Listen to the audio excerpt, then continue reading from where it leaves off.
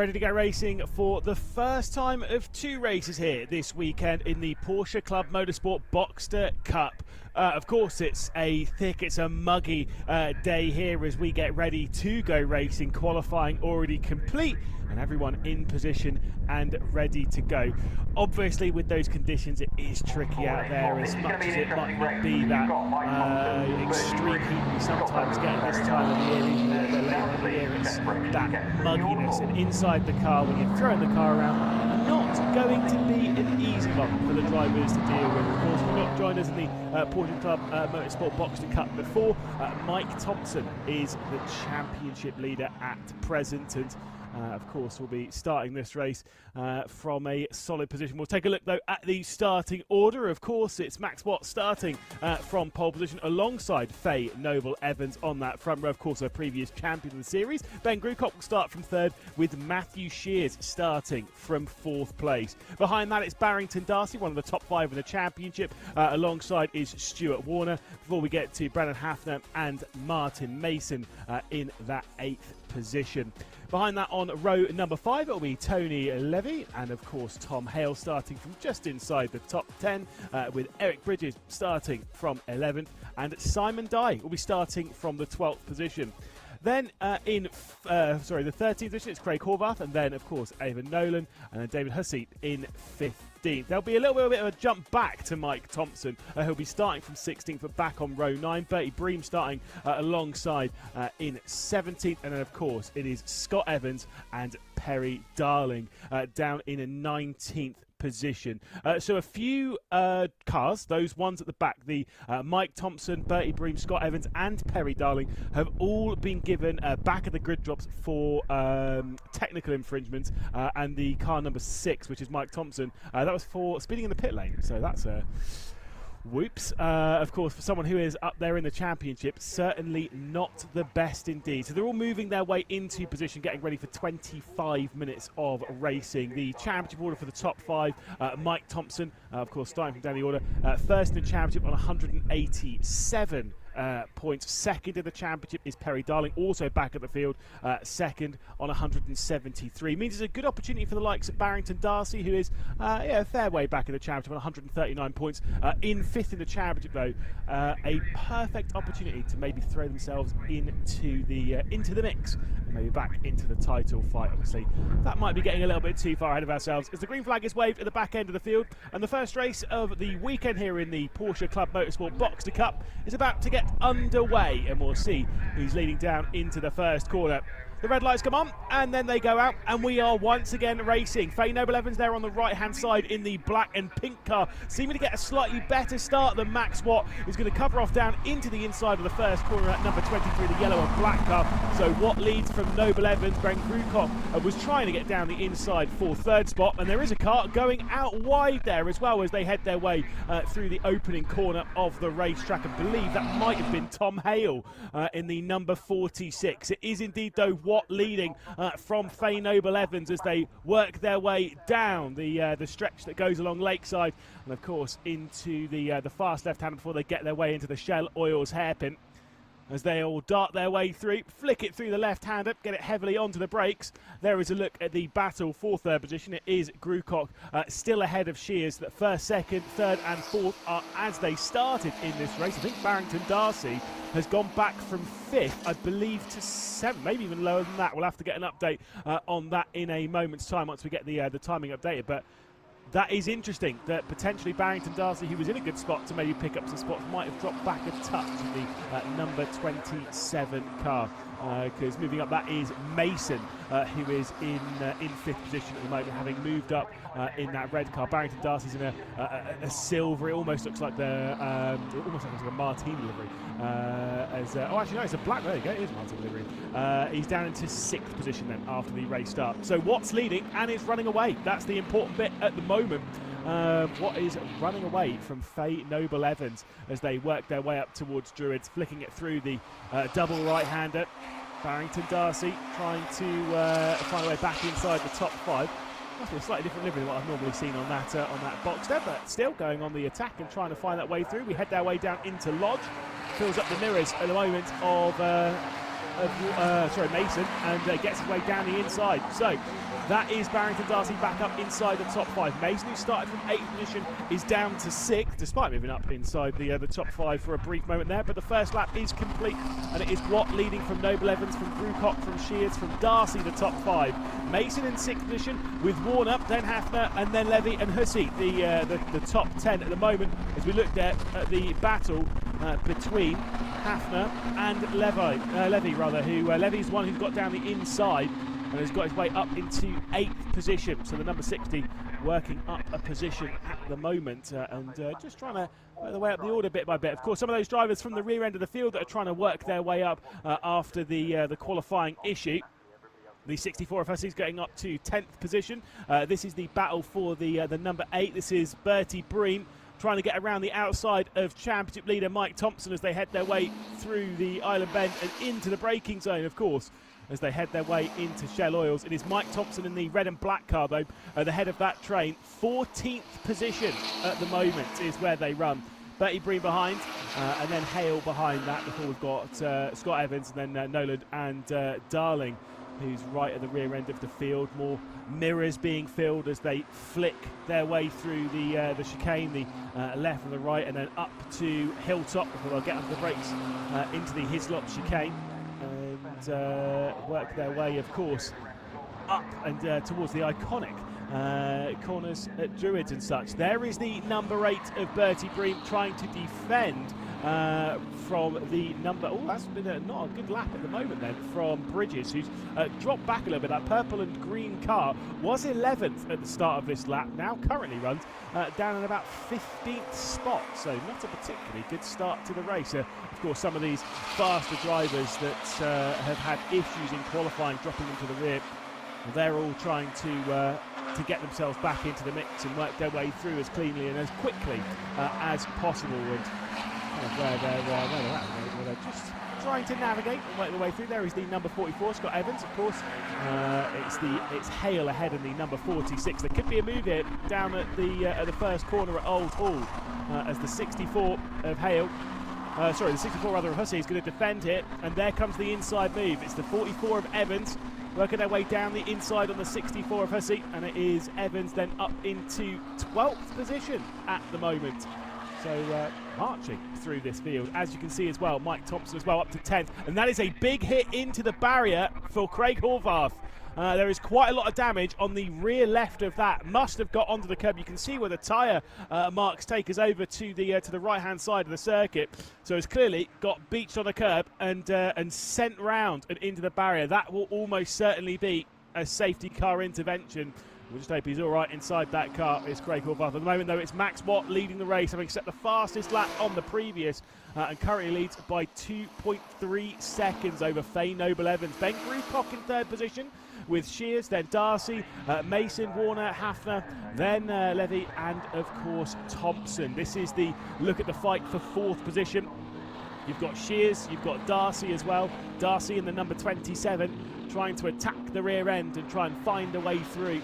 And of course, this is really the battle for the podium because Ben Grucock's not that far up the road, as there's also been a spin for Nolan as well. Unfortunately, safety car has been deployed by race control, so unfortunately we'll see that one jump its way out onto the circuit for the first time, as they'll head their way down on the backstretch into Lodge Corner. There's confirmation of the safety car. That is obviously to recover Horvath's car at the opening turn of the circuit. And there is the safety car launching its way out onto the circuit. And you can see their marshals already straight over to the number 25. Obviously, there are 2 races today here in the Porsche Club Motorsport Boxster Cup. The second one will be coming up at 14:50, so 10 to 3. Now, that sounds like a really long time away.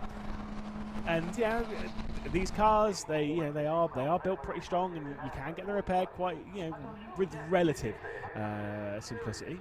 However, I wouldn't be too surprised if that might be a little bit too much damage to get it out before about 3 o'clock here in Oulton Park. We'll have to wait and see. We'll keep our fingers crossed they are able to work some magic behind the scenes there in the number 25, but we'll have to wait and see. At the moment, though, of course, with Watt leading, that gap that had grown quite significantly has obviously been cut down massively. That said, the pace advantage for Watt at the front end of the field is quite drastic compared to those behind. I mean, the best lap time from Max Watt was a 1 minute 58.065, which plays to Faye Noble Evans's 159.3. So around 1.3 seconds faster was Max Watt. Ben Grucock running a 2 minute .012. Obviously looking for those like Mike Thompson that were starting their way from the back of the field, obviously not really getting a clean lap of running a 2 minute .129. For the likes of Thompson, though, who is now up in 9th position after starting from the rear, the championship leader, chances of getting a solid result here very high. Obviously already inside the top 10, but what else is possible? It's not that boring, mate. Calm down. That's a big yawn as well. My goodness. Max Watt, though, maybe he's feeling the same kind of thing in that car. That said, he's kept his eyes focused in the opening stage of the race, and Faye Noble Evans now will get a second shot at trying to attack for the race lead once that car is, of course, recovered. And same for some of those drivers, the likes of Nolan, that obviously had that spin. Like the opportunity now to come back together and to potentially have another shot at moving your way up the order. Of course, for those drivers that were starting at the rear end of the field, that had worked their way through a few positions as the field had started to string out. Now suddenly there is the potential opportunity for you to maybe gain those few more spots. We'll have to wait and see. The order, obviously, whilst they're running under the safety car, if you joined us a bit earlier on, it's Max Watt leading, Faye Noble Evans, Ben Grucock.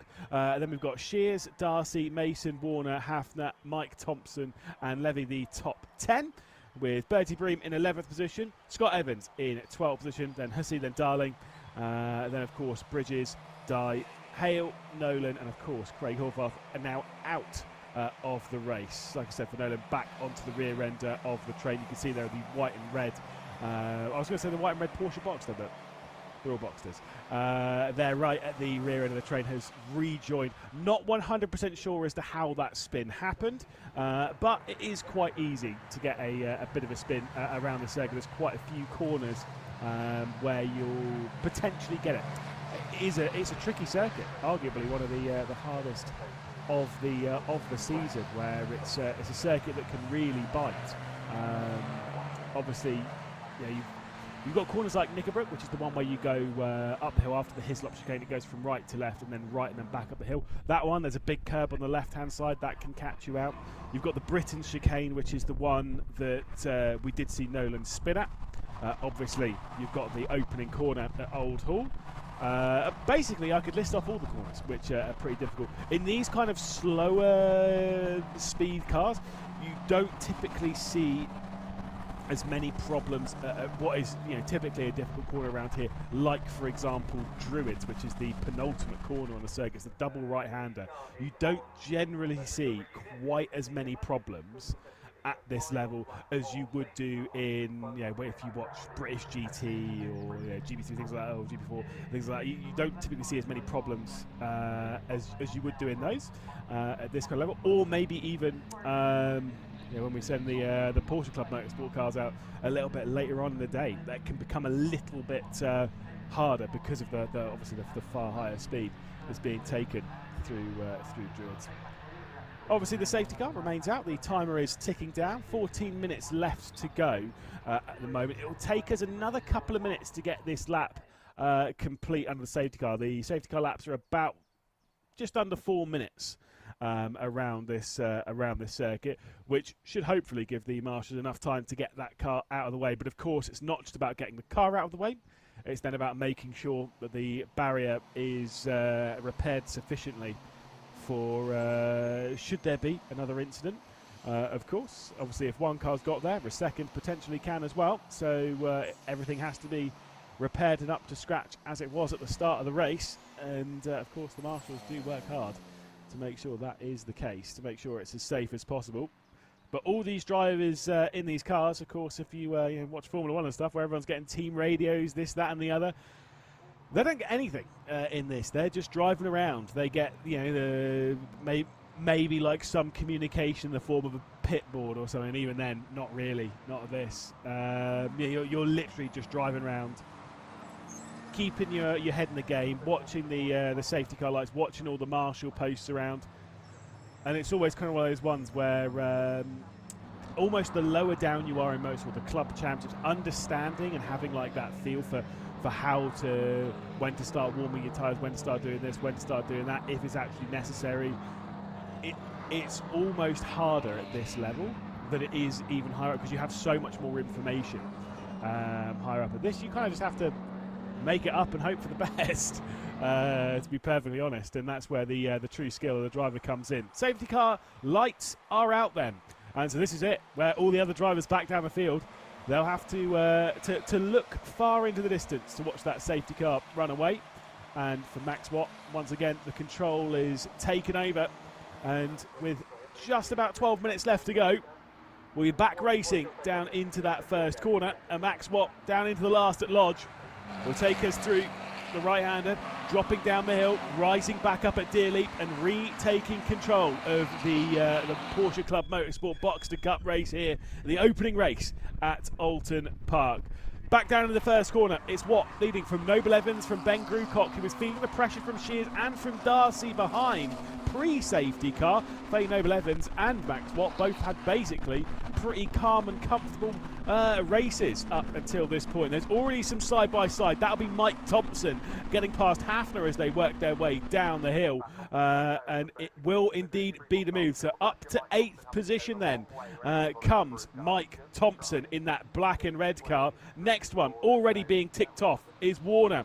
That's the 51 getting passed by the number 6. Thompson is flying into the island bend. There's Faye Noble Evans in 2nd position. Already a gap growing comfortably between Noble Evans and the groups behind. Ben Grucock once again feeling the pressure.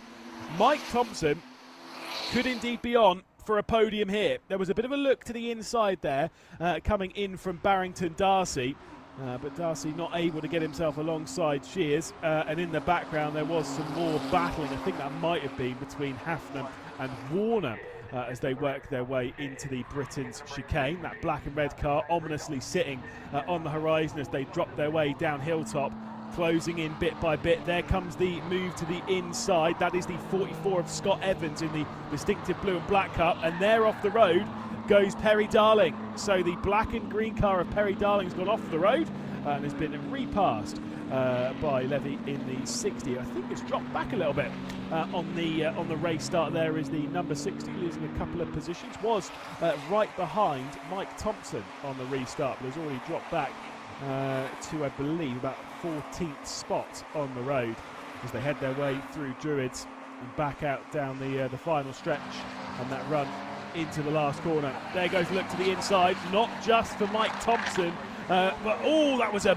big moment as well coming in from Mason, just getting it all crossed up on the exit of the final corner as Bertie Bream and Mike Thompson were both able to work their way through. Bream, of course, in the silver, orange and black car, Mike Thompson in the black and red as they head their way then through the first corner. Scott Evans not too far behind to potentially work his way through as well. Where are these lot going to end up? Fastest lap of the race just came in, not from Mike Thompson, but from Bertie Bream behind, a 58.037. It was 11 thousandths of a second faster than your race leader Max Watt, but more importantly, that was done whilst making moves, whilst not in clean air. Max Watt has a 3-second lead. Most likely it's sorted and settled, but for those behind, for the podium fight even, it certainly isn't. You can see how much the likes of Ben Grucock's trying to hang on at the moment from Shears and from Darcy. And they're about to be joined by 2 heavy hitters, including the championship leader himself, Mike Thompson, will be the next one onto the scene. Currently runs in 6th position. It'll probably be 5th in no time. There comes a look down the inside from Barrington Darcy. Can't quite do it there as they work their way into his lops, as they'll head their way now through Knickerbrook and up the hill. It is still in this fight for 3rd. Grucock, then Shears, then Darcy, then Thompson, then Bream. The 5 cars in the fight for the final step on the podium. Faye Noble Evans is not too far clear of this group yet. As she works her way into the likes of Druids. This is probably the best opportunity as well for Bream to get past Thompson whilst there is a delay ahead, whilst there is drama ahead, whilst there is the opportunity for a move, especially as we see this. Shears looking down the inside of Grewcock, more defending from Barrington Darcy behind though in that black and pink martini livery. Here comes the drive then off of the final corner, up through Dearly and then up towards the line. Is this going to be the opportunity for Thompson to make a move? Barrington Darcy sends one into the first corner, but once again, that outside line at the opening turn is so powerful and so potent, and Thompson, whilst looking down the inside, could lose out here as they're side by side going to the outside comes Bertie Bream as they work their way onto the brakes into the second corner of the circuit. It is Bream now ahead of Mike Thompson. Said that this was probably the best opportunity to make that spot up, and as they were heading down into Cascades, the opportunity was there, and once again out into the barrier. It's the 71 now who's gone off and into the barrier at the first turn. As we saw earlier, it is of course Dye, who unfortunately off the road in a very, very similar instance from what we saw with Craig Horvath earlier. So Simon Dye will be out of the race, and most likely it'll be the requirement of another safety car, which will be frustrations for especially for Thompson and for Bream. Thompson, by the way, having got past Bream again. Thankfully, Simon Dye has got back going again. Whether they'll still need to repair the barrier, we'll have to wait and see. Fastest lap of the race did come in once again from Bertie Bream on the previous lap, just as reference, as Mike Thompson's got back past on Bream and now has got straight down the inside on Shears, who decides to straight line the chicane there at Hislop's. Will rejoin here as it's side by side once again between Thompson and Bream, heading through Knickerbrook and now up Clay Hill. There is the car moving around at the moment on the circuit of Simon Dye, so confirmation that it definitely did get out of the barrier and has got back going again. I think it hasn't broken the suspension, it's just ripped the rear panel off of the rear end of the car. So hopefully it'll be good enough to get back to the pit lane where they can maybe even start making up a game plan for how to deal with the next race of the day, obviously in a few hours' time. This is the battle for third position with still 5 minutes and 40 seconds left to go. Fastest lap just comes in from Max Watt. It's 57.664. Is this group going to go faster in the hands of Mike Thompson, the hands of Bertie Bream? No, they are not. They were fighting far too hard. There comes a look to the inside from Mike Thompson in the 06. Cannot do anything. Big snap of oversteer. Once again coming in, though, from Barrington Darcy as they head their way through the first corner at Old Hall. Scott Evans not quite got the speed to catch up with this group, and once again there's a switch behind as Mike Thompson has been passed by Bream. So Bream's back up now into 5th position as there's the look to the inside coming in from Barrington Darcy. But it's a good exit coming off at the second corner at Cascades for that bright green car of Ben Grewcock. Leaves the door wide open though at the Island Bend and gets under the brakes to back out of it as there goes Bertie Bream round the outside of one, round the inside of the other, and straight now up into 3rd position. Mike Thompson needs to get the move done on Barrington Darcy as soon as he can, because at the moment it's Bream in 3rd, it's Barrington Darcy in 4th, it's Mike Thompson in 5th, and then of course dropping back down now into 6th position is Ben Grewcock in that bright green Porsche Boxster. Over hilltop they go, and then down the hill. Can they close their way back in on Faye Noble Evans again? A reminder that the car in the foreground you shot there, the 08 car, and of course that black and red car in the background, had to start this race from the rear end of the field. And in 25 minutes, or really 21 minutes, they've been able to work their way through up into the podium battle. With 4 minutes left to go, dependent on time, I think we'll only have time for 2 more laps in this race. It's Max Watt leading by 7 seconds at the moment, so we'll be crossing a line fairly shortly to start the penultimate lap of this race. And unless he's going to set some unbelievable lap times, it will indeed be the penultimate lap of the race. We'll have 1 more or 2 more after this point. So here we go then up towards the first corner. Battle for 2nd position then. Faye Noble Evans at the moment in 2nd spot. There comes the look to the inside. Bream's going to send it, and there is the position for 2nd. Unfortunately, that safety car has dropped Faye Noble-Evans back into the clutches of this group, and there is potentially more drama yet to come as there comes a look to the inside. Barrington Darcy is through into third. Mike Thompson has to settle still for fifth position at the moment as Faye Noble-Evans has run wide going into Cascades, and could that be the opportunity working their way down into Island Bend and into the Shallow Oils hairpin for Mike Thompson to work their way through? It certainly is, and Mike Thompson through on Faye Noble-Evans, up now into fourth spot. So Max Watt, 5.1 seconds clear. One bit of drama though, and it'll be open. And I will say the last lap was a 2-minute 2.3 from Max Watt. Bertie Breams, get this, was a 1-minute 57.5. That is 5 seconds faster on one lap. Now, I do believe there was a mistake from Max Watt, because Watt can do 157.6. That's his personal best lap of the race. Bertie Bream did set the fastest lap of the race on the previous one, and also on this lap has had to make a bit of a move as well.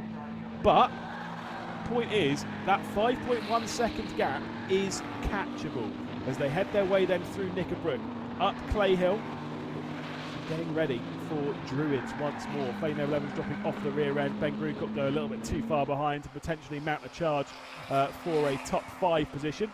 Sliding their way in to Druids they go as they're in full commitment, or as close to it as you can possibly get in these cars, and onto the brakes into the final corner for Barrington Darcy. I think there'll be no aspirations of even a victory here, because as much as you can see that car getting closer and closer, they'll be well aware that time's ticking down in this race as we start the final lap of this race. The gap for the race lead is 2.75 seconds. It is catchable. Last lap from Watt was a 2-minute 0.4. Last lap from Breen was a 1-minute 57.8. It was slightly faster than Barrington Darcy behind at a 57.7. And Mike Thompson behind that 57.8. This trio in second, third and fourth, they are faster than your race leader. They are fast enough to catch your race leader. Are they fast enough to catch and to pass though? That one we'll have to wait and see. I'm sure Watt will be aware to some degree about the cars in the background. One look in the mirrors and you'll be understanding that, oh, actually that 7-second gap has gone. Maybe I do need to push a little bit harder. And like I say, Watt will do his best to try and control this at the moment. Has controlled the race so brilliantly up until this point as they head their way through the Britain chicane. 4 of them taking a very different line now. Max Watt was a little bit too fast into the corner.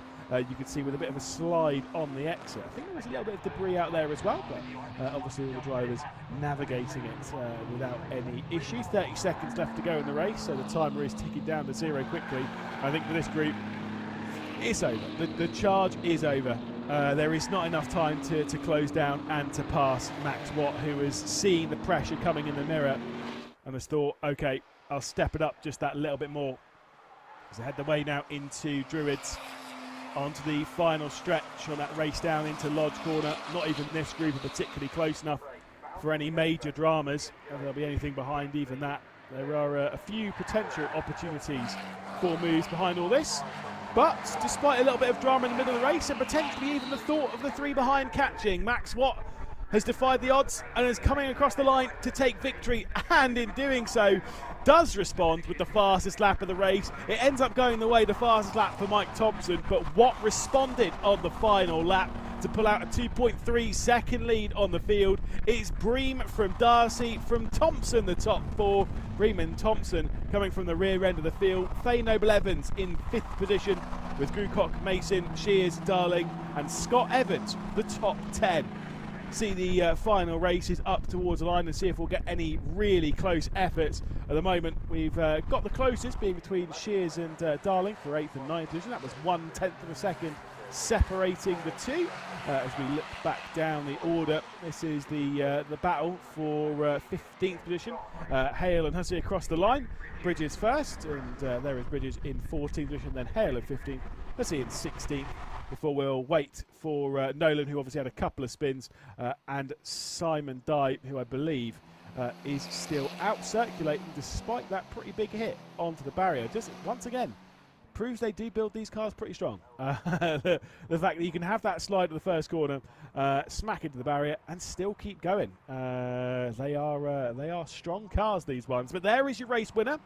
Strong car, fast mentality as well. Dealt with the pressure behind. I think that whole dropping back into the 2-minute twos and such, that was just about controlling the race, controlling the mindset. As soon as those cars started appearing in the mirror, there was no way that gap was going to come down much closer than that, and so dealt with it brilliantly.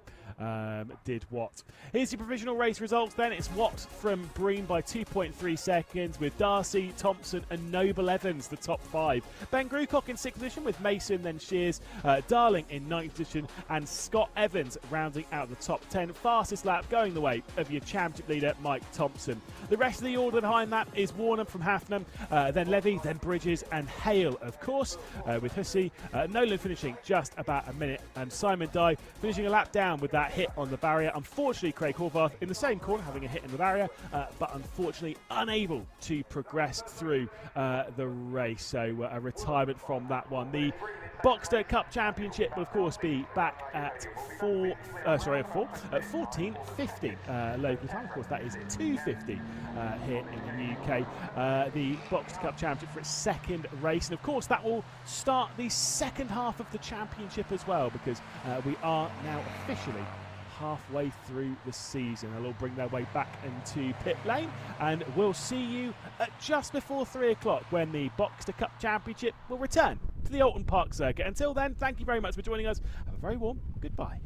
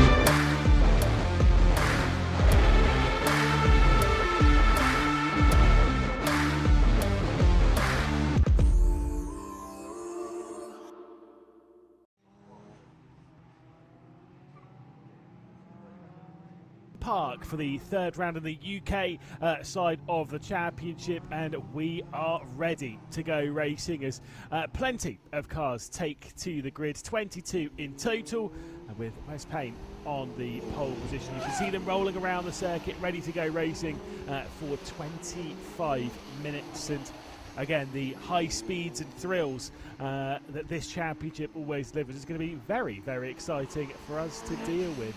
Took a good look there at Mark Stansfield, who of course currently sits second in the championship.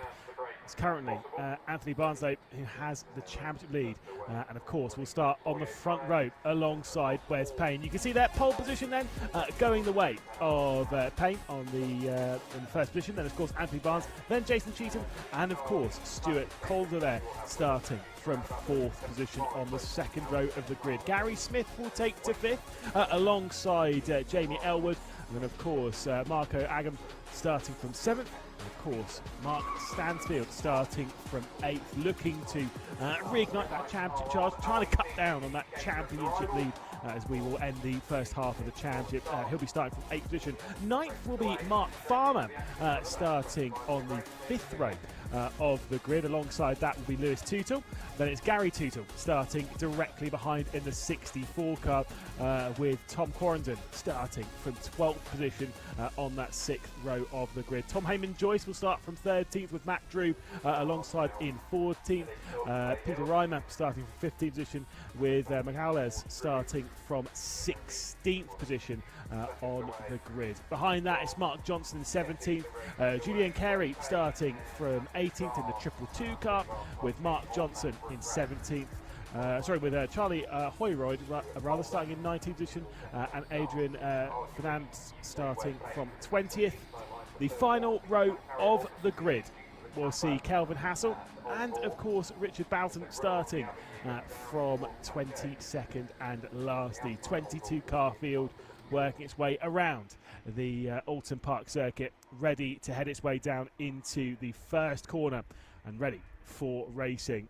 So for Anthony Barnes, once again in the Championship League, starting from the second position on the grid. That is the number 4 on the right-hand side. The number 50 is Wes Payne. That is your pole sitter on the inside. Over the inside as they work their way into Old Hall as well. And that swift run down into Cascades. Of course, these cars, we're open for racing around here, and they certainly could do so. You can see a couple of cars at the back end of the field just sitting off the rear end of the field to keep their options open by the time they get down into the first quarter. 25 minutes onto the clock, the race about ready to begin then for the first race of the weekend here in the 7 Racing 420R UK Championship then. Down in the first corner, it's a good start from our pole sitter, but is it potentially a better one from our Championship leader? No, it is not. A couple of cars clipping the grass on the inside into the first corner. You saw Mark Farmer there in the 41 just clipping that grass on the inside as they work their way into Old Hall on the first turn, but it will indeed be Wes Payne leading from pole position as they work their way down the hill. There could well have been a couple of switches behind all of that though as they head their way 3 wide on the race down into the island bend. You've got the number 50 of Wes Payne in the middle of all of that though, who's dropping back down the order like a stone. That's Wes Payne in the middle in that grey and orange car, the number 50, who's dropped right the way down the order. Unfortunately on the start of this race could not quite get into the rhythm of that opening corner, despite leading. Must have made a mistake on the exit of the first turn, dropping down. There was the 222 of Julian Carey who started this race from 18th position, now getting to the outside as they work their way through the island bend, but it will be Anthony Barnes leading this race at present, the championship leader, holding firm at the front end of the field, dropping down the hill into the Hislop chicane, flicking it through the right and then the left before they'll head their way through Knickerbrook and then back up the hill. Of course, you can take a good look there. There was the number 19 of Mark Stansfield, who's worked up from 8th position into 5th position at the moment and off the road as they depart their way through Knickerbrook before getting it back on. No major dramas then. A little bit further down the order, that was a little bit sketchy indeed. This is the battle for second position at the moment. You had Jason Cheetham there in the number 6 car. Couple of cars dipping a couple of wheels on the exit of Druids as the speed takes you straight up and over the crest of the hill. There is the number 50, that was your pole sitter, Wes Payne, who's dropped back then into 6th spot, or might even be 7th as they cross the line. But still, most importantly, keeping that nose clean. First lap complete then in the race with 22 minutes left to go. It will be Barnes, then Cheetham, then Calder, then Elwood, then Stansfield, the top 5. Smith, then Payne from pole position all the way down to 7th. Agam, Tootle and Farmer, the top 10. Of course, Farmer doing a couple of wheels on the inside of that first corner might not have helped too much as they head their way then on the stretch down into the Island Bend. And Barnes is feeling the pressure at the moment from Cheetham as they head their way onto the brakes and flicking their way through. Cheetham not in the top 5 in the championships. The top 5 in the championship coming into this race, it was Barnes, then it was Stansfield, then Gary Smith, 4th place in the championship, Jamie Elwood, and then 5th place with JJ McGallis. So those are the ones you need to keep an eye on if you're curious as to who's being right the way up the order of the championship. And at the moment, it is your champ leader holding on, holding firm and holding strong at the front end of the field. Everyone else trying to find their way back single file. There is a look at your race leader. Starting to build a bit of a gap as those behind are starting to battle. A bit of a look there from Payne trying to get past Smith as they'd head their way through the Hislop chicane. Of course, that number 50, despite having dropped back, might be able to reignite that challenge, especially as Smith seems to be dropping back off the rear end of Stansfield. At the moment, he's trying to get past Elwood, of course, one of those battling in the top lot of the championship. Cheetham seems to be starting to struggle now as Barnes is starting to run away with things, and there comes down the inside. It's Calder in the 82 trying to make that move at the final corner, couldn't quite do it, has to settle at the moment for 3rd position as they once again begin their rise up and over the crest at Deer Leap. And because of that, Calder could be feeling the pressure from Elwood. That's exactly what's happened. Elwood looking down the inside of the first corner and committing to it as well. Brilliant move from the number 11 of Elwood, straight down the inside and moving up now into 3rd position. So Jamie Elwood moving up and trying to chase down the championship rival, but alas, a little bit further down the road now for that. The gap for the race lead, almost 1 whole second at present. There was Smith trying to look down the inside, but unfortunately might get passed by Payne in all of that. Smith trying to make the move on a slightly struggling Calder, who's dropped back now into 5th position. There comes straight around the outside. Wes Payne trying to make the move, can't quite do it. Settles in then for 7th still. Agams obviously dropped back a couple of positions on the race start, now in 8th position, and is closing up to the rear end of this little group. So is there any further opportunities for these to potentially switch round as the laps go on? You have to say most certainly yes, there has to be. Although I will say Farmer has got past Lewis Tootle on the previous lap, so now currently runs in 9th position and potentially might have the opportunity to also attack the rear end of Agam as well. Gap for the race lead seems to be closing down, just a touch there from my eye, certainly is. Cheetham is refining the form that seemed to elude on the previous lap, and now the gap is definitely under a second as they fly their way through Druids, dropping that crest down the hill and then into that final corner. There was a big look though onto the rear end of Elwood, and Elwood was really having that pressure. It was Stansfield that was making the look, and once again Stansfield could be a sitting duck here, crossing the line courtesy of Calder and the 82 behind. Alas, no switches. 3 wide in the background of that, though. My goodness, who would that have been? Going 3 wide across the line. You would have had Tutu in the number 32. You would have had Agam as well. And I think Heyman Joyce also involved in all of that. So very, very tight in those fights. Being Lewis Tootle, of course, of the 2 Tootles. Gary Tootle being the other one who's dropped a little bit further down the order. But very sketchy scenes indeed as they were 3 wide. It's Lewis Tootle then in the 32 ahead of Agam in the 31. That's Agam's in the bright yellow one there, and Tootle in the slightly more green of those 2 cars a little bit further back from this. This is Stansfield currently fending off Calder, Smith and Payne, and also Chuck Farmer into it as well. And that's where there's a big gap. Bit of a lock up there that would have been potentially even on the front right as you come into the braking zone there. Whoa, out wide. That that would have been Elwood potentially going up. But yeah, as you go into the right-hander, then into the brakes, you then go into the left-right at the Britain chicane. It's that going through the right-hander, that's what can lock the front right, which makes it super awkward to get the weight back over there and flick it then through the chicane. So you've got to be careful of that. But alas, we do have ourselves an 8-car train for the race lead. Barnes, then Cheetham, then Elwood, then Stansfield, Calder, Smith, Payne and Farmer. The 8 cars in that group. Oh, there we go, out wide once again. That was Elwood, who potentially ran wide at the Britain chicane as well. Now feeling the pressure from the number 19 of Mark Stansfield, also behind. Wes Payne trying to get past Smith, can't quite do it, so Payne sits behind. They finish yet another lap around the Oulton Park circuit, running around. It takes about 110 seconds to complete a lap around here, about 1:50. The fastest the ones just complete was the final car in this gaggle. It was Farmer, who set a 1:50.021. This entire train, though, all of their lap times, it's not really too much of a shock because they're all obviously very close, so they're all going to be setting very close lap times. But across the entirety of them, the fastest versus the slowest, only separated by half a second, as there comes Elwood down the inside on Cheetham to move up now into second position. Very brave move there, heading down into the Island Bend and then into Shell Oils. But the gap for the race lead, crucially, has started to grow courtesy of that battling. Might be why it was so important then for Elwood to get straight through on Cheetham. And now moving through into second position. Flicking it through the Britain chicane, out slightly wider there was our race leader Barnes, just maybe overcommitting ever so slightly on the race into the Britain chicane, which will allow the group behind to close up once again. There was a look to the inside from the number 20 of Smith. Payne's dropped a little bit off, but every time you go for a look down the inside, it seems, as soon as you do, well, the door's open behind for another potential move, and that's where it can get a little bit sketchy to make those moves. You've got to look and you've got to commit, which actually we've seen really, really positive signs of that from Elwood at the start of this race. Has looked for a move, has gone for a move, has committed for a move, and has done it cleanly.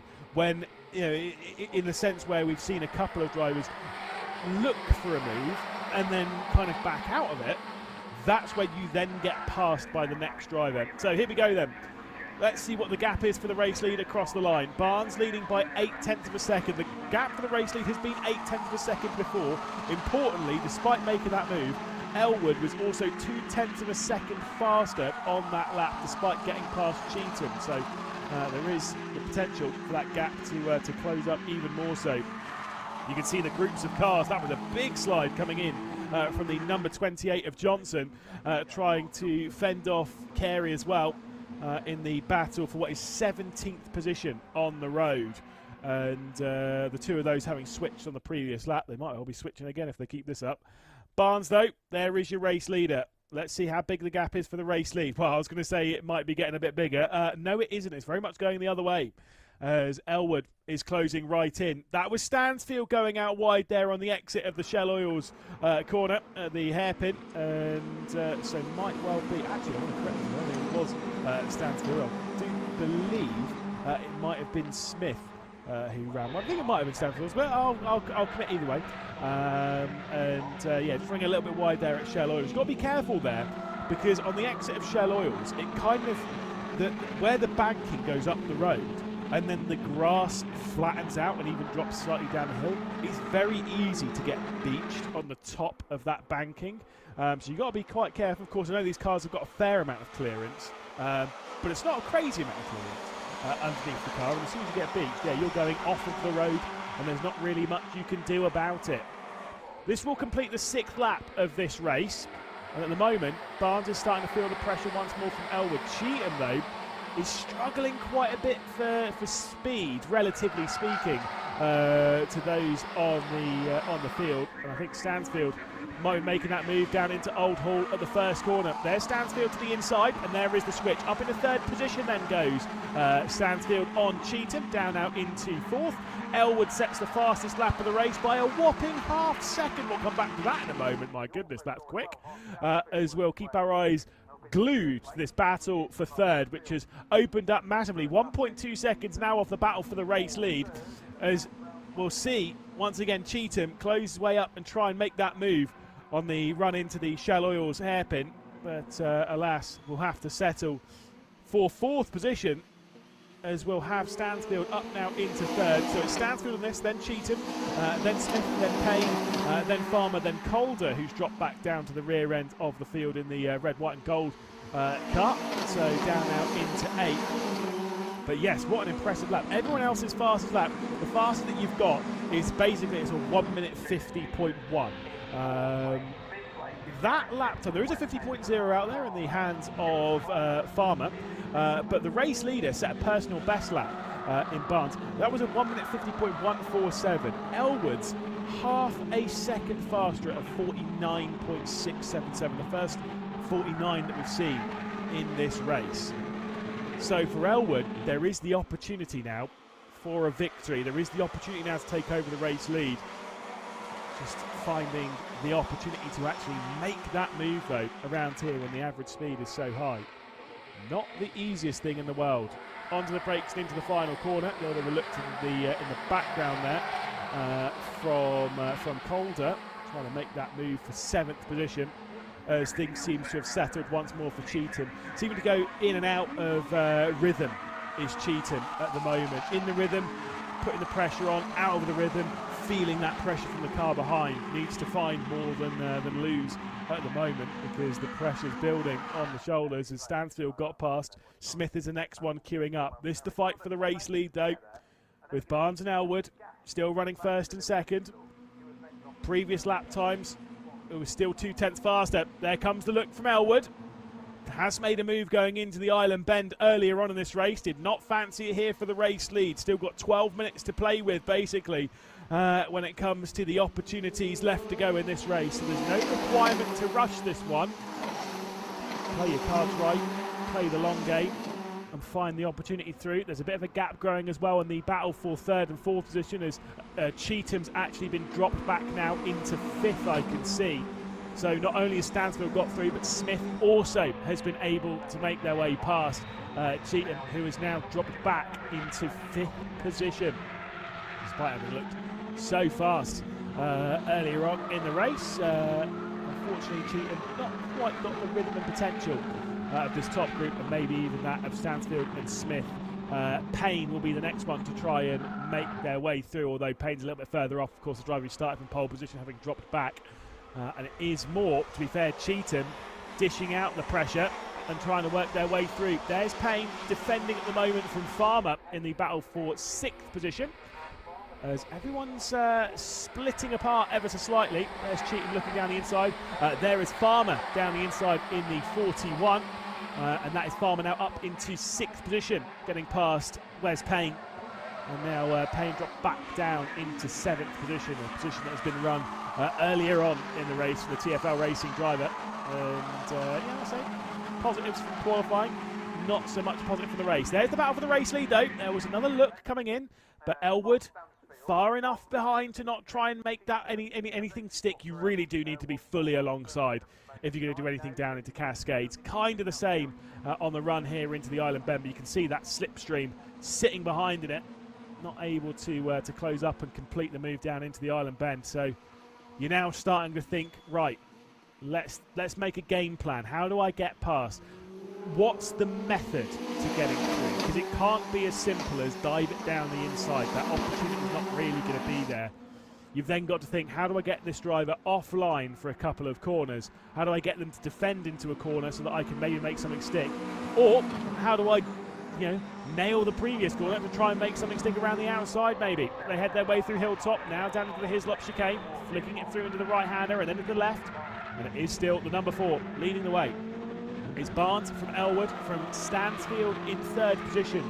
Then it's Smith that you'll see just come through the shot there, and then it is Cheetham, then of course Farmer, then Payne, then Calder, this 8-car train, all separated by around 5 seconds. Behind that's Lewis Tootle, a further 5, nearly 6 or 7 seconds back.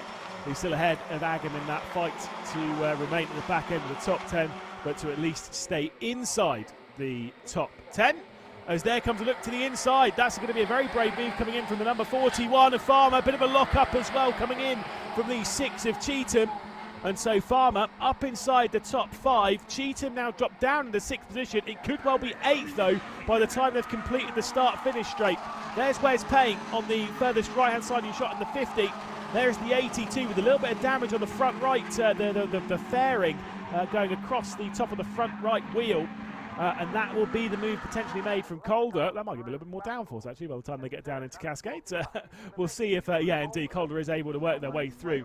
Interestingly, though, in the fight for the race lead, Barnes has started to struggle for speed, which obviously Elwood has been trying to get their way through, has not been able to find that pass. And you can see Stansfield has closed up to make it a 3-way fight for first place at the moment in the opening race of the weekend here in the 420R UK Racing Championship. Of course, here in the 7 Racing Series, and right now, like I say, the opportunity is there potentially even for Stansfield to take a victory. We'll have to wait and see. Barnes once again defends, holds the inside line as they head their way into Hislops. They must have clobbered a curb there, because very similar as to what we've got back on Calder's car. The front right fairings coming off the top of that wheel.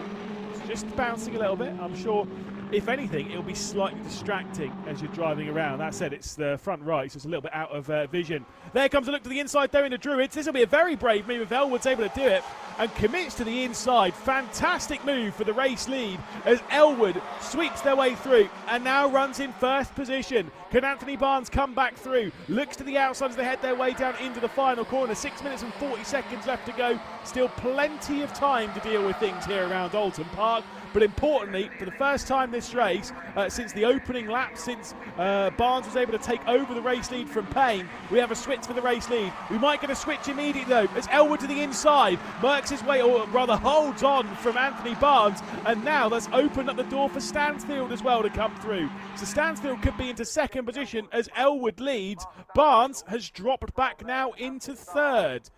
That's all unfolded very quickly in the battle for the race lead. And now Stansfield has the opportunity. The outside of the island bend, that's super brave, he's able to do it. Has it already completed by the time we've worked our way into the short lift and flick through on the left-hander and then down onto the brakes into the right-hander of the Shell Oils corner. So, Stansfield started this lap in third position and now leads. 5 minutes and 40 seconds left to go in the race as there is a car in the gravel trap. I think that's Calder. I believe it might be in the gravel trap there as they work their way through Cascades. I'll update you with that one in a moment. But importantly, there is some switches for the race lead, and Stansfield now finds another first. Big look to the inside though coming in from Elwood. Huge commitment and a huge send, working their way down on the brakes of the Hislop chicane. And once again, it's another fantastic move for the race lead. It's Elwood in that blue car leading at the moment from Stansfield in the green. Then Barnes in the orange, dropping down into third position before we get the likes of Smith and Farmer as well involved in the fight. 5 cars for the race lead at present, as once again another switch potentially coming here now into Druids. Elwood is still hanging on with 5 minutes left to go, and things are really being turned up to 11 in this group. We've had some fantastic racing, and we're seeing it continue. I do believe it is Calder as well, and in fact I do have confirmation from race control. It is indeed Calder who is off at that first corner. Believe might have got back going, or rather at the second corner. Believe he's got back going again because he's been given a black and orange flag from race control, i.e. you must return to pit lane to repair the car. We'll update you with that in a second. In fact, actually, we still get the double wave yellows as we work our way down to the Cascades. That car might still be stationary, but it is indeed, unfortunately, Calder who is stationary in the gravel trap. There he is, and out of the car, so at least there is that. But the racing trying to complete itself under double waved yellow. Frustration, I'm sure, but still had some decent pace in this race, must be said, and put on some good moves. But unfortunately, missing from this fight, this 5-car fight for the race lead. Elwood, Stansfield, Barnes, Smith and Farmer, the top 5 at present. With 4 minutes left to go. There will be 2 laps to go once we cross the line, so 2.5 if you really want to call it from this point on. There's still a lot of opportunity for these positions to switch round. I wonder how aware of it you are as a driver when you're behind the wheel as to how long's left to go in the race, how many opportunities you have left to go in the race, where the checkered flag's going to fall. And there is that whole thing of you've got to treat every lap like it's the last lap. You've got to get after it every single time. And right now, that's kind of how they're treating this race, to be perfectly honest. With some of the moves that we've seen, they'll be out of breath by the end of it as they flick their way through. At least at these kind of speeds, being an open top car, you've got plenty of air moving around, which will keep things at least moderately cool in what is a potentially quite thick and muggy day. Not the hottest, but because of the overcast, you just don't really get as much wind. There is a bit of a bit of wind on the back stretch. I think it's a tailwind heading down into. So it'll be a headwind down to the first corner from where we are, basically. Here we go then, onto the start-finish straight once more, and there is a switch for the race lead. So Stansfield is across the line, and the checkered flag has been waved. The checkered flag out of absolutely nowhere has been waved, and so Stansfield will cross the line 11,000 a second then, taking the victory. It's Stansfield from Elwood, from Barnes, from Smith, from Farmer. I did say you've got to race every lap like it's your last lap, and with 2 minutes and 20 seconds left to go on the clock, that does end the race then after 12 laps. So Stansfield just about to cross the line. I wonder if race control, because of that car stationary, rather than ending it under safety car or anything like that, they've just called the race there and then because there is a car stationary and it might not be safe in the race down into the second corner. However, I am not in race control. I don't make those decisions. I don't know what's going on, but race control clearly have deemed it necessary to throw the checkered flag early, which means a whopping finish. Stansfield, 11 thousandths of a second, takes it on the line from Elwood, from Barnes, from Smith and from Farmer. That is incredible. Great battle though between those five, and I can't wait for this to head back out onto the circuit a little bit later on this afternoon. Of course, we will have another race in the 7 Racing 420R UK Championship, and maybe for Stansfield there's another victory up for grabs. But what an epic race! Some great moves. Elwood potentially being star of the show at various points with some extremely brave moves, and like I say, that's what you want from this championship. You want that edge of your seat thrill, the wheel-to-wheel combat like what we had, keeping it as clean as it was. Fantastic stuff. They'll be back out, by the way, at about 4 o'clock local time. Here's, though, is the provisional results. The top 5 separated by 1.5 seconds. It's Stansfield from Elwood, from Barnes, from Smith, from Farmer as well. Incredibly close in that group, and fantastic to see. Cheetham dropping back then into 6th position, 6.1 seconds off, with Payne in 7th. Lewis Tootle will be in 8th position in the number 32, ahead of Agam and Magalhaes, who'll be inside the top 10, of course, for Magalhaes, 5th in the championship, losing a little bit of ground now. Quarrendon in 11th position with Heyman Joyce in 12th. Then, of course, it's Drew in 13th position. Then we've got Gary Tootle, who will be finishing in 14th, with Reimer in 5th, Kerry in 16th position. Then Johnson, Ferdinands in 18th position with Boughton, and Hassel down in 20th. 2 further drivers to deal with in this one, of course. Holroyd in 21st, and the single retirement being Calder, we saw walking away from the car, unfortunately out of the first race of the 7 Racing 420R UK Championship race here at Oulton Park. I'm sure there won't, well, I hope there won't be too much major damage on that car, and we'll see him back out in race number 2 a little bit later on in the day. Of course, that'll be coming up at 4 o'clock. If you do like yourself some 7 Racing, though, we do have the 310R and the 270R all out in the same race, coming up at 1:15 here, so in just over an hour's time. Great race, though.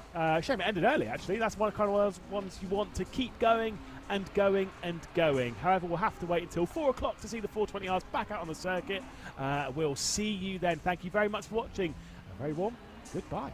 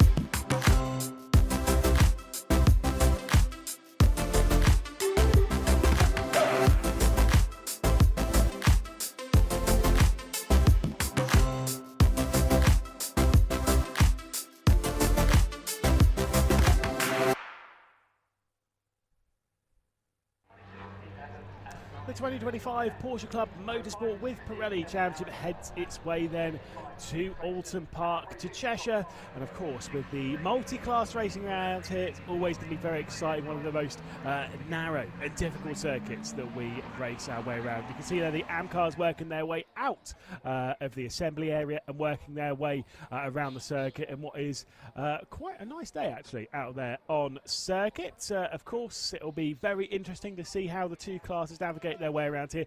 The speed of those club cars compared to the AMs, whether we'll have much lap traffic to deal with, always causes a little bit of drama. You can see there 23.5 degrees Celsius and the wind speed quite fast, 30 kilometers an hour. As much as it's quite thick, that'll keep some of that thickness out of the air, and that working its way effectively. It should be the opposite of way we're looking, so it's coming towards us from this angle here on the backstretch. A little bit of a it's pushing you around that final sector. Let's take a look though at the starting grid then. Of course, starting with the club category, it's Simon Clark on pole position alongside Mark McAleer, Jake McAleer on the second row of the grid alongside Ed Hayes in fourth spot. Behind that, of course, on row number 3 in fifth position will be Jonathan Evans, who will be starting from fifth spot on row number 3 alongside Jim Bryan in the sixth position. Of course, there you go. You can see Pete Evans as well starting in 7th, and Chris Dyer, who will be starting from 8th position on the final part of row number 4. The final couple of positions then to deal with in the club championship, you've got Kevin Harrison, you've got Richard Basin, and you've got David Burke then in 11th position. All the positions down then from this are in the AM Championship. Richard Forber will be starting for pole position in that category with Darren Labbett, who will be starting alongside. Andrew Porter will be starting then from 14th position on the grid, of course third in class. Jamie Canada starting from 4th in that category, and Shiraz Khan starting from 16th overall, 5th in class alongside Tom Andrew back there in what would actually be row 14. You've got Julian Dye with Wayne Gregory, Brian Richardson as well in the number 5 car, before we get 4 final cars to deal with in the forms of Jason Brown, we've got Alan Williams, we've got Timothy Harrington, and of course Jeff Harris, the 24th and final car to deal with on the grid, starting from last on the grid, and of course last in the AM category as well. Of course those two categories, 11 in one, 13 in the other, and they'll head their way around to start onto the grid. Interesting that the number 15 then, which is Shiraz Khan, starting then from pit lane, it appears. I don't know if that was actually noted I don't have that noted from race control at the moment, so interesting as to why. Either way, the cars are in their positions, and respectively the 25 minutes of the opening race of the weekend is about ready to get underway then, with Simon Clark and Mark McAleer starting alongside on the front row of the grid. They'll get themselves prepared for the 25-minute race. It's extremely tight on that race down into the first corner, though, courtesy of these side-by-side. Those grid positions are so tight. You'll actually see it from back here. Where they're side by side, it's not a staggered row. Obviously, if you've watched the Porsche Club Motorsport with Pirelli Championship before, you'll know this, and you'll be bored of hearing us talking about it constantly. But they're not staggered. They're all starting on the same row, 2 by 2, and it is quite tight. And that's where it all comes from, down on the race into the first corner. So the marshals are ready. The drivers are ready, and we're ready as we're racing then down to the first corner. 25 minutes then onto the clock, and it's not a good start from Simon Clark, our pole sitter. It's potentially being overtaken by Mark McAleer into the first corner. The two groups work their way through as the club then followed by the AMs as they head their way through the opening turn. It's still side by side with the race lead, but a dab of the brakes from Mark McAleer to relinquish the lead back into the hands of our pole sitter Simon Clark, who had his way through the opening corner in the lead of the race from Mark McAleer. And then I was going to say it's Jake McAleer, but I think Jake McAleer might have dropped a little bit further back from this. That was 74, so that's Brian who's worked his way up. There is Jake McAleer working his way through, so Jake McAleer's dropped back a fair few positions, unless that is Mark who's dropped the way through. Either way, one of the McAleers has dropped right the way into the mid-pack of the order, considering they started this race in 2nd and 3rd. Brian's worked his way through then into 6th position. There is a look at one of the McAleers trying to work their way through and hang on to whatever ground can be held onto before refocusing and re-evaluating. I do believe that is Jake McAleer in the 144. Mark McAleer being, of course, in the 14. The lead of the AM category, I believe, still in the hands of Forber. Still plenty of moves happening in that. We'll have a little look as they work their way around and onto the start-finish straight, and then we'll get the updated timesheets. There is the 26 of Burke in one of the Caymans. That's at the back end of our club championship. Of course, the club championship having Caymans, 996s and 997s, and the AM category being filled with the Boxsters. That's how you can really identify the difference between these two.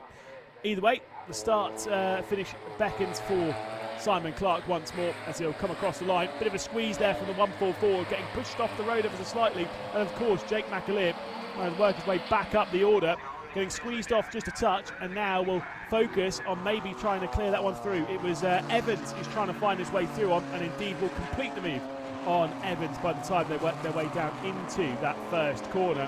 Despite getting squeezed off, still it's worked out all right. Of course, Pete Evans, I think it was. Sorry, it was either way, it was Evans. There was squeezing just a touch there, and a little bit sketchy, and maybe a little bit unnecessary, it must be said. But either way, they able to work their way through. There is your race leader, Clark. There is Mark McAleer behind. Behind that, of course, is Brian, who has worked up 3 positions then in the opening lap of this race. And now runs in 3rd spot. Then it's Hayes. Then, of course, it's the number 22 of Pete Evans, who I thought might have been the one who actually made contact there a little bit with Jake McAleer. I thought it was the 32, but it wasn't. I think it might have been the 22, which made the contact a little bit with Jake McAleer. Trying to work his way back up the order. There is the 26 of Burke at the rear end of the club championship. It is still Forber leading, though, in the Boxsters. In the AM category, I'll correct myself, in those boxes. It's Forber from Porter, from Callender, of course, in the AM category. This is a look at the number 85 in the fight for what is 6th, 7th, 8th kind of positions. Of course, it's Baston in the number 85 car, just the back end there of the club championship. There is the 36 that's currently being driven by Evans in the in 6th position. Of course, in the 36 car, defending with the bright lights on from the 144 of Jake McAleer.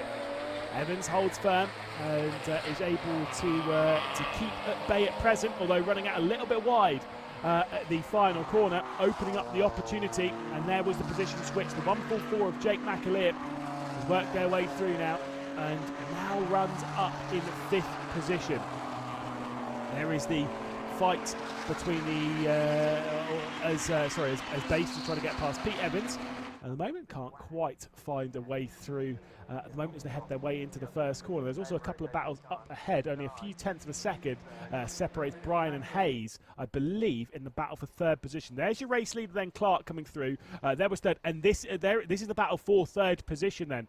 So you've got the Cayman of Hayes, who's worked now up into 3rd position. So Hayes is now through in the number 32 car. The 74 of Brian then dropping back, and of course Jim Bryan not being able to hang on to. Oh, is that a big slide? Big bit of smoke coming in from one of our champions. That must have been Jake McAleer, who does indeed have some form of either tyre rub or an engine problem or something here. Let's see where that smoke's coming from. Going to go straight on here. Jake McAleer looks to be out of this race. Let's see, it's got to be engine. There's no tyre rubbing or anything. I was wondering if he'd clipped a tyre barrier or something somewhere. You can do that quite a bit going through the Britain chicane, but that is definitely engine. That is definitely oil. You get a very different smell with oil than with tyre smoke. And also, tyre smoke's more of a white, engine oil is more of a blue, and so yeah, definitely oil. Coming up from the rear end there of Jake McAleer's car, of Mark McAleer's car, and unfortunately for Mark McAleer, it will be out of the race. Potentially with dramas in that is the 66 here of Dye, having a bit of a spin. That might have been on oil, who knows?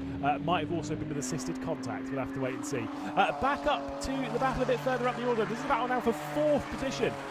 With the 74 of Brian, with Jim Evans behind as well, as they'll fight their way for the position just inside the top 5 spots at present. The 36, sorry, of Jonathan Evans, I'll correct myself, at the moment just sat there in 5th position. Trying to find a way past on Jim Bryant.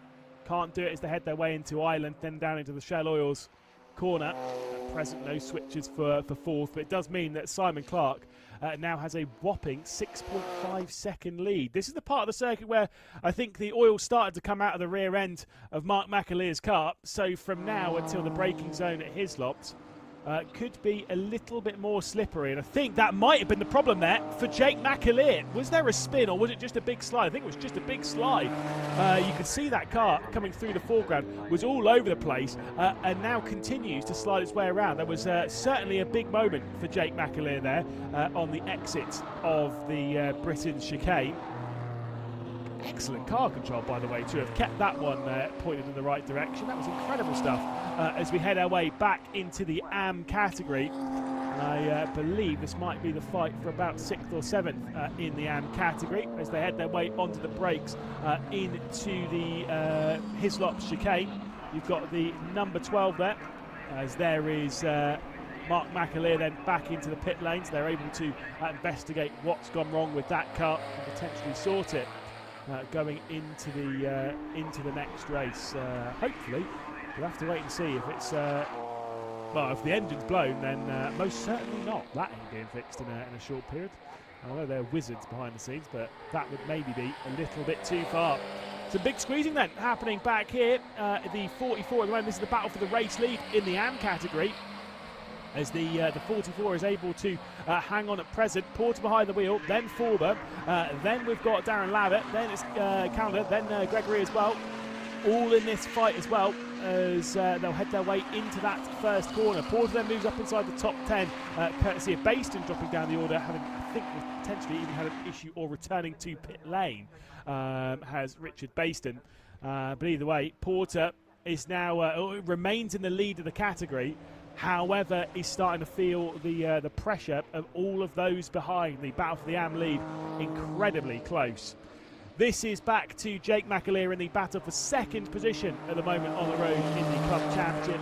You've got Hayes, you've got Jake McAleer at the moment, and Jake McAleer, despite starting this race strong, having the dramas dropping down the order, and now has to try and get his 997 ahead of the Cayman, all in the same category here, of course, in the Club category. Jake McAleer not able to find an option and a way to pass to get himself up the order. There has been a switch for the race lead then in the AMS, as the 78 of Forber has got past Porter. There is also another car in the pit lane there. We'll come back to that in a moment. That is Dye as well. So the 66 at the moment that belongs to Julian Dye is into the pit lane, unfortunately. So this is the battle for the race lead in the AMS. Very, very tight in this fight. We still see them dart their way around the circuit, and as I said, Forber is now your leader from Porter. I believe it is still Darren Lavitt behind in 3rd position in the category. They flick their way through Druids. The 44 has been your race leader basically all the way through this race, and now has to settle at present for 2nd spot with 15 minutes and 20 seconds left to go. The 78 is the one that leads. They head on the brakes and into the final corner. A 3-view race lead. Could they be joined? That's the big question. At the moment, their pace does show them pulling away fairly comfortably from those behind. As we'll see, the fast lap of the category having just come in from Forber there with a 55.216, so 55. Sorry, it was actually 56.247 the previous lap, 57.098 on the previous laps from the car behind as well after the switch from the race lead, and then a 56.8. Calendar is fast enough to close back in, but needs a few very good laps here from 4th position, because that gap has grown quite a bit. It's 2.3 seconds at the moment. Is the number 12 car off the rear end of the fight for the victory. This is back into the Club Championship, but a little bit further down the order as they'll head their way out of the British chicane. It's the 16 of Harrison. You've got Dyer here that we're looking at, and Burke. 2 of those behind are the likes of Dyer and Burke. Those are both in the Caymans. The 996 there of Harrison in the Rocket Oxygen car is the one currently hanging on to what is 7th position at present. go up the hill then at Clay Hill, and it is quite close at the moment in this battle. And we'll see if there's an opportunity. It's quite hard to make that move going down to Druids, especially you know, if you get that good kick off of the penultimate corner, sorry, off of Knickerbrook, and then the run into the penultimate corner really there at Druids. Back down the order, so that was communication there. That's a car going a lap down in Julian Dyke. Just a bit of communication, basically hand out the window saying, off you go, get yourself past me, don't worry about me, I'm not battling with you or anything like that. As here comes a look to the inside for third position at the moment. So Darren Lavitt was trying to fancy a move there on the 44 of Andrew Porter, couldn't quite make that move. To Darren Abbott in the 52 has to settle the fourth. They are being closed down on now by the number 12 of Jamie Callender. So there is the opportunity. I said, you know, you've got to get those good laps in, and there is the opportunity out there. It's almost there, but it's kind of one of those ones, that final tenth or so can sometimes be the hardest to find out there on the circuit, and especially when you're that close. It's just getting under, just getting into that final little bit. Slipstream doesn't really matter too much in this category, but still, it matters to some degree.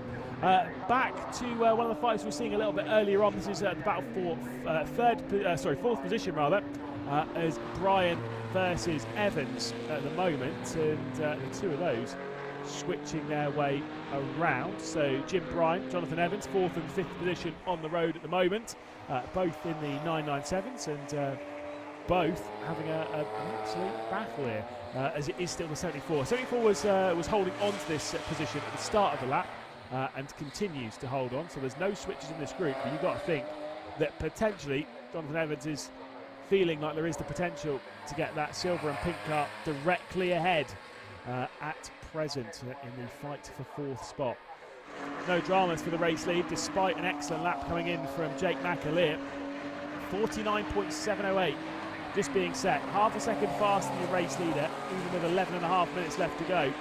There's just not going to be enough time for Jake McAleer to close down on Simon Clark, who knows what he's doing in the Porsche Club Motorsport with Pirelli. He knows what he's doing in this championship. He knows what he's doing in that category. Has won plenty of races in the past, so I'm pretty sure this will be one that will be signed, sealed and delivered, as long as you can keep your nose clean. There's a look to the outside coming in from Jonathan Evans.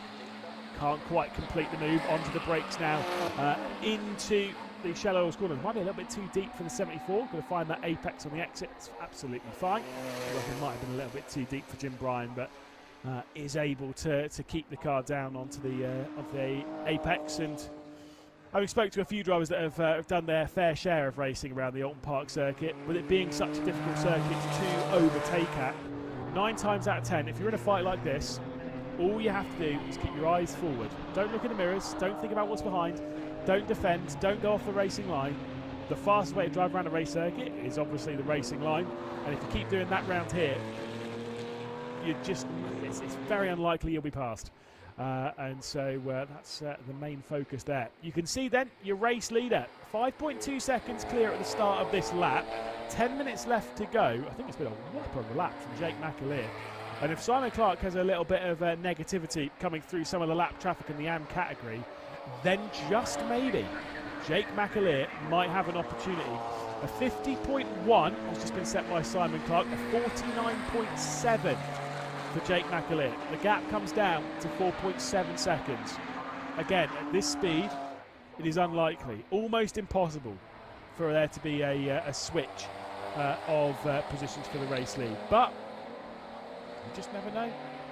And you've got to keep on the absolute limit of the car until the checker flag drops, and especially with the navigation of lap traffic around what is already and generally a pretty awkward circuit at the best of times. And so we'll have to wait and see as to whether that gap will close its way down or whether it's going to remain. You can see there the graphic. I think when Jake McAleer set the 50.5, by the way, that wasn't in clean air. That was working its way back up into second spot. So the big reference there is lap 7 and lap 8. You can see consistently faster. However, it's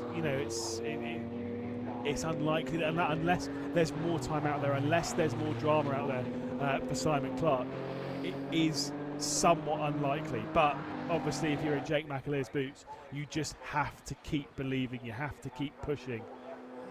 See them head through into Druids, and we'll get an update once again on this lap.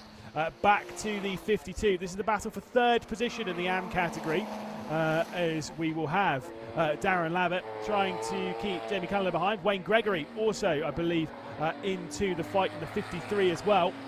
So the three of these all fighting for the final step on the AM podium. And they've dropped off a fair way from Forber and from Porter, who currently run first and second in the AM category. Big slide onto the brakes as the number 12 of Jamie Callender tries to arrest the car, tries to bring it down to a stop.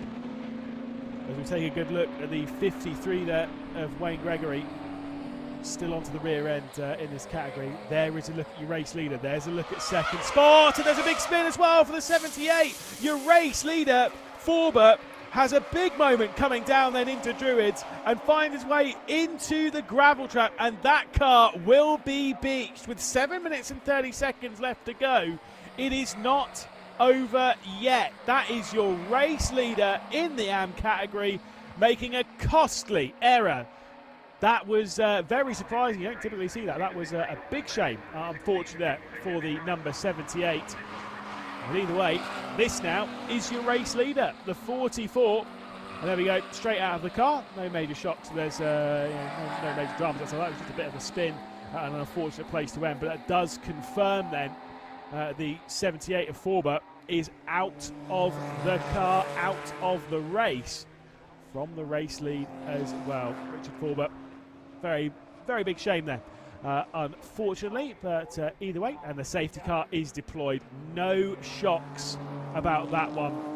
But if they get that car out of that gravel trap relatively quickly, then maybe for Jake McAleer, there's the opportunity to be victorious. There's a safety car out of the circuit. Thing is, Druids is too fast of a corner with a car where it is to just do that under double waved yellows. So that's why race control will bring out the safety car. Just getting a note, by the way, that of course we had the issue there for Mark McAleer during this race where the engine died. Simon Clark and Jake McAleer both had gearbox problems back at Anglesey. And so, yeah, this is a note from this is from Saxby News at Aladdin Socom's. It's evened out the championship a little bit now between those three, which is always very good. Again, means that it's more important for Jake McAleer to really take this victory to reignite that championship fight. Fascinating, yeah. That's how it is. You know, this club champion, despite these cars being relatively speaking well prepared, well looked after, especially between Simon Clark, Jake McAleer and Mark McAleer over the last few years. They've those cars are well run, but still every now and then it's a car being pushed to its limit.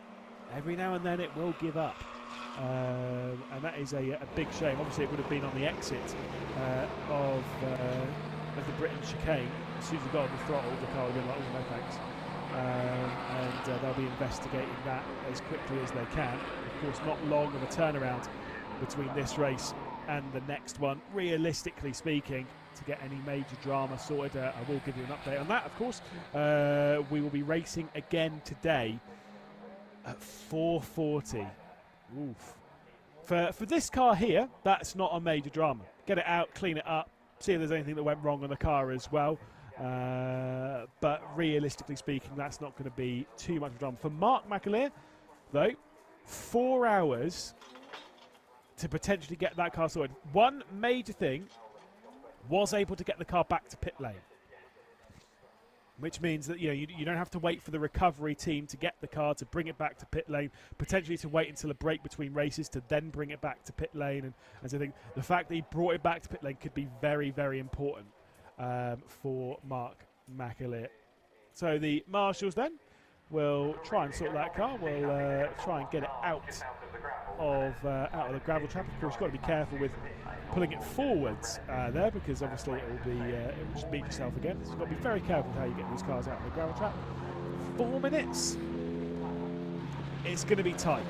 It's going to be very tight as to whether we do get another racing lap in this race. In fact, actually, I don't think we will. Because the safety car speed slows us down to around about 3 or 4 minutes, unless we were going racing in this lap, which obviously we're not. I think that will be the end of the race. Obviously, the marshals, it doesn't matter to them. They've still got a lot of work to do, as they'll play a little bit of tug of war to try and get that car out of the gravel trap. But it probably won't matter in terms of the race, courtesy of the time remaining. The safety car can only get a wriggle on so much, and I don't think it is allotted the opportunity to set a lap time sub 3 minutes that it would need to get all the way around. And then if you're Simon Clark, you just back off a little bit of the safety car and slow things down even more so, just to make sure that basically when the race restart happens, it's straight into the checkered flag. I've seen that before quite a bit in the world of motorsport. So, through the final corner they go to start the final lap of the race. But with 2 minutes and 40 seconds left to go, this will be the finishing order. It will indeed be Simon Clark winning again. Jake McAleer in second. Has made the most of a poor start to the race. Dropped back down the order for no reason. Out of the first turn, down to basically turn 2, was right in the middle of the field, dropping right the way down. And Jake McAleer, who bounced back into second position. Of course, then it's Hayes, Bryan, Evans again. Of course, Jim Evans, Pete Evans, then Dyer, Burke, and then of course we get our AM winner across the line being Porter Labbott and Jamie Canada. We've had some great racing in this one, must be said. A bit of a shame to end it under safety car, but just a very unfortunate mistake from Richard Forbert to end the race in the gravel trap like that. Obviously, I think we've only seen it once. I'm sure out there on YouTube you can flick back and go and see exactly how it's unfolded, which was a clip of I think he clipped the curb on the left-hand side on the run into Druids, and that was what unsettled the car, and then spun it all round. Red flag deployed, which I think is just so they can bring the car straight back into pit lane, rather than basically finishing the lap and then doing a full in lap. No point on that. So fair one from race control there to basically end it under a red flag there, just so they can bring the car straight back into pit lane, and which does confirm then the race victory going the way of Simon Clark. Obviously the drivers now will be made aware of the red flag, and they will bring the cars back into pit lane, and they'll know that there will not be another opportunity for them to go racing in this one. They'll have to wait until the end, for about 4 hours before they can go on the attack once more.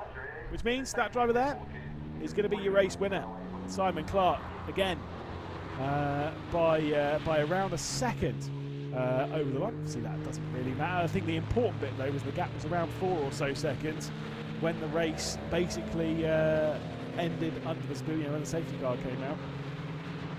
So it was always really going to be a Simon Clark victory as soon as Mark McAleer had those problems. Jamie McAleer was a little bit too far behind to maybe do anything about the number 23 car that leads the race. Great battling though in the AM category. Really, really solid, really entertaining, and a very well-deserved victory from Porter. Obviously, I was going to say won that one by a very tiny margin. Won that one because of the issue there for the 78. That was the defining moment of the race. And of course, as much as it's a red flag here, we did complete laps, so it won't be red flag and then reverse it back to the previous lap, because of course the red flag didn't come out immediately. We had a safety car for a lap or so, and then the red flag came out, meaning that we won't be returning. So the 78 basically will not win, just to make sure that everyone's aware. Safety car then informing the drivers to work their way back into pit lane, meaning that we will head our way into the lane, and they'll get themselves, I'm sure, sorted and prepared for the next race in about just under 4 hours' time. Of course, for Simon Clark, the aim would be to do once again what he's done in this race and take a very well-deserved victory. Provisional, of course. Let's take a look at those race results. It's Clark from Jamie McAleer, from Hayes, of course, there in third position. From Brian, then of course we'll have the first of two Evanses, being the number 36 there, belongs to Jonathan Evans, and then of course Pete Evans directly behind. Then we've got Dyer, then Burke in 8th position before we get our AM winner in Porter. Jamie Callender there in 10th position overall, but of course second in the AM category. Wayne Gregory, Shiraz Khan from what we believe was a pit lane start up to 12th. Before we get to Brown, then Labbott, then Andrew, Richardson, Harrison then finishing a lap down as well with Harrington. Dye also, and of course the retirement late on coming in from Richard Forber in the 78 after leading in the AM category and retiring unfortunately from the race. The final few drivers, Baston, Mark McAleer, and of course Williams there, not even starting the race unfortunately. Mark McAleer, of course, the fingers will be crossed they're able to get that car back out onto the circuit once again for the race a little bit later on in the day, which of course you can join us at 4:40 here in the UK, should everything run smoothly here at Oulton Park. So plenty of time for everyone to get prepared for the next race a bit later on. Thank you very much for joining us here in the Porsche Club Championship with Pirelli. It's been a fun one, and hopefully we'll see you again a little bit later on in the day. Until then though, bye-bye.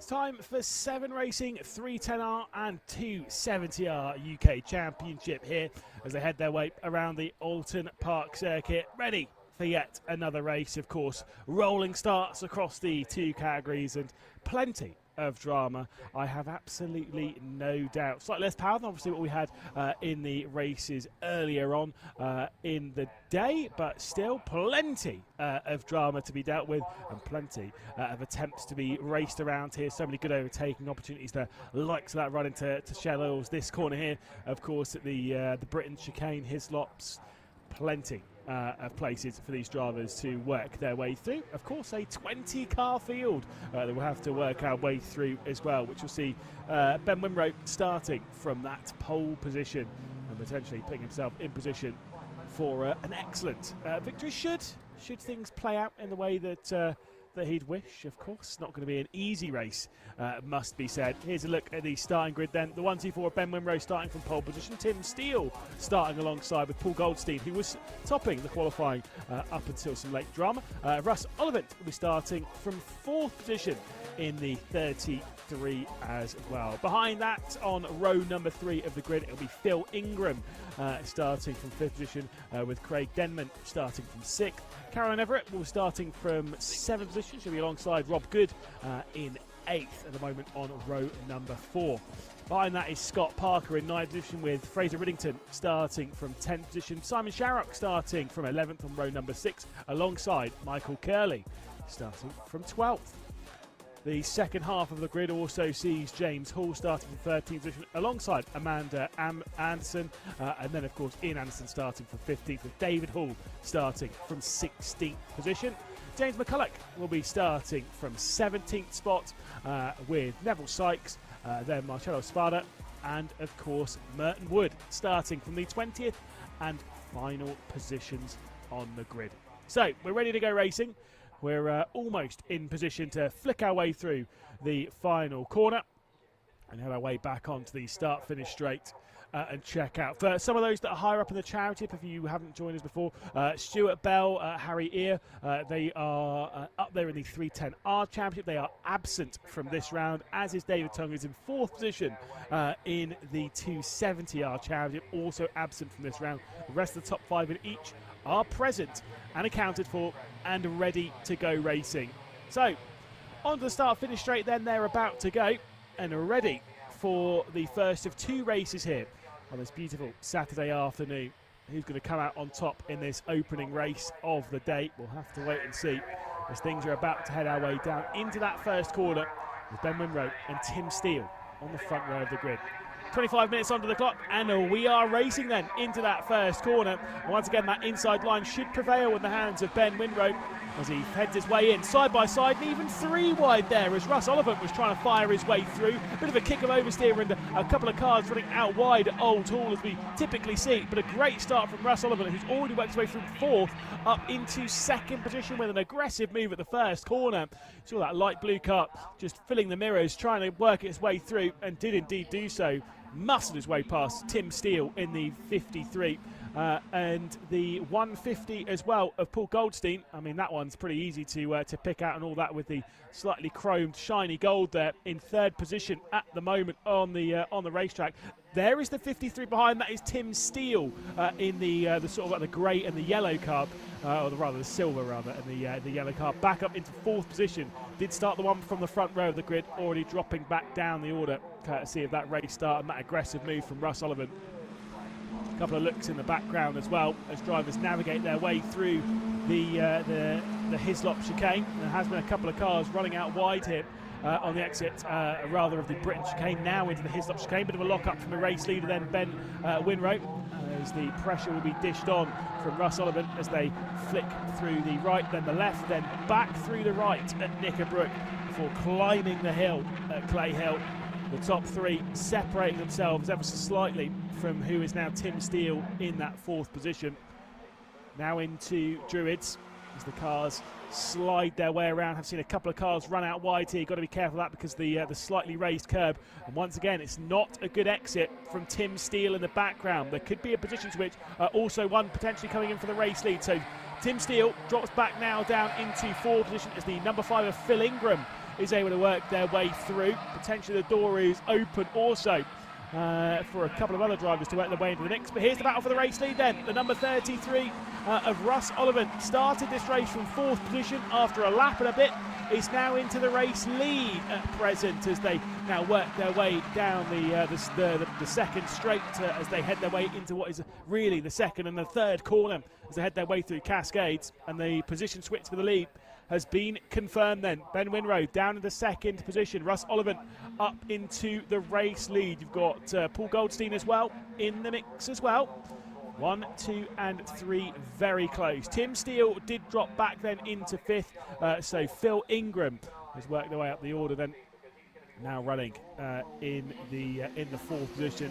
Steele not quite having the speed of those around, but still trying to hang on with that top group. Of course, Tim Steele, the grey marking there on the left-hand side. You might think, obviously, with the 270Rs and the 310Rs, that is not a 270R, that is a 310RC. So those with the grey marks as the 310RC category still classified in the championship as a 310R, if you wanted to know. So it's not as if it's a lack of power, but just so you know, still definitely running in the same category as these behind. It's the light blues that you see on the tower there. That's where you'll see the 270s, and the pinks, the 270Rs.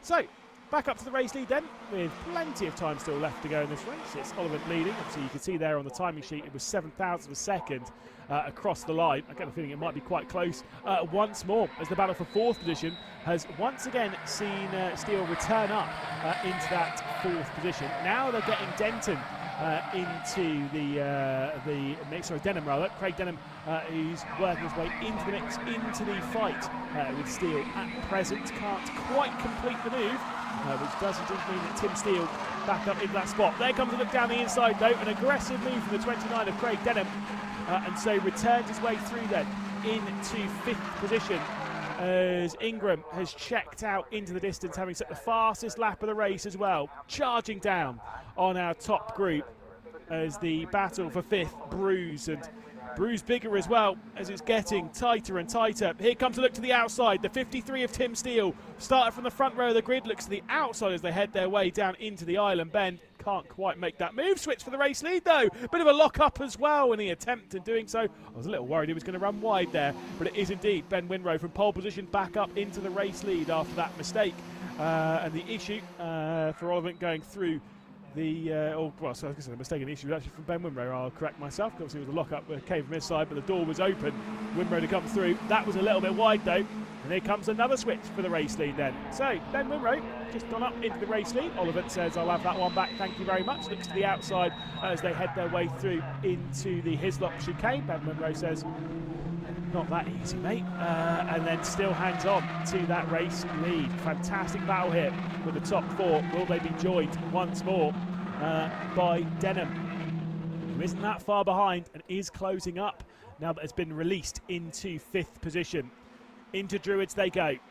It is still then Winrow leading from, of course, the 33 of Russ Oliver, from the 150 of Goldstein, then, of course, from Phil Ingram, and then now joined in the fight by Denham. There comes the outside Oliver.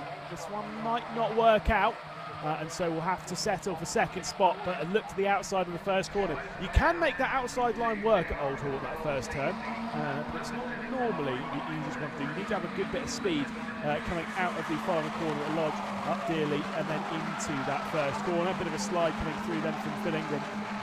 And now into the fight. It is the top 5 all embroiled in this fight. They have officially been joined by Craig Denham as well. So Phil Ingram also in the fight. To be fair, Tim Steele's not that far off the rear end of this one as well, nor is Caroline Everett.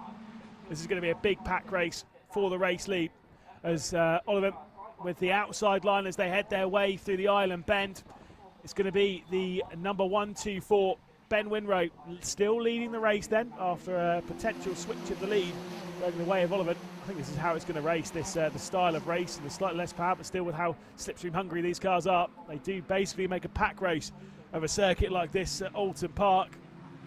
And it is once again a switch for the lead. So it's Oulton leading from the 124 of Winrow. It might well be the 150 though of Paul Goldstein though in that second position in the near future. Alas, it doesn't switch around in that favour, so it is still Oulton from the 124 of Winrow from Goldstein.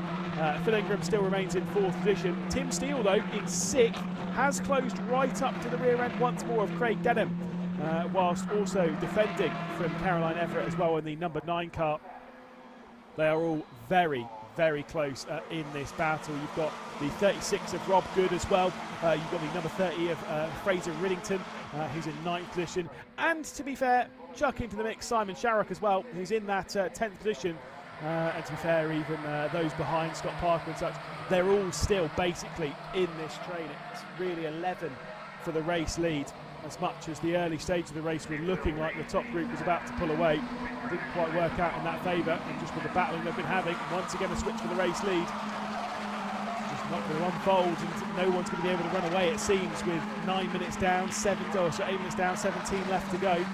It's Oulton leading from Winrow. Ingram is now up into 3rd position, having set the fastest lap of the race also, having got past Paul Goldstein and the previous lap as well. And here he goes for 2nd spot as well. Comes the number 5 of Phil Ingram to the outside into the island bend. Can't quite do that one. Well, definitely was committing to the overtake as they flicked their way through the left-hander and then down into the banking and the right. I mean, Ingram's looking fast at present.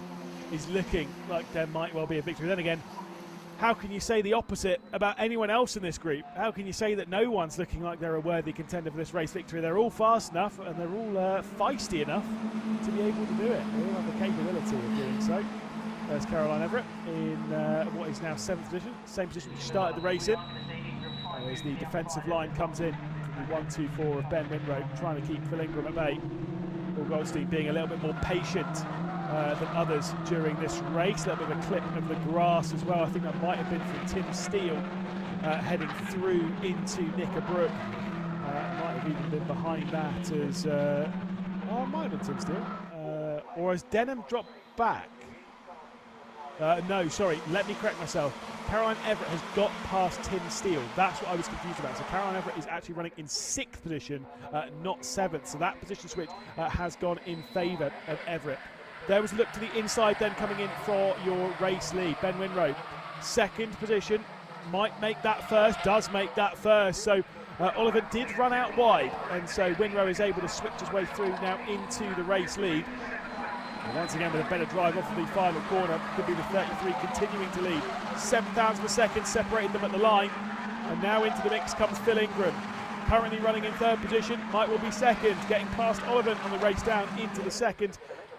And indeed the 3rd corners. Phil Ingram up now into 2nd position as they head their way through the right-hander, and now onto the onto Lakeside as they head their way down into the island bend. It's Oulton on the inside. It's of course the number 5 of Ingram on the outside, and as quick as Ingram was into 2nd position, he's almost been ejected straight back out of it as well. So the number 5 returned to 3rd position beautifully there by Oulton as they head their way down into the Shell Oils corner.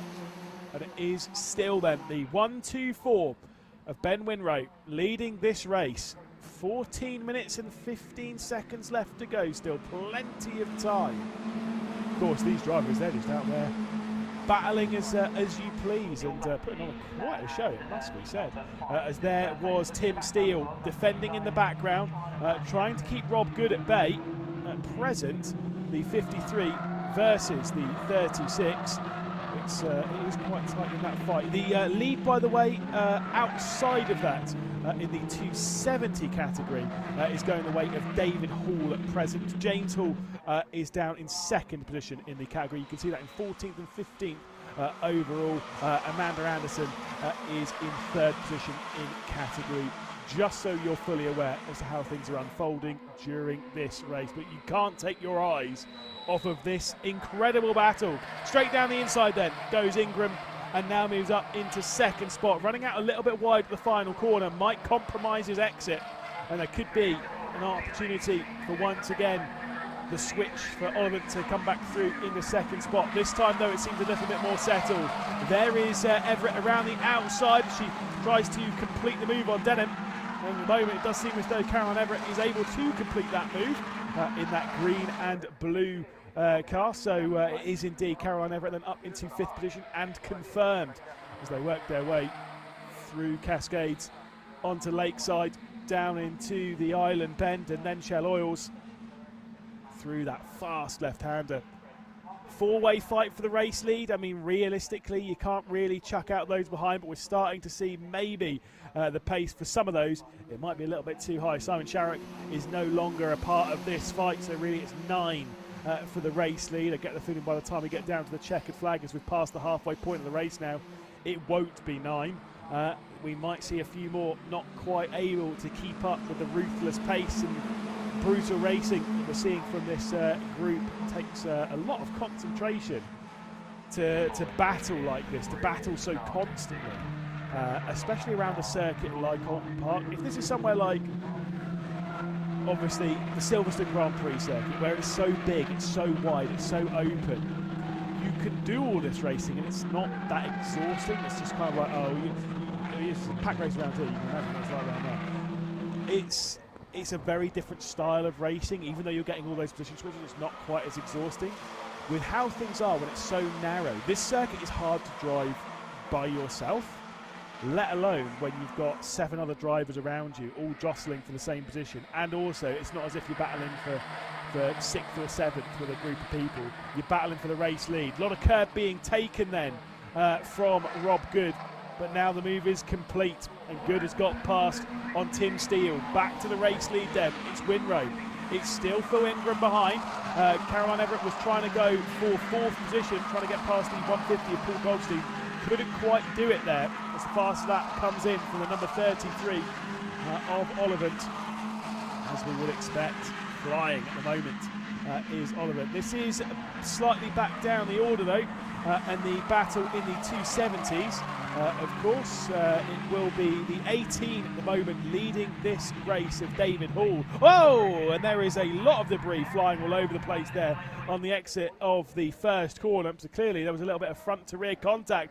Going back to the fight though for the race lead in our in the 310s, and it's of course a bit of a lock up there from Oulton, sliding out just a little bit whilst trying to go on the attack once more for 2nd position. Just getting a big lock up. Paul Goldstein might get a great exit here from the Britain chicane. Might well find a position through and up into 3rd position.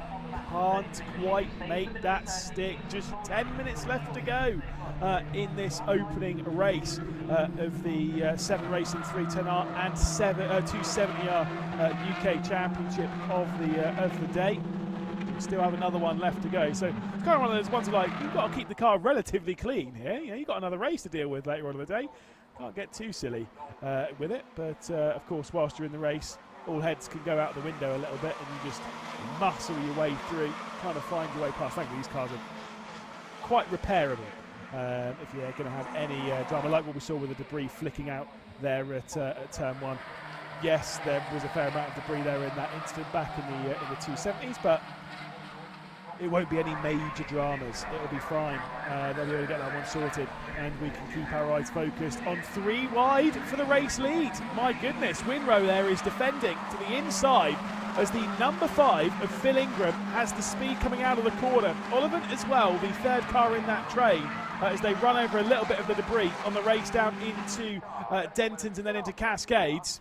It still then will be Winrow leading this race. The up and under coming in potentially from the black and orange there of Phil Ingram. This is back to the battle for the racing in the 270s. The 47 then, Amanda Anderson, is now the race leader in the 270 category. You've got David Hall and then James Hall behind the top 3 in that category as they all continue their fight. Also is the 104 of Neville Sykes. Out wide though.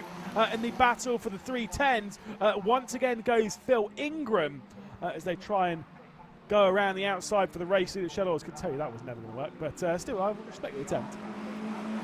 But alas, he is still 2nd position then for Phil Ingram I know over the line they were very tight, but I think Ingram was able to work his way back through into second position by the time they got through the first corner.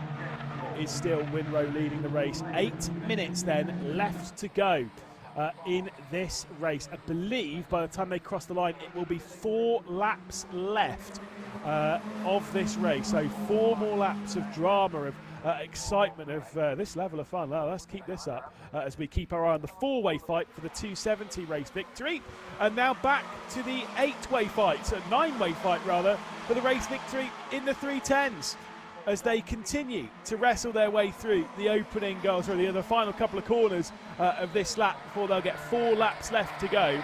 It's still going to be Winrow leading, from Ollivant behind, from Ingram rather behind, then Ollivant. Actually, Ollivant's dropped back now into 4th position, I'll correct myself, because Goldstein has worked his way up into 3rd position. Switch for the race lead in the hands of Ingram? Not quite yet. Goldstein's able to hang on to 3rd position behind as well. So the 1-2-4 of Ben Winrow, leading from Ingram, leading from Goldstein, leading from Ollivant, then from Denman, then Everett, then Good, then Steele, then Riddington. That is the 9 cars that are on your screen right there. All 9 of them battling for the race victory with 7 minutes left to go in this race. Incredible scenes here at Oulton Park, and very, very exciting racing, it must be said. But there comes a time when you need to be like, okay, this is fun. I want to win now, and I'm not messing around. Where do these drivers start to cross the line? I expected there to be a lot more breaks in this group, and I mean that in the sense of I expect to see a lot more time differential. I didn't expect to see 9 cars separated by 2.2 seconds, 18.5 minutes into a 25-minute race.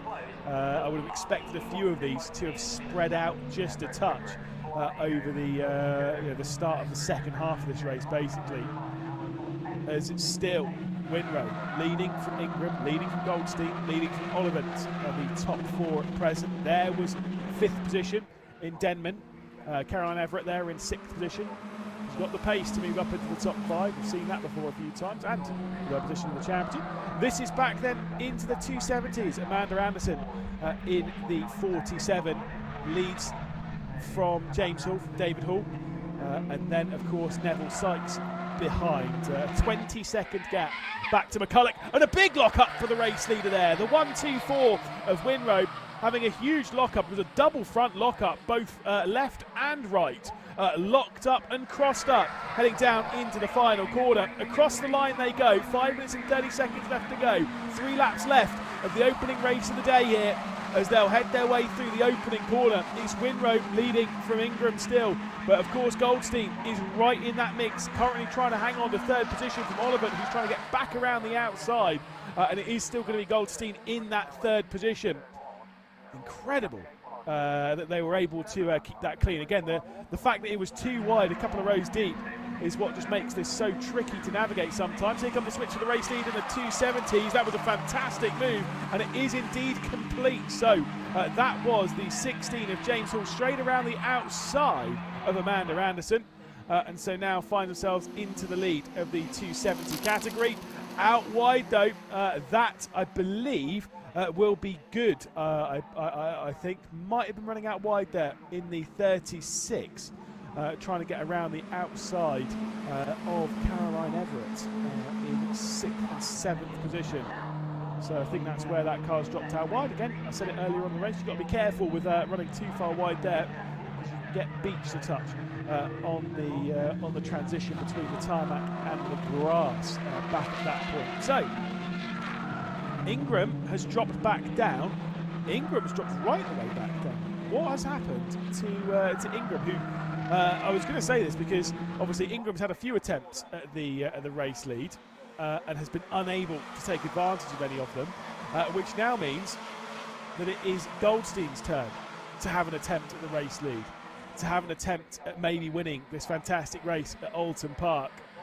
I can see in the background, that's where Ingram's ended up. The black car with the orange roll cage is way off the rear of this train, so clearly it's had a fair amount of drama. I'll update you with that one as and when we can. With 2 laps left to go though, It's Winrow across the line from Goldstein now, from Ollivant as well. Then a little bit of a gap, 1 second nearly on the race back into Denman. Then Everett, then Riddington, then Steele, who now runs in 7th spot with then Good, and Phil Ingram losing 7 positions on that lap, now down into 9th place. Onto Lakeside they go, and that race into the island corner, the island bend, the left-hander here, and it is still Winrow. Bit of a slide there, able to hang on to the race lead at present as they flick onto the brakes and then into the right-hander. So close between these lot, but alas, it is still Winrow leading. They do have a little bit of lap traffic in the hands. I believe that might be of McCulloch. It might not be though. It could well be Wood. We'll have to update you on that one. I think it's more likely that it would be Wood based on where they are on the lap compared to the others. So there is a little bit of lap traffic regardless for this group to try and navigate, and there goes the blue LED boards to confirm that. So basically, if you can hop, skip and jump out of the way, that would be fantastic to avoid getting in the way of this brilliant fight.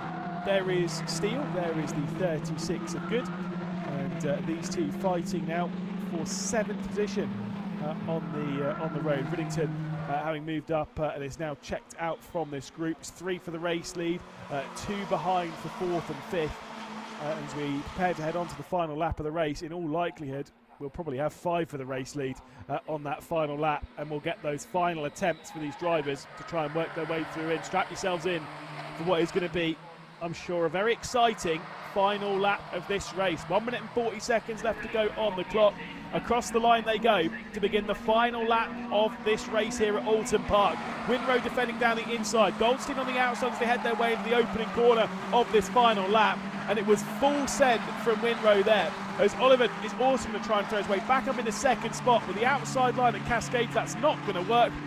Caroline Everett as well with the fastest lap of the race, now finds herself in 4th position, having just got past Denman as well. So Everett now runs in 4th in this fight. That is the only position change on the opening lap of the race. Here comes Goldstein once again to the outside as they head their way into Island Bend, not feeling the requirement to send it all the way around there. A little dab of the brakes to make sure they stay in behind Winrow there.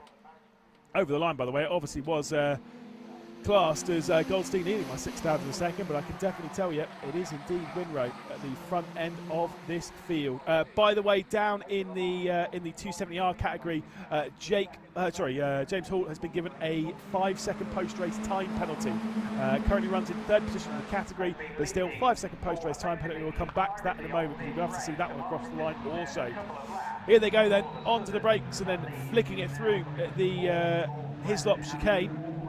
Now through the likes of Knickerbrook and then up to Clay Hill. That very shiny gold car of Goldstein trying to find a way past Winrow at the moment to try and steal victory away. The timer ticks down. It'll be hitting 0 in a few moments' time, as will the opportunities be as well. They go through Druids, the double right-hander. They head their way down into the final turn at Lodge. The defensive line coming in from Winrow, our current race leader, sends it in deep as they head their way through and into the final corner. Will the up and under work for the 150? It's going to be a drag race to the line that might see Winrow take victory here in the 310R category. Super close across the line. Who's it going to be? It is Winrow by 2 hundredths of a second across the line. That entire group, the 5 cars, separated by less than 3/4 of a second. Incredible stuff in the 310R category, but of course the racing is not done yet. Back then into the 270R category, it's Amanda Anderson at the moment leading from Hall as they head their way through into the final corner. And I think Anderson, who's been leading for such a long time in this category, could well be across the line by a small margin once more. Sees the checkered flag first, and Anderson will win in the 270R category here at Oulton Park. Incredible race in both of our categories, and very, very exciting indeed. Edge of your seat racing, that is for sure. There is a look though at your overall winner, at your 310R winner as well, and of course a brilliant drive pieced together from Ben Winrow in the number 124 car. Superb drive. Paul Goldstein though did give it a good go. alas, couldn't quite find the right opportunity to find that way through. But again, that was mostly down to the excellent defending coming in from our race leader. Obviously 25 minutes, and that gap was never more than a second. As we will look at the provisional results then for the 310R, 270R UK Championship racing results here in the 7 Racing Championship. We'll have a look at Ben Wimrow, who's the race winner then provisionally. Goldstein in second, then Olivant, then Everett, then Denman. The top 5 across the line, separated by less than a second. We'll head back to Fraser Riddington in 6th position with Tim Steele in 7th after starting pole position, dropping down the order to 7th. Then it's Rob Good, Phil Ingram and Sharrock there, of course, in 10th position. Of course, this all being in that 310R category because we've got Parker, we've got Anderson and we've got Curley to deal with before we get to the winner in the 270R category. Amanda Anderson there in 14th position, but of course first in their own respective categories. Of course the 18 there of David Hall and James Hall, despite getting that 5-second post-race time penalty, would drop down. I think it won't cost him the position to Neville Sykes, who was just about 5 seconds off the rear end.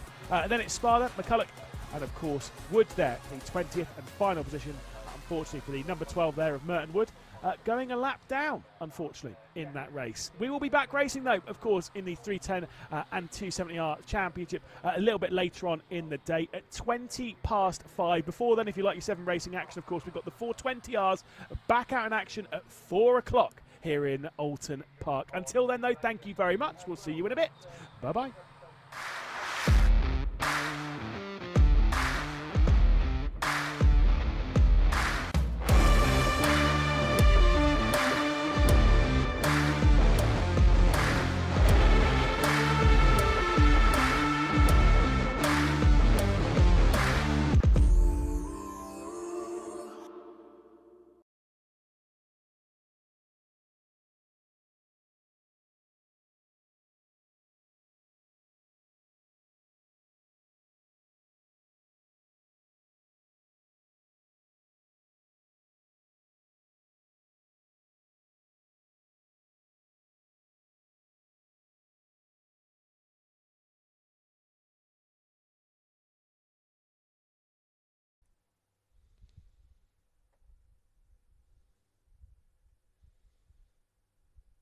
What was that?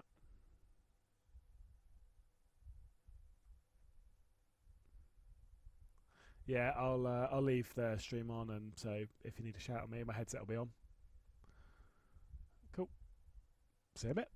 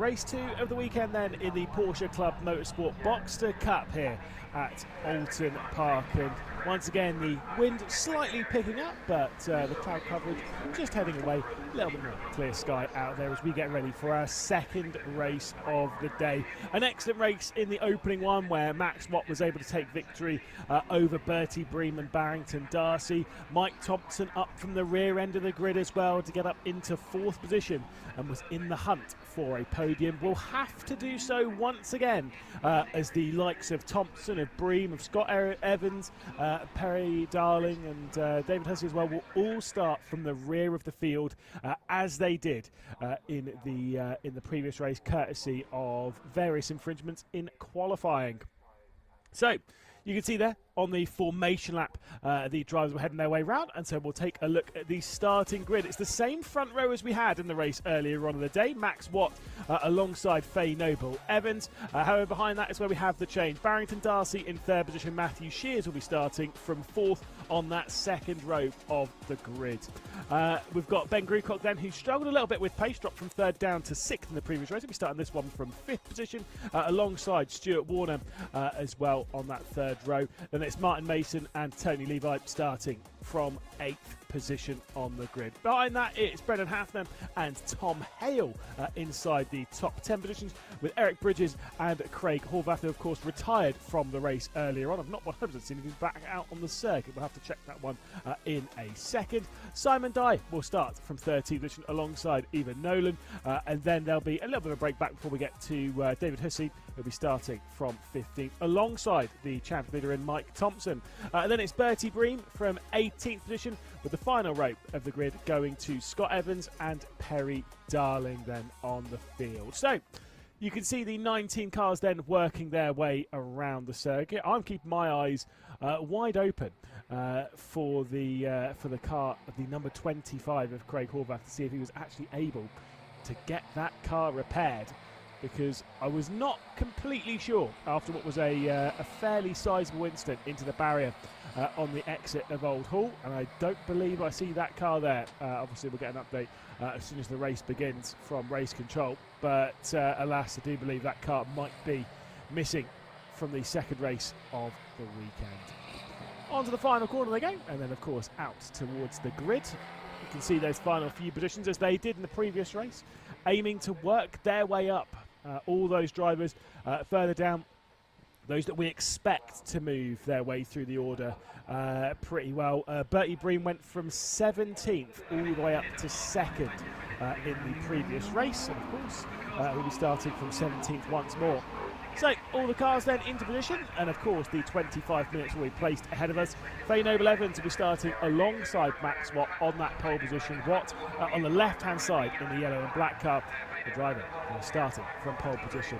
All the cars are in place, the lights are on, and for the second time this weekend we are underway here at Oulton Park, and it's Max Watt leading the way from Faye Noble Evans as they head their way down to the first corner. Not a great start from Faye Noble Evans, as Barrington Darcy with the pink stripes over the roof of the car now charge their way down the inside of the first corner. Bit of side by side behind all of that, as I think that might have been Warner, sorry, Shears that was pushed off the road a little bit there as Warner was trying to come through. Ben Grucock on the inside as well in that bright green car also, but it does seem as though Max Watt is able to hold on to the lead of the field. Barrington Darcy up then into 2nd position, and Ben Grucock has moved up into 3rd. Faye Noble Evans down from 2nd all the way into 5th position at present, as we see Tony Levi there in what is 6th spot, or 7th spot rather, trying to find their way back into the mix. There's Ben Grucock in the bright green.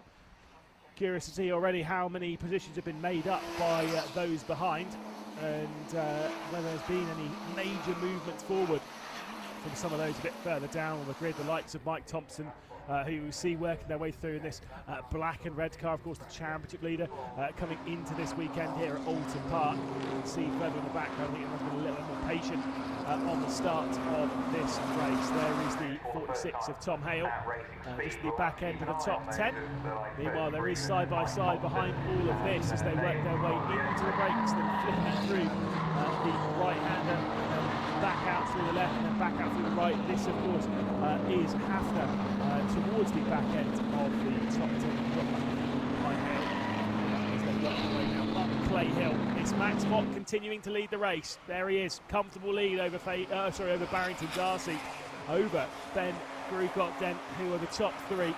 Of course, those three drivers are the ones who, some of the ones that went on to go and finish in the top grid. Of course, Max Watt winning the previous race. Barrington Darcy would end up being in third position. Ben Grucock down into sixth, desperately looking for a podium. Struggled a little bit with late race pace in the previous one of the Oulton Club Motorsport Boxster Cup. Across the line then for the first lap to complete is Watt ahead of Darcy, ahead of Grucock, ahead of Mason then in fourth position, and then Faye Noble Evans, who we look at here.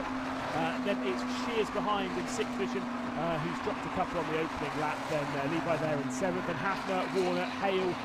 We've got Bridges, Breen.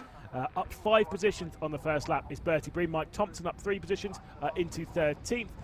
Then Simon Dye, Hussey, Darling, Evans, Scott Evans that one being, and Nolan. And confirmation there is no Craig Horvath out on the circuit as expected. I kind of was a bit surprised it was even on the timesheets, to be honest. But no, indeed, Craig Horvath not getting out onto the circuit as we were expecting. So, battle for 4th position then.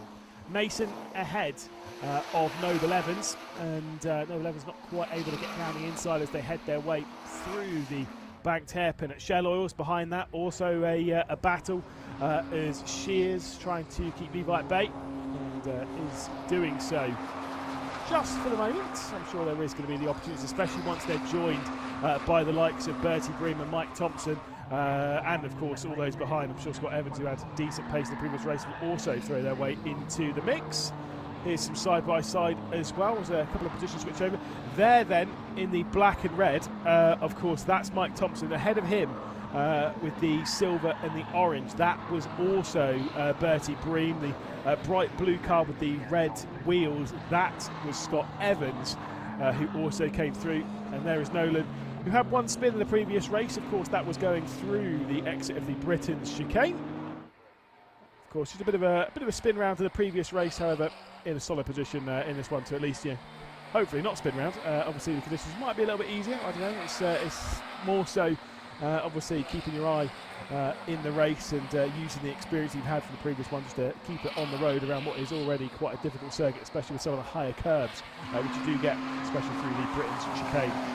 The race starting to space out slightly with Watt, Darcy, Grucock, Mason, Noble Evans, Shears, Levi and such. This is a little bit further back where you've got the number 8 of Bertie Breen now onto the rear end of Hafner. So this is for 9th position. As Max Watt sets the fastest lap of the race, Bertie Breen is the one that's charging up to the rear end and is looking down the inside of Hafner there in the background. They work their way now out onto the lakeside stretch down into the island bend, and of course Bertie Bream trying to find the way through, looks to the inside and commits to it. Brilliant move there from Bertie Bream. Mike Thompson, I'm sure, will be close in tow behind to try and make sure the same thing is going to happen. We might see Bertie Bream try and run away with this. Was faster at siving their way through the field in the previous race than Mike Thompson, and might be showing that once more. Next one, of course, is Warner in the 51 to try and get past for Breen, but here comes Mike Thompson, also trying to make the move on Hafner in the 13. There is the switch between the two very similar liveried cars, the two teammates, and that will see the 8 of Bertie Bream getting ahead of Warner. Mike Thompson also clearing up to get inside the top 10 after passing Hafner then. So 10th position goes the way of Thompson, 8th position for Bertie Bream. And ahead of all that, it's a 3.7 second lead for your race leader, Max Watt, looking to go back-to-back here and take the clean sweep at Oulton Park. Bertie Bream already on the rear end of Levi, looks down the inside, can't quite do it as they head their way into the final corner. There's Mike Thompson making the move in the background though, commits to it, and beautifully judged from Mike Thompson. So one more spot for him and it's right onto the rear end of Bertie Bream, who's been unable to work their way past Levi and up into 7th position. There goes the look to the inside at Old Hall, the big commitment into the opening corner of the track. And that there is Bertie Bream then moving up into 7th position at present. All of the cars ahead have some fairly large gaps between them though, so this swift progress coming in from the likes of Bream and Thompson has been much easier. There goes a spin then for Levi, who's gone out wide through this, what is effectively the second corner of the circuit at Cascades. You could classify it as the third if you account for Denton's as well, which is a flat-out right-hander. But that car getting spun round as there was a look to the inside from Mike Thompson, finding his way through. As I was saying, there's going to be a little bit of a taller margin for these drivers to work their way up now, mostly courtesy of these slightly larger gaps. You've got Mason and Noble Evans. Those two are relatively close for 4th and 5th position, but ahead of that is 1.2 seconds to Grewcock. Ahead of that is 1.7 seconds to Barrington Darcy. Ahead of that is 5 seconds as there's another spin. Is it going to keep out of the barrier? Just about there for Hafner. That was a big old slide and a big spin indeed. Dropped right the way then to the rear end of the field. A little bit chaotic there for Hafner, and I'm sure that would have been a heart and mouth moment. Onto the brakes as hard as you can to try and keep it out of the barrier, and just about did the right thing. Of course, you don't want to get on the brakes too hard. When you lock up, you'll actually, well, you won't slow down as much, and you'll end up in the barrier. So even though you're spinning and out of control, there's still always something that you can potentially do just to try and regain the control of the car, and Hafner there doing basically all that was in his control. 17 minutes left to go, which means that there's 8 minutes down. And it is still Watt leading. 7 seconds now the lead.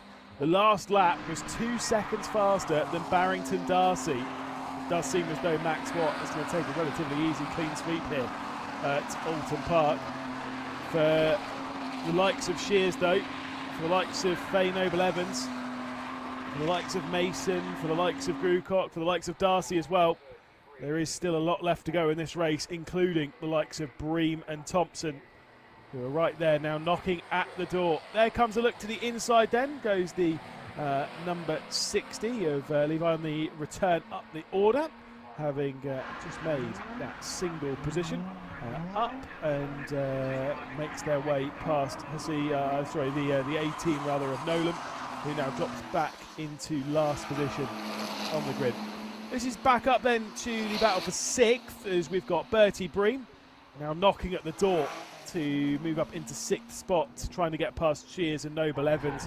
Watt is running away. Like I said, it was 2 seconds it was cleared out on the lap. To give that a little bit of context, 57.198 for your race leader Max Watt, 59.205 for Barrington Darcy, 59.184 for Ben Grewcock. For Faye Noble Evans, it was a 2-minute .1, and that's why the door's potentially being opened for those behind, especially with a mistake going in to the Britain chicane. Shears almost came through, but this could be the opportunity that Bertie Bream needs. Mike Thompson's closing his way in the black and red car behind even that. There goes Ben Grewcock. There goes Mason. There is Noble Evans, and there is the move then for Bertie Bream in the silver, orange and black car, working his way up now into 6th position. Could be 5th by the start of the next lap though. Not quite going to try and force the issue here into the final corner. You can see the was effectively the number plate on the front of the car has been tapped somewhat on Bertie Bream's car as it drags along the floor. I'm sure that'll pop off in no time, and probably will be hearing a lot of grinding as he works his way down the inside of Faye Noble Evans. Yeah, can probably hear that scratching along the surface of the road, but you just kind of have to keep carrying on and not really think about it, not really worry about it, and because it's obviously from our angle we know there's nothing serious there. As there goes Faye Noble Evans off the road for a bit of a spin. Noble Evans is round and will flick it back round and send it back on its way, but unfortunately Faye Noble Evans having the same issue there that we saw from Levi at the previous corner, was going out a little bit too wide and spinning the car around out of control. Big shame for Faye Noble Evans, starting from the front row in both races this weekend, but no real major results to speak of when it comes to the racing, when it comes to the big points being paid out. So that is a bit of a shame. Bertie Bream, this is the time to pull away from Mike Thompson, and that gap has already grown a fair amount to the car behind and Shears. But here comes Thompson down the inside to take over that spot from Shears and move up into 6th spot in the number 6. Position switched round. Mike Thompson getting past and is now running in that 6th position. Not even halfway through this race yet, and the gap is already basically 10 seconds at the front end of the field, and it continues to grow at an alarming rate for those behind. The only question mark is, and even then this is a stretch, is Max Watt maybe overdoing the tyres? Less so for being caught during the actual race, but more so if there is a safety car of some description, if that then would open the door for someone else to close up on this driver here, who's very much won with the circuit. 56.6, best lap of the race, not set on the previous one, but set on the one before that. The lap just complete was a 58.357 for a 59.109 and a personal best lap for Barrington Darcy. It wasn't enough to keep the gap under 10 seconds. It's now 10.3 for your race leader with 12 minutes and 40 seconds left to go. The gap grows and grows and grows. Here's Faye Noble-Evans against Scott Evans, a bit further down the order. This is for the final position inside the top 10. Scott Evans from the rear end of the field, Faye Noble-Evans from the front end of the field. And Scott Evans will try and find a way through on Faye Noble-Evans. There comes a look to the inside then for Barrington Darcy. Sorry, for Barrington Darcy, I meant for, of course, Bertie Breen. Down the inside into 4th position. Barrington Darcy is currently running in 2nd and is a little bit ahead of this battle. But yes, indeed, Bertie Breen then up into 4th position, having got past Mason. Thompson is the next one to try and work their way through. And it is a bit of a gap ahead of Breen. Around 2 seconds up to Grucock. The opportunity there, definitely up for grabs. Previous lap time from Breen was a 58.0. Previous lap time for Grucock was a 59.9. Barrington Darcy in 2nd position is not necessarily out of reach for Breen, and if that is the case, if he's able to get through, it means that we'd potentially have the same top 5. Or at least the same podium anyway, 2 races in a row, because it was obviously Watt, then it was Breen, and then it was Darcy. We could very much repeat that one once more. The top 5 in the previous race. Whoa, as there comes a look down the inside from Thompson, forcing the issue there is Thompson making his way past Mason, and this is the battle now for 5th position rather. So Mason dropping back to 6th in 1 lap from 4th position. The top 5 in the previous race was Max Watt, Bertie Breen, Barrington Darcy, Mike Thompson and Faye Noble-Evans, with Ben Grucock behind that in 6th. And of course, 5 of those drivers are inside the top 5 now. However, obviously they're in the wrong order. Faye Noble-Evans, unlikely to work their way back up into 5th position. So the chances of getting 2 top 6s in a row being exactly the same, very unlikely. The chances of getting the top 3 the same, there is a distinct possibility, because for that, Breen needs to get past Barrington Darcy. Obviously, he needs to also clear the 86 of Ben Grucock as well. But it is possible, at least with 10 minutes left to go. In fact, you can see how possible it is, because Barrington Darcy's being closed in on by Ben Grucock and by Breen as well. And to be fair, Thompson's not that far behind. I know the gap for the race lead came down a little bit, but I think that's more just controlling the gap ever so slightly is what we saw that a little bit earlier on in the day. The gap was closing down and still was able to respond late on in the race, seeing the likes of Breen, Darcy and Thompson closing in, and then responded once that gap had got below around 2 seconds, and ended up winning by 2.3 across the line. Obviously the gap for the win might well be an awful lot larger in this one, based on where things currently lie in this race. See there, Ben Grucock defending a little bit, just leaving the car ever so slightly in the middle of the road with 9 minutes left. The opportunities aren't that far away for Breen to come through, and there's Mason round. I believe that is indeed Mason, who has spun around. I'll correct myself. It won't be Mason. Any panic in the Mason fan group. That will be the Tony Levi car, which has spun round there in the number 60. Both of them red, but one of them with Coca-Cola written all over the side of the car. But alas, it was a bit of a shame to see. It's easy to spin round though, especially at that part of the circuit. We've seen it a couple of times already today. And there comes then the charge for the number 8, Bertie Bream, trying to close up to the rear end of Ben Grucock. 8 minutes left to go. Chance of a podium, very much there. Chance of a second place might be slipping through the fingers. Mike Thompson doesn't quite have the speed to close into this group, sits back around 2 seconds off the rear end of this fight for the podium. They head up and over the crest of the hill at Hilltop and then into the Hislop chicane. The cars dancing around ever so slightly as they'll work their way through this chicane. A little bit too deep though from Ben Grucock. This could be the best opportunity for Bertie Bream. Didn't quite nail the exit at Knickerbrook though. It was just a little bit overdriven through the middle part of that Hislop chicane, it must be said, for Grucock. And you might have thought that would give it too tight of a line going through Knickerbrook, but alas, the position did not switch on the run into Druids. You've got to be pretty quick into Druids, and again, you've got to get that good drive off the corner at Knickerbrook. I'm just surprised that there wasn't the opportunity there for Bream. Oh, that is going to be the opportunity though. Big and out wide. There goes Grucock. And there goes through then Bertie Bream up into the podium positions after starting from the rear. Started from 17th, moved up to 2nd in the previous race.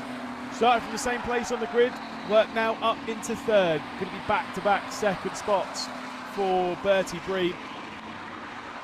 And we get past Barrington Darcy. Repeat the podium of earlier in the day. Make it identical to the one earlier on in the day. The only major difference between this one and that one would be the winning margin at the moment. Easy for me to say, which of course at present is 11.3 seconds. One of the largest that we've seen in this championship. Is absolutely flying away from the field. These are only 25-minute races. They don't have many laps. We dealt with 11 laps in the race earlier in the day. Of course, a slight safety car intervention took away a couple of those laps, because obviously we'd be expecting with the pace they run around this circuit for it to be a 13-lap race. So we had a couple of those taken away. At the moment though, Max Watt looks like he could do this all day. We're about to complete the 10th lap of proceedings with 3 more left to go. A little bit of lap traffic up ahead, and I'm sure that will be dealt with swiftly by Max Watt as he gets up to the rear end of Nolan. I'm sure he'll be knocking right at the door. Nolan's last lap time was a 2:11.6. Max Watt was a 1:58.178, still a second faster than the rest of the field, because Barrington Darcy behind 58.9, so that's 3/4 of a second basically slower than your race leader. Bertie Bream's right onto the rear end of Barrington Darcy, who did set a PB lap. With 5 minutes left to go though, that PB lap might not mean anything as they cross the line and head their way down into the first corner. The gap for the race leads 12.5 seconds now, and the gap for 2nd to 3rd is absolutely nothing, 0.4 of a second. Ben Grucock's got 1.5 seconds back to Mike Thompson, who isn't really setting fast enough lap times to close down on Grucock. As long as there's no mistakes, I almost don't suspect there will be a recovery drive onto the podium, or even a 4th for Mike Thompson, meaning that there would be a podiumless visit to the Oulton Park circuit. Still would be a couple of top 5s though, so it wouldn't be that disappointing. As there comes a look to the inside and a little bit of contact as well onto the rear. A misjudgment there from Bertie Bream, just tapping the rear end of Barrington Darcy's number 27. Thankfully the touch was after most of the braking had been completed, because if you get that touch at the start of the braking zone, it'll push you forward and then you won't be gaining anything. A bit of a note from the race control: I've not been told exactly how large the time penalty is, but there is going to be a time penalty for Ben Grucock and for Hussey as well, who's down in 15th position. The pair of those, as far as I'm aware, will be getting a time penalty post-race. Not sure as to what that's for. alas, I'll update you as soon as race control tell me. I was having a little look, but I can't see anything as to what the reason was for that safety, for that time penalty rather. But Ben Grucock and David Hesse will both be receiving post-race time penalties, courtesy of incidents. For the number 44 as well, for Scott Evans is a 5-second post-race time penalty. So race control dishing out a few here as they work their way through. Of course, Scott Evans is running in 9th position, Mike Thompson is running in 5th, and Hesse is running in 15th. The 3 cars there all receiving post-race time penalty. This is the opportunity though that was required. Finally, Bertie Bream has got alongside Barrington Darcy, and by the time they've got into the brakes into the first corner to start the penultimate lap of the race, Bertie Bream up then into 2nd position. Barrington Darcy down to 3rd, the exact same podium as to what we had in the race earlier on this morning. Mike Thompson could get through and make it the same top 4, but yeah, that's pedantic. We don't need that. It's fine. I'll take the same top 3. It's always entertaining as a commentator when we get these stats and stuff where things line up and it looks pretty and it looks right. Obviously, the results don't tell the story of the race though sometimes. And if you'd see that, you'd be like, oh well, yeah, I guess it's just the same podium, so basically very, very similar races. Well, the fact that Bertie Bream's been able to work his way from the rear end of the field all the way up onto the podium, 2 consecutive races around Oulton Park, very, very telling as to the ability level. This is at the back end of the field in the battle for 17th position. Tony Levi versus Nolan as well. Between Hussey rather. Let me correct myself. Hussey's dropped back a couple of positions, but also has a post-race time point as well to be aware of. This is the battle for 4th. Ben Grucock versus Mike Thompson. It's Grucock in the bright green. It's Thompson in the black and red. As they fight over 4th and 5th position with 90 seconds left on the clock. Will they be able to switch around? Will Thompson be able to work his way through in the 4th position as he did in the previous race? Grucock certainly having better fortune in this race, but do remember that Grucock does have a post-race time penalty anyway, but still having better fortunes, at least showing-wise, in this race regardless. Last lap of the race started by your race leader, Max Watt. Into the distance, he's going to go. Sorry, I have now got the time penalty. It's a 5-second post-race time penalty for Ben Grucock. So at the moment, with how things stand, I believe would still finish in 5th position. He's actually relinquished that now to Mike Thompson, and with the gap being 9 seconds back to Mason in 6th spot, Ben Grucock will gain that penalty, but also won't lose anything courtesy of it, because it will still be 5th spot for the number 86. There's Bream, and there in the yellow and black was Max Watt. That is the size of the margin. They can basically wave at each other as they were driving past each other on this portion of the circuit. As you loop back round on yourself, speaking of looping back round on yourself, get on the brakes there, is the 64 of Hussey, rolling backwards ever so slightly, finally gets it into gear, gets the car restarted and gets rolling. It is quite uphill there, obviously it wasn't in reverse. The car was just rolling backwards courtesy of the incline there to Hilltop. But alas, that was a bit of a scary spin, as we'll allow our podium to go through. There's 2nd place, and next will be Barrington Darcy to work their way through. These are all obviously still yet to go through a few corners before they finish their lap. Way ahead of them is this driver here, Max Watt, dominant in the opening race of the day, and dominating once more. And well, if you thought the race earlier on in the day was actually properly dominated, well, think again, because this one most certainly has been. Max Watt completely in control here at Oulton Park to take the clean sweep of the weekend in the number 23. It's Max Watt on top once more here at Oulton Park as he crosses the line to win race 2 of the Porsche Club Motorsport Boxer Cup at Oulton Park.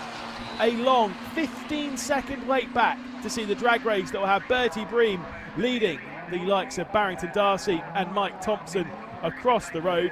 It'll be the exact same top 4 as it was in the race earlier on in the day. Grucock across the line, 5 seconds added to the race times, taken back to 23 seconds. So it seems like he's far way off, but obviously isn't. Still manages though to hang on to 5th position, courtesy of where Mason was. And there is a big off at the final corner. We've got, I think, That's the 51 of Warner, who is off at the final turn. Might need a recovery, but alas, the race is already over, so no major dramas. Faye Noble Evans into 9th, then courtesy of Scott Evans' 10-second post-race time penalty. We won't see Warner across the line, and so it will just be, well, probably it'll be right at the rear end of the field then for Warner, as we'll wait for the next one to cross the line to confirm themselves in 11th position. For Max Watt, though, 14 seconds across the line to be victorious, and the talk of the fastest lap, a 56.673 then that you can see in your bottom left. Looking at other drivers that we know are very, very fast in this grid, Bertie Bream 57.4, Mike Thompson, championship leader, 58.0. These are their best laps in the race, and they are seconds off of Max Watt's lap time. That's it's been an incredible margin and a dominant race as Stuart Warner receives the assistance from the marshalling team. Very similar livery car. He was able to work his way up to the rear end of the field onto the podium once more. And of course, waving to the marshals, waving to the crowd, waving to the other drivers as well. Obviously, these drivers, I'm sure they are grateful of the support they get around the calendar. Not only from the fans and stuff that will come out, the family, the team personnel that are around the circuit, but of course of all of the marshals. They finish their second and final race of the day and of the weekend. Let's take a look then at provisional results then, as Max Watt was able to take victory by 14 seconds over Bertie Bream. Barrington Darcy and Mike Thompson make it the same top 4 2 races in a row, with Drew Cock in 5th. Mason in 6th position with Shears, Darling, then Noble Evans and Scott Evans down in 10th position, before we'll get a bit of a gap back to Hafner, who would finish just over a minute off the lead of the race, so down in 11th spot he'd be, with Tom Hale in 12th, then Bridges, Levi with a spin to 14th, Simon Dye into 15th, Warner a retirement on the last lap, Hussey and Nolan both finishing a single lap down in this race. Of course, this weekend does mark the halfway point in the championship, and the next time we'll be racing will be on the 2nd of August, taking on the Silverstone Grand Prix circuit. The full out, we've already raced the National earlier on in the year, ready for the Grand Prix layout, but as of course over a month away. So until then, have a great summer. Thank you for watching the Porsche Club Motorsport Boxster Cup. Of course, plenty of Porsche action still yet to come through the day with the Club Championship as well. So we'll see you then as we'll get ready to go racing at Silverstone in August. Bye-bye.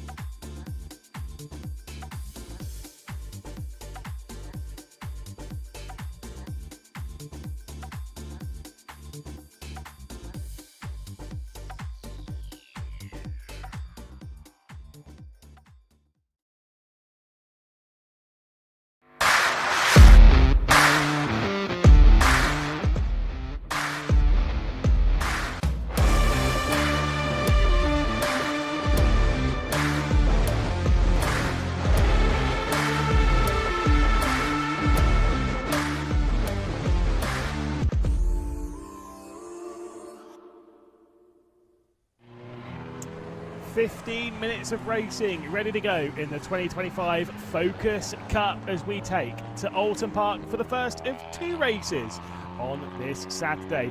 They work their way out of the pit lane, they're on the formation lap, they're ready to go round this brutal circuit and what I'm sure will be a fantastic duo of 15 minutes of racing. It's always great racing in the Focus Cup. It's always really, really exciting. And it is, once again, Lewis Clark on the pole position. Absolutely dominates in this championship. He's a multiple champion and, of course, has won an awful lot of races and had an awful lot of pole positions. This is another one to throw into his name. One thorn in his side throughout some parts of the season, though, it's been the driver starting alongside him. Leo Paniatau will be starting from second position alongside Lewis Clark on that front row. Jonathan Baker and Simon Walton will make up the second row of the grid before we'll get to Simon Watts, who'll be starting from the 5th position. Of course, on that second row of the grid. And then we'll have Craig Appleton and Ian Mitchell, those 7 cars that make up our ST250 category. The rest of them being the ZTEC category, we'll see Ali Topley starting from the pole position in that respective class, and Simon Langford then starting from 9th on the grid. Craig Ballantyne starting from 10th position alongside Ian Graham and Darren Rickaby, who will be starting from 12th, but of course will end up starting back on row 9 courtesy of the split on the grid. Behind that is Adam Winter with Mark McCann, who I've got a few stories about. Mark McCann, who's had a bit of a troublesome testing session coming into this. Richard Hall will be starting from 15th alongside Richard Wynn from the 16th position. A few rows still left to go with Ian Howard and Abby Walton starting from the likes of 18th spot. Then it's Katrina Grape and Matthew Croft starting from 20th. 3 more cars to go through with Ben Pemberton starting from 21st position. Cameron Ferraro McKenzie starting from 27th position, or 22nd rather, 27th on the actual overall grid, with Sarah Hall starting from the 23rd and final position. What I was saying about Mark McCann, by the way, in practice, the story goes, they had a bit of an incident, it shall be said, at Old Hall, which is the first corner, which basically wrote off the car, so he had to go into the spare car and he's starting P7 in the ZTEC class. So jumping into a spare car is always good. He said he's quite scared of Druids, which is the corner in the background there. I can understand that one. Obviously, jumping into a car that you're relatively unfamiliar with, to then still throw it around the circuit at the at high speed is tricky. And I know you'll say high speed, these are Focuses, they don't go that quick. They go plenty fast enough, I'll have you know, especially around here.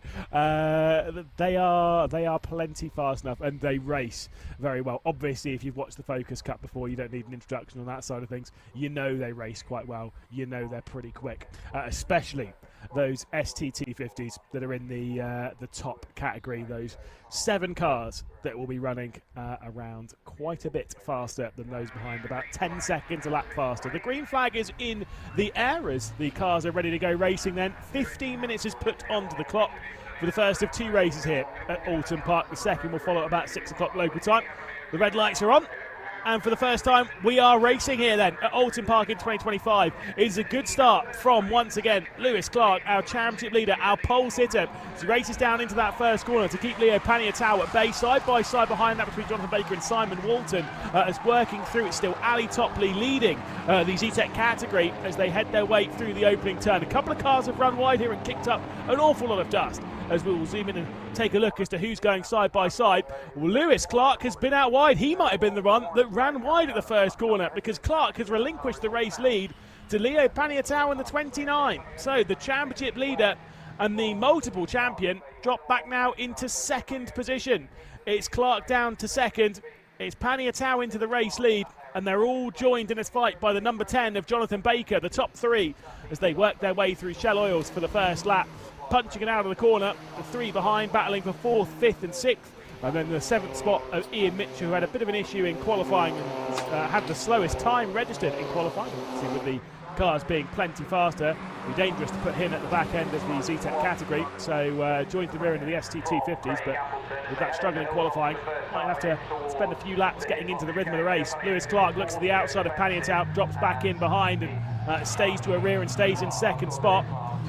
There was a lot of locking up happening there from the number 2 of Simon Walton. I think there might be some drama as well. I think there's something spraying off the front end of the car. I think he'll have to return to pit lane. That could be he's pierced the radiator or something like that, because it's definitely some drama that is happening with that car, and I don't think that's going much longer. If it was the radiator, obviously it's going to make the tyres wet. If there's any water leaking out, and that might be why he was locking up heading down. But then again, I'm not an engineer, so I won't judge. They'll head their way into the final corner then. The top three still locked in together. It's Paniatau leading from Clark, leading from Baker in the ST250 category as they head their way back out onto the start-finish straight. You can see a bit of damage as well on the front end of Paniatau's car, just basically right in the middle. It's kind of where it's, obviously I know it's a white car, but there's black there. Simon Walton has pulled over to one side, and understandably so. I think that car was basically toast. And so rather than do any more damage with it trying to get back to pit lane, pull over to one side, let the marshals drag it back, and then they'll figure out a plan for race number 2 later on this evening. Paniatau continues to lead. Lewis Clark really had a better run there coming out of coming on to rather Lakeside and down to the Island Bend. This is where you'll get that look at that front damage on Paniatau. It's where the black part is, right in the middle of that black part, right on the front, right at the bottom. You'll see it's cracked in half right there, and it's not supposed to be like that. They won't cause any major dramas, but still, if he's hit someone, again, you can cause some radiator damage if you're not careful. Out wide in the background, I think that was Mitchell trying to maybe make a move there on Watts, but alas, couldn't do so. As we'll see, Paniatau pull a little bit clear, and now Lewis Clark has to worry about Jonathan Baker making a move to the inside. The lead, by the way, oh, Paniatau's gone out wide, never mind. I was about to change topic and look back to the ZTEC category, but Paniatau makes an absolute mess of the chicane there at Hislops. Goes straight on, rejoins obviously in the race lead. It's about a healthy margin doing so. He'll have to give that back and drop back into the clutches at least of Lewis Clark. Kind of racing like I did back in my Gran Turismo days. That was full throttle straight over the grass. Don't worry about it. As you can see, I think the damage on that front, as much as I pointed towards the bottom of the car, the front and then the lower part of it, I think there's more than that. Jonathan Baker has also dropped backwards. Has he got a problem, or was that a note from race control that maybe he had to give that position up? I've got no notes from race control, so I think Jonathan Baker might have had a bit of a problem there, and he is losing power. He's definitely losing power in the number 10. So Baker also having a bit of a problem here. They're losing quite a few of the ST250s. If this is the case, we've lost one already in the hands of Walton. We've now got Baker as well having a bit of a problem, as we'll then head back into the ZTEC category and see how things are unfolding here. It's Ali Topley continuing to lead, and by a very handsome margin indeed. Running away from those behind, as we've got side by side behind the number the 27 here, going into full battle. That's Graham there, trying to fight with Rickaby. You've got Hall in the mix as well in the number 99. There's Mark McCann that I was talking about a bit earlier on the day as to how he's in a backup car and is still trying to get right involved into this mix. And there's a big slide as well, big more slide. Keep your foot right down on the loud pedal just to try and keep it pointed in the right direction. And at the moment, Rickaby is feeling that pressure from behind, so he's going to lose the single position to the 64 of McCann. But alas, it's kind of one of those things. If you've done any racing in front-wheel drive, you're probably quite aware of it. If you've never raced a front-wheel drive, well, if you're going into a big slide, all the power's on the front of the car, isn't it? So the best thing that you can do sometimes is slam that throttle pedal down. Sounds crazy, but if you're sliding, that by getting onto the throttle pedal, it tries to point the car back in the right direction, regaining control of the car. Not saying that's the use case for every single scenario, but generally speaking, it can get the car pointed back in the right direction. But still, that was that's pretty much what happened there for Rickaby. As we'll look there, the number 99, of course, that belongs to Richard Hall, flicking through Knickerbrook and then back up the hill. Mark McCann out a little bit wide as they head their way through Knickerbrook. Then you've got the likes of Howard behind. You've got Wynn, you've got Watts as well. They're all keeping themselves very close in this battle. 8 minutes and 40 seconds left to go. We're approaching the halfway point of this race. And a reminder that it is Paniatau leading by 1.8 seconds. In my money, that shouldn't be that large of a margin, but that's fine.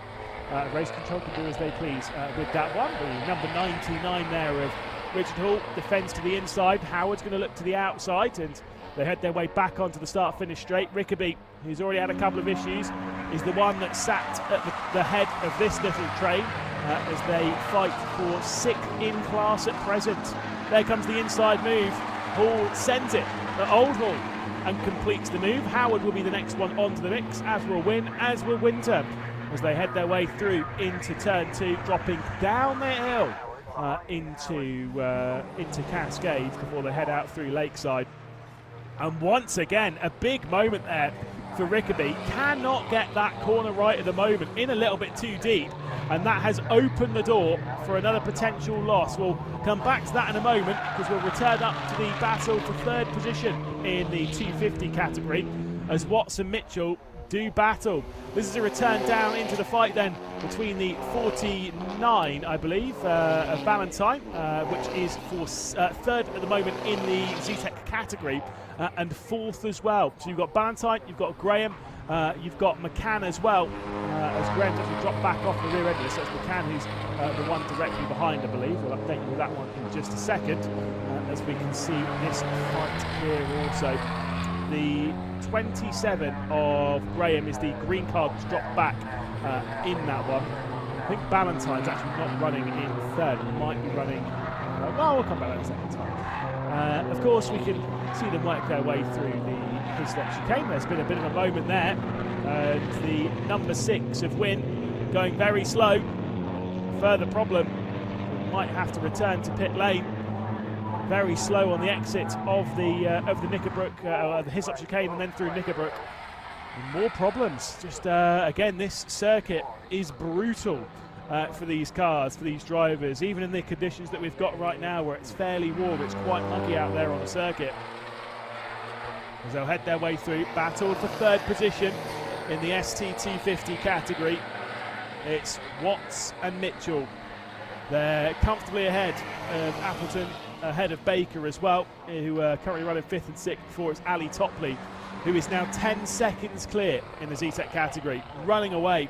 Ballantyne's up to 2nd position, Langford then in 3rd in the ST category, and this, the ZTEC category rather. This the battle for the race lead in the ST250s, as we've got Paniatau versus Clark, 2 drivers that we've seen battle quite a few times in the 2025 season of the Focus Cup.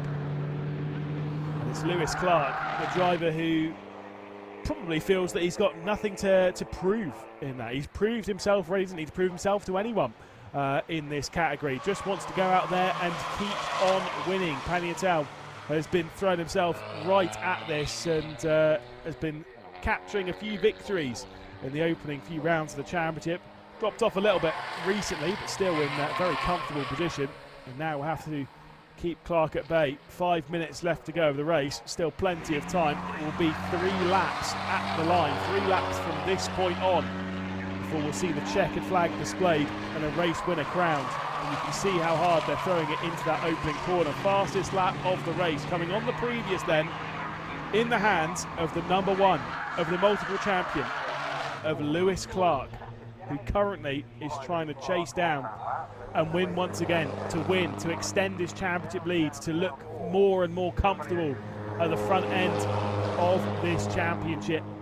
He's always controlled the Focus Cup when he's been in it, and now with a bit of lap traffic as well to navigate, things might get a little bit sketchy. They work their way past the lap traffic, and Lewis Clark might be a little bit deep here into Shell Oils. It's going to give him a later apex, a better run down towards the Britain's chicane. Not typically a good overtaking opportunity, the Britain chicane. The run between Shell Oils and Britain's too short to make anything majorly stick. Remember when, whoa, Paniatau making a big mistake there on the exit of the Britain's chicane. And now really starting to feel the pressure as here comes Lewis Clark, looks to the outside, gets into the break. There's Clark in the number one. Paniatau could be in deep here once more. The up and under coming from Lewis Clark. The up and under once again coming in from Lewis Clark. He cannot get past Paniatau as they work their way into Knickerbrook. It's Paniatau leading from Clark by absolutely nothing, as Clark will look to the left-hand side as they head up Clay Hill. Now they'll get into Druids, the double right-hander. He'll be on the inside through this bit. He'll give them the outside as they head their way through Druids. Such a fast and technical corner, even in these cars. The rear end likes to dance around as you're heading through there, so you've got to balance throttle to obviously keep the front end pointing in the right direction to get onto the power early. But you can't use it too much, otherwise you'll completely understeer straight off the circuit. Paniatau continues to lead. Lewis Clark will have to settle for second for now. We'll have 2 laps left to go at the moment as they'll head their way through. The thing is, I will say, when we're looking at these two cars, obviously you can see that damage on the front end of Paniatau. He is sliding that rear end all over the place right now. Something I'm not 100% sure if everything's completely settled on Paniatau's car, who was leading by a comfortable margin earlier on in the race. It was by about a second, maybe 2 seconds over Lewis Clark. Yes, I know he skipped over the Hislop chicane, but he was leading by a comfortable margin. Then Lewis Clark was able to drag that back down. I wonder if there might well have been some form of problem for Paniatau. The last lap time, maybe this is irrelevant because they're battling, the last lap time was a 59.7 for Paniatau. His personal best has been a 57.8, so they're running about 2 seconds slower than they were earlier on in the race. Of course, Lewis Clark being dropped down to the speed of Paniatau at the moment, who does seem to be struggling a little bit. The car definitely dancing on the way into corners. You saw that at Old Hall. Could this be the opportunity then for Lewis Clark? He's going to get alongside as they drop their way down the hill. It definitely looks as though Paniatau's car is crabbing slightly. You can see it definitely from that shot there. It just didn't look like it was going straight. It looks like the rear end is slightly out. You'd be feeling that in the car with your hands on the wheel. It would be your right hand down slightly. So you'll be going along, crabbing along, slightly right hand down. To be fair, it could be more than slightly right hand down for him. It could be about 30 degrees of steering rotation to the right. That tells me that something is breaking on that rear suspension, particularly on the right hand side. We'll have to wait and see if the wheel's popping out slightly.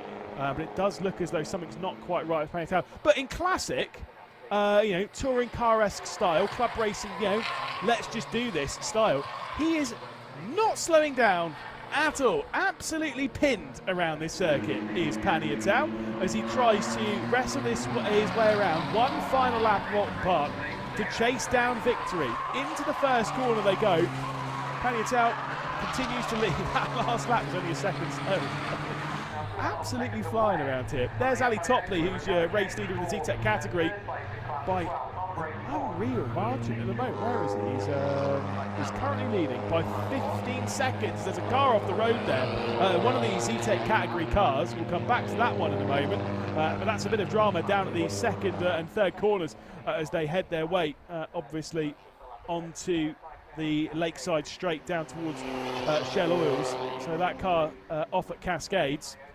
There is Paniatau out through the Shell Oils hairpin. I think Lewis Clark is now backed off somewhat, thinking, okay, well, I guess this isn't my opportunity to win then. Gave it a good go, but maybe protecting the car a little bit for the race that will come up later on this evening. Paniatau has been wrestling this car. You can definitely see it here. It's almost like, even though here you should be seeing more of the right-hand side of the car than the left, it feels like I can see more of the left of Paniatau's car in that braking zone. So clearly something's not quite right. Again, typical touring car style. Throttle's pinned until the checkered flag. It doesn't really matter anymore. A good day Again, a very high quality drive from the pair of them. Can't imagine how difficult that would be on the balance through corners like this at Druids, where everything is skating around all over the place. Couple of corners left to go. They'll head their way into Lodge and then up Dearly. Got a little bit more lap traffic to navigate as they'll find their way through on Gray and on Croft. Dropping down the hill, Paniatau going to win again in the Focus Cup after defending off Lewis Clark. The champion leader has been defeated here as Paniatau crosses the line at Oulton Park to win the first of 2 races this weekend. Clark has to settle for second, and then a fair wait back until we'll see Mitchell across the line to round out the podium. Already had our fair share of drama in the Focus Cup, especially there in the ST250 category. Big shame for drivers the likes of Oulton, who obviously retired from the race earlier on after an issue in the front end of the car, and further dramas for the race did pull over to one side of the exit of Druids. Either way, the race isn't done quite yet because we've still got to see the Zetec's across the line. Some of them are already crossing the line, having finished a lap down. But for Ali Topley, it'll be a nice, comfortable run in the Power Maxed car. Makes its way through the corner of Druids. This is for the number 4 car of Winter versus the number 64 of Mark McCann. So McCann's had a problem here because McCann was running in 5th in class and he's now running in 8th in class. Either way, here comes Ali Topley up towards the line to completely dominate the field here in the Zetec category as he crosses the line to win at Oulton Park. That gap for victory will be more than 15 seconds. Absolutely dominant drive. There's a look though at your race winner. There's a look at Paniatau in the ST250s, comfortably in control. You see a little bit of damage on the front end where the front basically needs to be slightly reattached and maybe even taped up, ready for the race a little bit later on. I'm sure they'll need to be doing some investigating underneath the car, particularly towards that rear spin. If not, he might say, do you know what, I've won on it. Let's just do that. It'll be fine. Only got to do 15 more minutes of racing later on in the day and we'll all be good. Of course, yeah, there are some setup things they can do, so it might dance that way, but that didn't look like intentional. What they were doing there. Very like NASCAR-esque. If you ever see the, I can't remember in NASCAR, where like your front wheels and your rear wheels, they do crab along. That's how they're designed to. And I can't remember what it's called. So I will move on from that topic and we will talk about the provisional race results. Because Paniatau in the ST250 category was victorious by 1.7 seconds over Clark, then Mitchell, then Watts, then Appleton, then Baker, the 6 ST250 cars that were able to reach the checkered flag. Ali Topley absolutely dominant in 7th position overall, but of course winner of the Zetec category. Ballantyne, Graham and Langford, those inside the top 10, but the top 4 of that Zetec category. Look at that margin of victory. Absolutely incredible by Ali Topley, 17 seconds. Then we've got Richard Hall, then Howard, then Winter, Rickaby, McCann with some late drama, dropping down to 15th position with Wynne, Croft, Gray, Pemberton and Walton obviously dropping down the order. We've got Sarah Hall there in 21st position. We've got Walton, who retired from the race earlier on, and Ferrari McKenzie, I think, didn't quite make the race start. Might have retired in that first lap, but I do believe it was more so not taking to the race start. That wraps us up though for the first race of the day here in the Focus Cup. So we'll be back out racing at 6 o'clock here at Oulton Park, ready for a second race in the Focus Cup. We'll see you then though. Until then, have a very warm goodbye.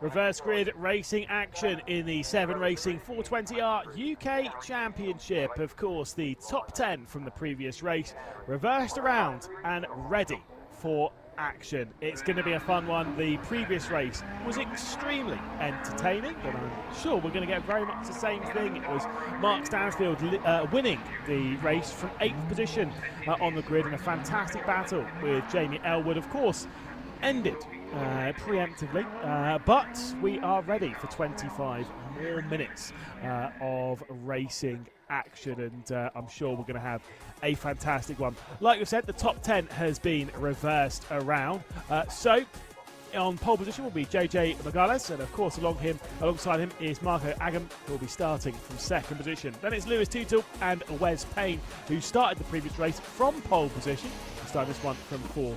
Jason Cheetham had some good pace at various points of the race. We're starting from 5th position with Mark Farmer alongside on the 2nd row of the grid with Gary Smith and Anthony Barnes in 7th and 8th position. The two that battled for race victory earlier on, it's Jamie Elwood in 9th position, then Mark Stansfield, who won the race earlier on the day, starting from 10th. Then it's Tom Quarrendon in 11th position, with Tom Heyman-Joyce starting from 12th. The rest of the field we'll see in 13th position Matt Drew starting on the 7th row of the grid. He'll be alongside Gary Tootle, the second of the two Tootles. We'll be starting from 14th position, with Peter Reimer starting from 15th position alongside Julian Kerry in that 222 car. The final 3 rows of the grid see Mark Johnson starting alongside Adrian Ferdinand. Of course, Kelvin Hassel starting alongside Richard Boughton in 20th position. The final row of the grid, it's Charles Holroyd alongside Stuart Calder. The 22 cars on the grid in the 420R category. Magales, again, potential race victory to come if they can convert from pole position. Did come into this round sitting in 5th in the championship, coming into the weekend here at Oulton Park. There was a really close fight for 2nd, 3rd, 4th and 5th in the championship. Anthony Barnes came into it with the championship lead, had 194 points coming into this round. It was 176, so about 18 back to 2nd place, which saw 3 people on the same points: Mark Stansfield, Gary Smith and Jamie Elwood. Of course, Stansfield and Elwood both trading points. I believe Stansfield potentially taking over the lead of the championship, and JJ Magales only 2 further points back. Could potentially capitalise on a solid 25 minutes of racing around the Oulton Park circuit. The safety car will come into the pit lane and begin what I'm sure will be a thrilling 25 minutes of racing. But the most important thing, keeping your nose clean in what you know will be frantic battling all the way to the checkered flag. It's going to be tough. It's going to be very, very tricky for these drivers to keep out of trouble, but that is the important thing. If you're going to go on to take victory in this race, keeping it out of trouble, the most important bit. 25 minutes goes onto the clock, the safety car comes into the pit lane, and the control goes to JJ Magales and to Marco Agam on the front row of the grid. Green flag is waved by the marshals, the red light goes out, and Magales will lead down into the first corner as they charge their way through. Some big looks coming in. Jason Cheetham was looking to the inside as they were heading their way into that first turn, but couldn't quite do so. But JJ Magales, I believe, continues to lead for Marco Agam as they head their way then into the 2nd and 3rd corners, down into Cascades, flicking it through the left, and then out onto Lakeside, where they'll all once again navigate into the extremely fast Island Bend. There at the moment, your race leader JJ Magales, almost onto the grass goes Marco Agam, who was trying to look for the race lead. Couldn't quite make that one stick as they flick their way through the left-hander, get onto the brakes. Cheetham there in 4th position, trying to fend off in the background. Is going straight around the outside was Wes Payne, who's dropping backwards once again, did in the previous race. Struggling to find the early race pace and the consistency required to go on and take a solid result in this race. They all go single file through the Britain chicane. I doubt there'll be quite a single file. heading into his lots. For the top grouping, though, it's still the 62, JJ Megales from the 31, Marco Agam. There comes a couple of looks down the inside. That, of course, will be Jamie Elwood trying to make that move on the inside of Wes Payne. There is the 41 as they work their way through. Mark Farmer, who's dropped back a few positions, I think, or at least a position or so on the race start as they head their way up Clay Hill. I would say it's a solid lead, but it's more that it's been confidently held by our pole sitter. There in the light blue is Jamie Elwood, who has pulled a little bit of a gap on Mark Stansfield. You'll see in the, it's basically it's a dark green car with light green, or even more so it's yellow, highlights. That one has just gone through the shot behind the car that belongs to Wes Payne, the more red car. Those two are very close to the championship. Those are the two that finished first and second in the previous race. Those are the two that are going on to fight for this title. Can they indeed keep that up with still plenty of time left to go in this race? Again, expected to be a 13-lap race around the Oulton Park circuit. And the lead slightly is grown to an absolute chasm there, maybe just about half a second as they then flick their way through. There comes a look to the inside and the switch for third and fourth position, as I believe that might have been Tootle and Smith switching their way around. Let me double check on that as they work their way out of the corner. Because Cheatham's dropped back into fifth position on that one as they work their way through. So Cheatham in the yellow and black car, dropping back then just ever so slightly. It is the number 20 of Smith that runs in third position.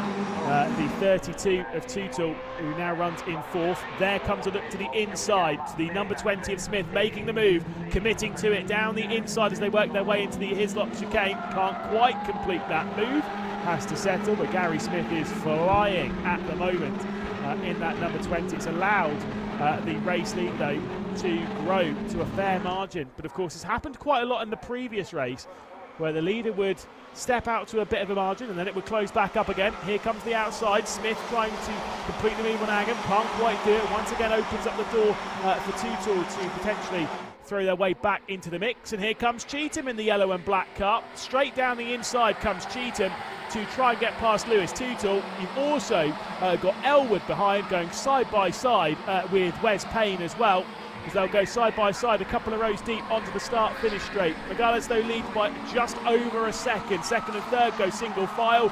Third, fourth, fifth, all going side by side, though, behind, as they were three wide in the race, as Elwood takes over what is now, I believe, fourth position.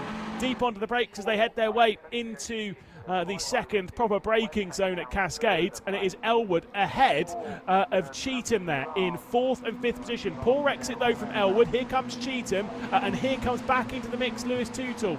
Straight to the outside they go into the left-hander at the island bend, and Tootle might have to settle behind and drop back. So difficult to complete a move around the outside there. Wes Payne was able to come through as well. So Tootle dropping backwards behind Payne as well, and so now we'll run in seventh position, I believe. Will Tootle. You've got Anthony Barnes as well in that, of course, the champion coming into this round, trying to battle with Stansfield. They're in 8th and 9th position. A pair of those, though, losing a fair amount of ground to Elwood, who currently runs up the order now inside the top 5. Cheatham taking the defensive line. 5 minutes down, 20 to go. Still so much time for these drivers to deal with.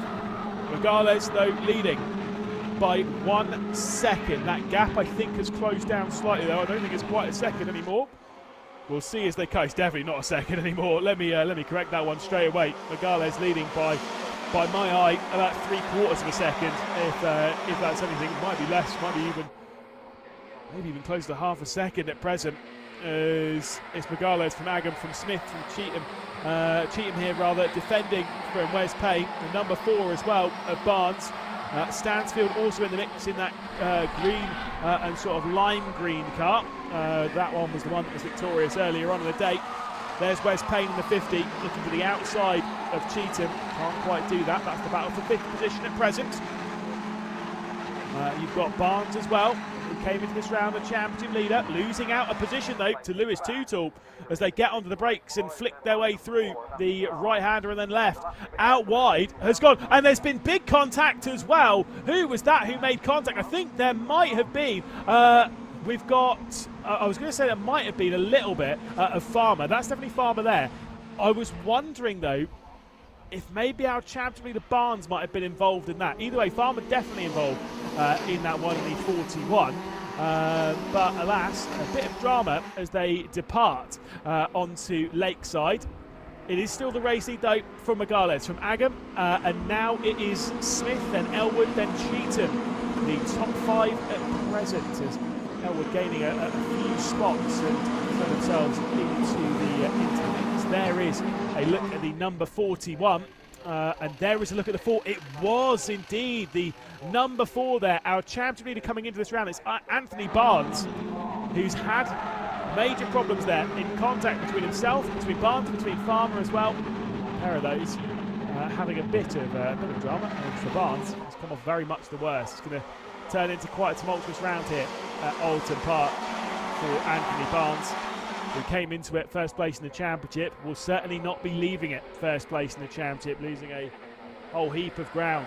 Back though into the fight for the race lead. We'll keep our eye on this. JJ Megales leading from Agam, leading from Smith, leading from Elwood, the top 4. Cheetham is still sat there in 5th position.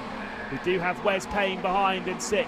Then it's Lewis Tootle, then Stansfield, and then Heyman Joyce. A bit of a gap back to Heyman Joyce. And then this battle here, the inside look coming in from Quarrendon, trying to get past Reimer at the first corner. There was a bit of a look to the inside there, but and you can see even some damage there on the rear end of Quarrendon's car.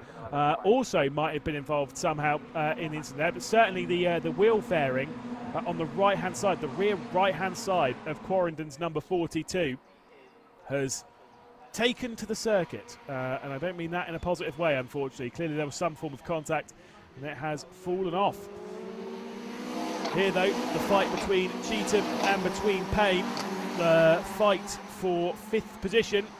Stansfield picks up a little bit of the grass on the exit of the Shell Oils corner, has not been able to make the progress as he was in the race previous. He did go from about 8th position up to 1st. We're expecting 10th to something decent. At the moment, it's only 10th to 8th. I know we're still early doors in the race, but we normally expect quite a lot of those positions to be made up early on, whilst everything's nicer, tight and close. Especially when you're, some of your champion rivals, like for example Elwood, who we're looking at here in the bright blue and orange car. Elwood is in championship contention as well, and could be capitalising on a pretty solid run here in Oulton Park. Things look a little bit calmer though for JJ Megales, our race leader. I'm sure that now that I've said that, it will really start to kick off. But Megales is looking comfortable. It is still a 8-car battle for the race lead. It's Megales, Agam, Smith, Elwood, Cheetham, Payne, Tootle, Stansfield, the 8 cars that are involved in this fight, and there could be a switch for 2nd spot now as Smith looks to the inside of Agam as they head their way through into that first corner, and there's a bit of contact as well for good measure, and the 31 gets pushed out wide as Smith was forcing his way through. Elwood as well, 2 wheels onto the grass, sliding around as they head their way down into the braking zone, flicking it through the right-hander at Denton's, and then straight into Cascades. That was a very sketchy moment indeed, but alas, by the way, big note from race control here. The race leading car, JJ Megales, has just been given a 5-second time penalty by race control. So effectively, Agam there, who is currently in 2nd spot, is effectively your race leader at present. That car with the red roll hoop, the red top of the car, and of course then the roll cage. I was getting the word eventually. Not really a part of this race anymore, courtesy of that 5-second time penalty. Because 5 seconds in this drops him from 1st all the way down into 8th position. And I can see that holding all the way up to the checkered flag now. So unfortunately that car there, as good as done. Probably won't know anything about that, and also will still be like, right, well, I'm still on the race. Here we go, lads. As we'll take the defensive line up Clay Hill and then into Druid. That defensive line might not matter because here comes to the outside, the number 20. Straight around the outside goes Smith, straight into the race lead. Fantastic drive at the moment. We're seeing there as the number 20 of Gary Smith, who'd been aggressive, had been pushy on the opening lap of the race, now finds himself in the race lead after getting past JJ Megales, and with still comfortably over halfway through the race. Now's the time to try and check out into the distance. I don't think that one will be particularly easy, as here comes Megales straight back down the inside of the first corner. Gary Smith will have to potentially back out of that one or risk an incident. However, if he does back out, well, he's still straight around the outside of the first corner. I was going to say, because Elwood is right there, so can't back out of it too much. And it is still going to be Gary Smith then leading. Elwood up then into second position. It's Megales dropped down into third with a 5-second post-race time penalty. Agam also involved in the fight, who's now running in fourth position in that bright yellow car. Bit of a gap back to Cheetham, who currently runs in fifth position. Then it's Payne, then Tootle, then Stansfield, the top 8, with a big 5.2 second gap back to Reimer, who currently runs in ninth position. 13 minutes left. They flick their way through the right-hand kink, then into the Britain chicane. It goes left, then right, then left again. Elwood charging, put on some absolutely excellent moves in the race earlier on in the day. We need to put on some excellent moves here if that victory is to be secured. Well, at least one more excellent move. Let's go with that, because behind, yes, the pressure is mounting, but one further position, you're in the race lead. And then you need to control the race like what we saw earlier on in the day from the likes of Stansfield. We did see the race lead switch around quite a few times. We're going to need to see the switch for the lead at least once if Elwood is taking it. I don't think, I honestly do not think we are only seeing one lead change here. I think we're seeing a few. Elwood completely committed onto the grass, and down the inside goes Elwood into the race lead then. Fully committed. It's Elwood now leading the race from Smith, from Megales in behind, and plenty of 2 wide behind that. We've had one lead change. Let's see if we're going to get a second one here straight into Old Hall. The 20 then of Smith, Gary Smith completely committing to try and get past Elwood, although I do think advantage is going to go the way of the number 11, and straight out onto the grass comes JJ Megales with the orange highlighted roll cage. Could not get through there, and it is Elwood then leading the race. 11 minutes and 30 seconds left to go. Now getting involved in the background and starting to work their way forward is Stansfield. So as I think Stansfield's moved up into 7th position, it will be Wes Payne who's dropped back from 6th to 8th, because Lewis Tootle also has come through. So there must have been a mistake at the opening corner, because Wes Payne has now become the final car in this 8-car train. You can see there Cheetham trying to make the move on Agam as they head their way down into the Britain chicane. Starts to calm down ever so slightly, at least for the briefest margin. There comes to the outside for Gary Smith. Elwood defending, bit of a lock up from Elwood. Gary Smith straight round, and Smith retakes over the race leader. So we weren't going to get one lead change, we're definitely going to get a few more in the final 10 minutes, that's for sure. Elwood relinquishing the race lead. Smith with an inspired move around the outside as they head their way into the Hislop chicane. Elwood was going to try here in the Druids, but that one was never really going to work. They remain extremely close. JJ Megales sat there in 3rd position, ready to try something, probably ignoring the fact that there is a 5-second post-race time penalty. He might not have even spotted it on the right-hand side as they run on the start-finish straight. And so we'll just treat this as being in the race. And I kind of get it. Why not? Get involved. It's club race at the end of the day. We're here for a bit of fun as they head their way into the first quarter. And Megales losing, of course, the race lead. Started this race in a reverse grid pole, but still very much in contention. At least to do it on track. Big lock up there though will open up the opportunity for Agam to come through. It was a little bit too deep as they head their way through Cascades. Amazingly though, he was able to keep the speed going up through the corner, and so he's able to hang on to what is an on-track 3rd at present, which could well give Elwood the best opportunity to try and retake over the race lead with 9 minutes and 20 seconds left to go. It's still Smith leading from Elwood, leading from Megales in third, Agam in fourth, then Cheetham, Tootle, Stansfield, and of course Wes Payne, who's actually got past Stansfield, I'll correct myself. So those two switching around, and Stansfield now runs in 8th position. Quarrendon isn't that far behind and has been setting some very good pace, closing up. It's been going about 1 second to 2 seconds a lap faster than the group behind, which means that JJ Megales' pace is going to become more problematic for JJ Megales, because now it's another position that he's going to lose with that 5 second time penalty post-race. You can see that red car there with the rear right fender missing over the rear wheel arch. That was Quarrendon who's closing in. Reimer's not even that far back and has been setting times a little bit slower than the progress of Quarrendon, but still faster than our lead group. Here comes the look to the inside, as we'll see Wes Payne get past on the number 32 of Lewis Tootle. So Wes Payne back up into what is now 6th position.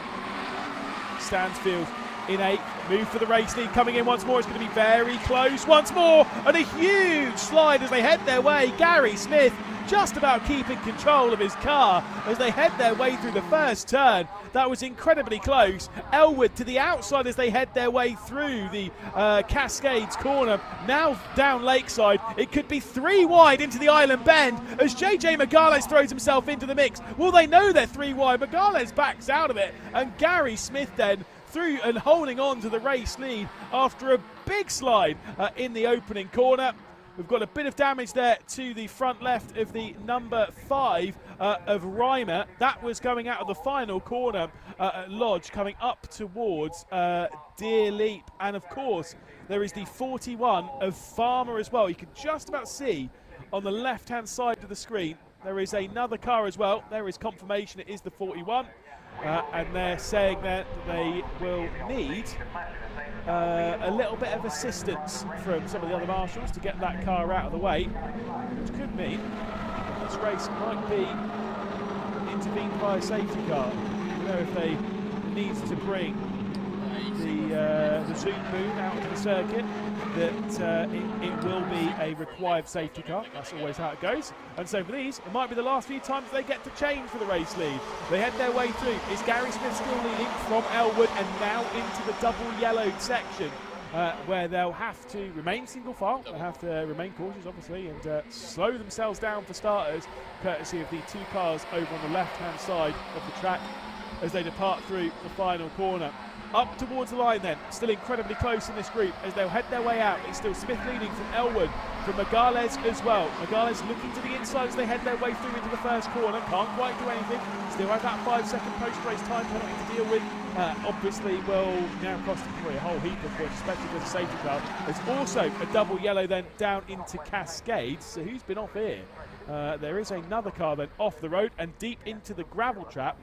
Is that Lewis Tootle? It is Lewis Tootle who went off on the previous lap. So Lewis Tootle, who was involved in this battle, I didn't even notice him going missing, but Tootle is out of it now. Big slide coming in as Elwood's going out very wide and just about keeps hold of the car. Oh my goodness, Elwood was completely committed there as Smith just hangs on to the race lead. Elwood in second, Megales in third, Agam then in 4th position, with Cheetham in the yellow and black car involved, Wes Payne and Stansfield. Quarrendon continues to make it though, 8 cars for the race lead as Quarrendon is finally fully a part of this battle with 5 minutes left to go in this race. How incredibly tight is this? Onto the brakes once more. Big slide coming in from Elwood. It's still Smith leading the race, just about. Both Smith and Elwood had huge moments there going into the Island Bend, one of the fastest corners in British motorsport, and they were all crossed up going into it. It was so tricky and so testing going into that corner, and they were all over the place, and fantastically so as well. Again, showing some great car control. So back out through Druids and then into the yellow flag section. So no overtaking now into Lodge corner. Control being held effectively through the section by Gary Smith. Then we'll begin racing. And this is the thing, is they'll all have been well aware as to what happened on the previous lap. Right, we've got a yellow flag going into the final corner and the checkered flag is displayed again. So the checkered flag coming out early And after 11 laps, it's still Smith then who will cross the line to take victory. Elwood in second, Agam then in third, with Cheetham, Payne, Stansfield, Corrington and JJ Megales would drop down to 8th position courtesy of the 5-second post-race time penalty. I get it from race control again. We've got the 2 cars that are off at the final corner. You've also now got a car off in Lewis Tootle at Cascade. There is a look at those 2 cars, both drivers out. And I think both drivers even taking a little bit of a look as to what the deal is with their cars. But of course, no further racing happening for the 420R category. And there's Lewis Tootle also out of the car. And already chatting with the marshals as to can I have my car back, please? That'd be great. But of course, the race ending early once again. So tight though. Across the line, the top 7, let's go with that, was separated by 2.5 seconds. Megales would have been involved in that as well, because was actually only 0.4 of a second off of the race lead. So effectively, it was 8 cars separated by 2.5 seconds across the line there. And again, a very, very good victory for Gary Smith, provisionally of course, but Smith leads across the line from Elwood, who once again will finish in second spot after a great drive. Agam in third, with Cheetham in fourth, Payne, then Stansfield down in 6th position, not able to make the progress that he did in the previous race. Corrington would finish in 7th position, with Megales dropping down to 8th after a 5-second post-race time penalty. Behind that though, it's Calder and then Heyman Joyce finishing inside the top 10. Before we get to Johnson, then Carey, Matt Drew, Ferdinand's there in 14th position with Boughton, Hassel, Holroyd, and then of course the 2 Tootles, the 32 of Lewis Tootle, the 64 of Gary Tootle. Reimer also involved in that instant. The final corner, obviously joined in that by Farmer as well. The other retirement from the race, obviously being Reimer, being Farmer, and Barnes as well, also retiring from the race. You can see there Farmer and Barnes both retirements after what has been a very exciting weekend for the 7 Racing 420R UK Championship. Again, obviously we're not done yet with the season. A little bit of a break. We'll be back to racing at the Silverstone Grand Prix circuit on the 2nd and the 3rd of August. Between that, of course, the 7 Racing Series will go abroad as well to Zandvoort, not the UK Championship, just elsewhere anyway.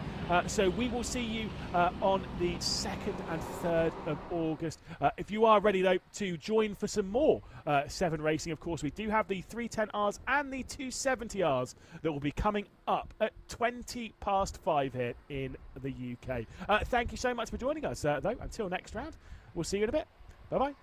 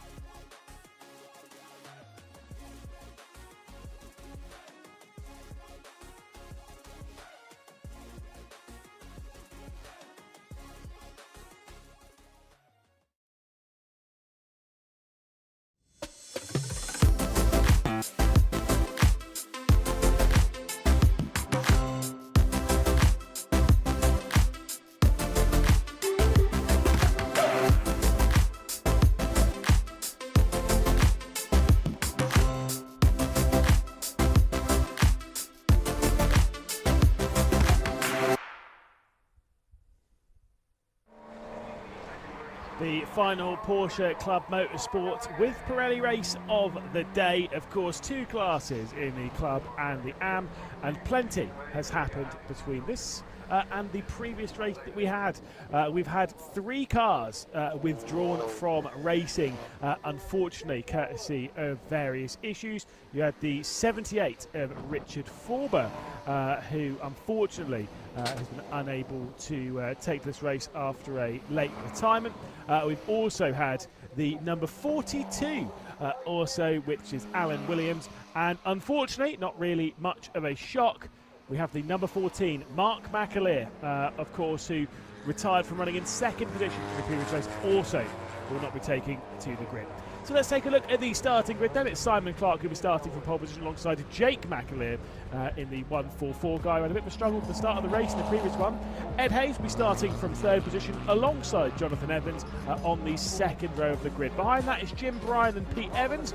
Then we get to Richard Baston, Chris Dyer, and the final 2 drivers that are in the Club Championship that are taking part is Harrison and Burke. There'll be a bit of a gap back on the grid before we'll get to Darren Labbott, who'll be starting from the amateur pole alongside Andrew Porter.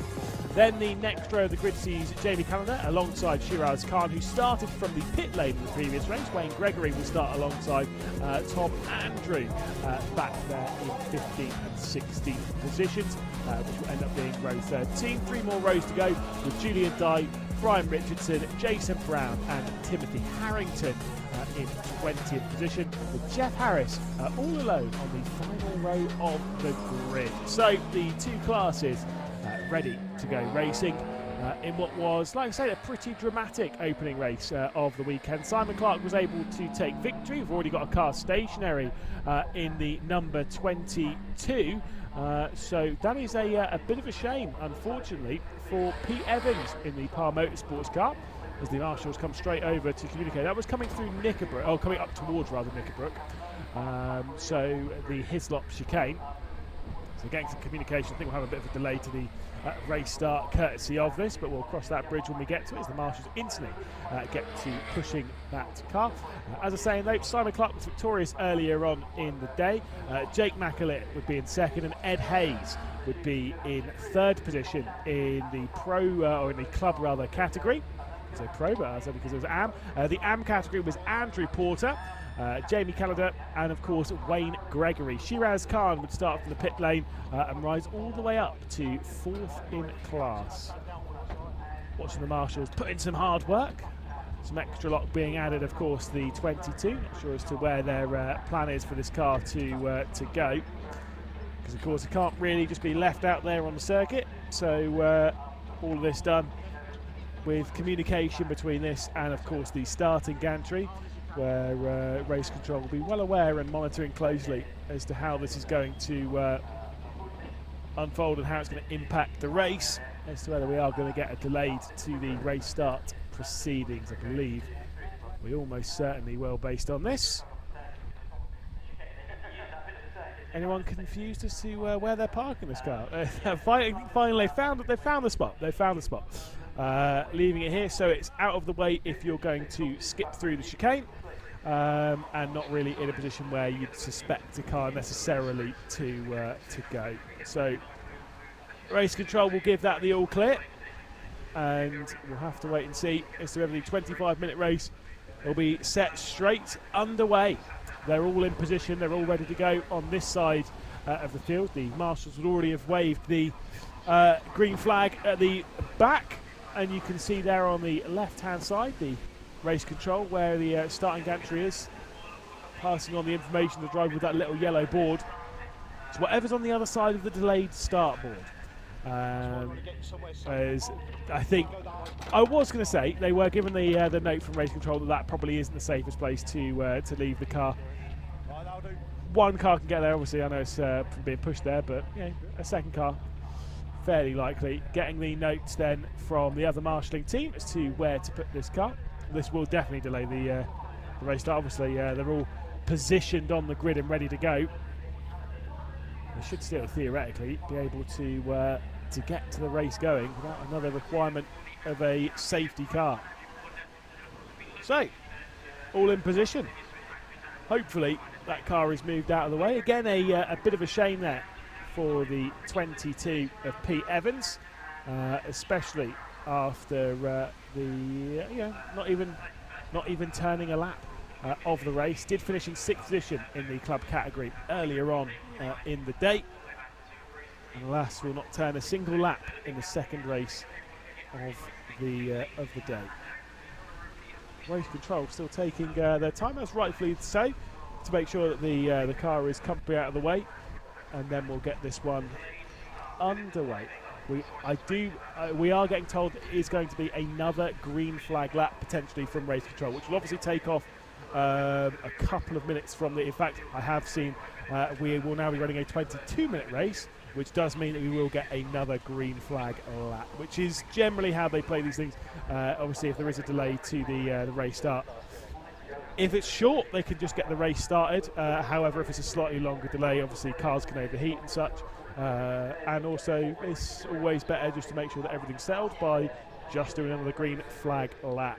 So that'll be the note from race control. We'll get one further green flag lap. They'll head their way around the circuit once more before they get into position and go for 22 minutes of racing. There's the note from race control as to, you can see it on the left-hand side where you've got the little Oulton Park, then you've got a little hut just below it, and you'll see yellow boards being held up by the effectively the race starter, the person who's in control of the lights, who's in control of the boards, who's in control of making sure that everyone is in position and ready to go. So the green flag then is waved, meaning that, as I said, it's a green flag lap. So it's effectively a second formation lap. The race has not started yet, but because of how this works, we will have effectively a lap removed from the race, so 3 minutes removed. Everyone sat up there, probably getting a nice tan actually. It's turned into a lovely day. It was already quite warm, but now the sun's completely out. There's no, well, there's still a few clouds in the sky, but you know, it's not as overcast as it was earlier on. Still quite windy. That's one thing that has been noted quite a lot through the day. It has been quite windy out at Oulton Park, and you can see that even by the trees there as they come along Lakeside. They're being moved around quite a bit. The wind was around 30 kilometres an hour earlier. I think it remains around that roughly. It still is pretty swiftly. 30 kilometres an hour is pretty fast if you aren't aware of your translations of units. That's about 20 miles an hour of wind. 32 kilometres an hour is 20 miles an hour of wind, but plenty fast enough to make some full effect. You can see there with the marshal that's holding up that green flag, it's a headwind effectively from where they are now, which does mean there's a bit of a tailwind going down into the first corner, which can make things a little bit awkward. These aren't aero-dependent cars, but you'll even have known this, you know, sat at home, you've driven down the motorway, or you know, driving on a country road, you're driving, you're protected by a load of trees, suddenly the trees stop and you can feel that wind on your car. It's the same, you know, racing around here, right? Obviously you're racing around to the absolute limit of the car. The wind does affect it. It might not be quite as much as it would be, of course, in an open wheeler that requires downforce, or even a GT, or even the British touring cars. But it's enough to make it slightly noticeable. Whether it will cause any dramas, we'll have to wait and see. I doubt it very much. It hasn't done through the day. At least wind's not been the major cooling point for it. But still.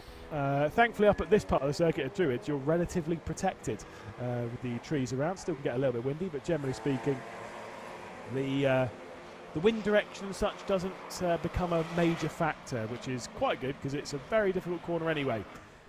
So they're heading down into the Lodge corner. They'll put themselves back into their grid slots.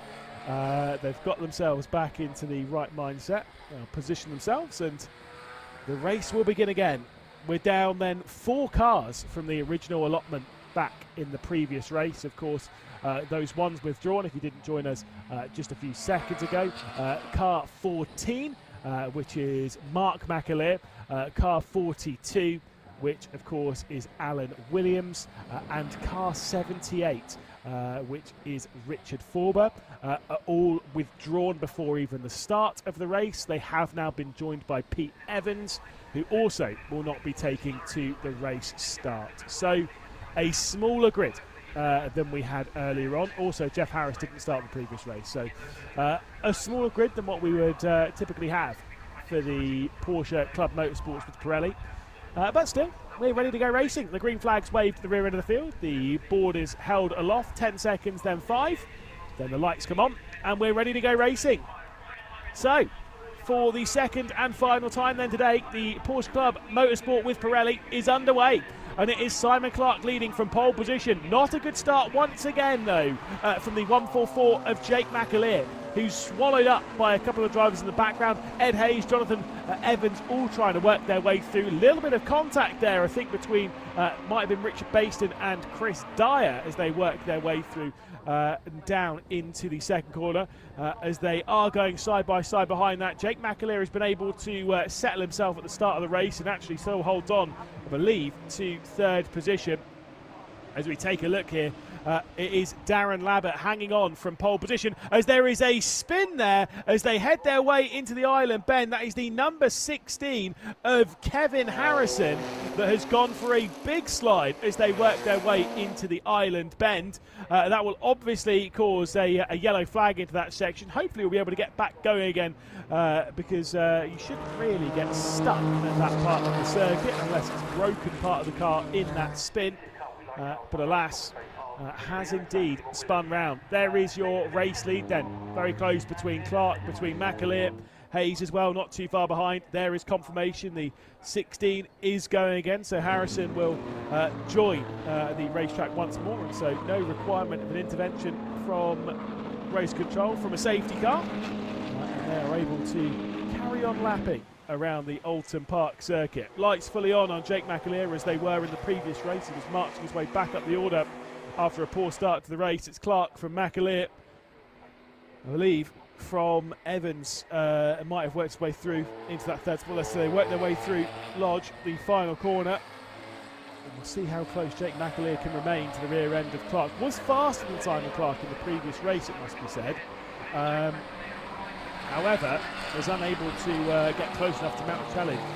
Evans then in third position, then Brian in fourth, so Hayes has dropped down into fifth, then Baston in sixth position with Dyer, and then with Burke, the 8 drivers rather at the front end of the field in the club category. The leader of the AMS, it's still Labbett, then Porter, then Callender as well.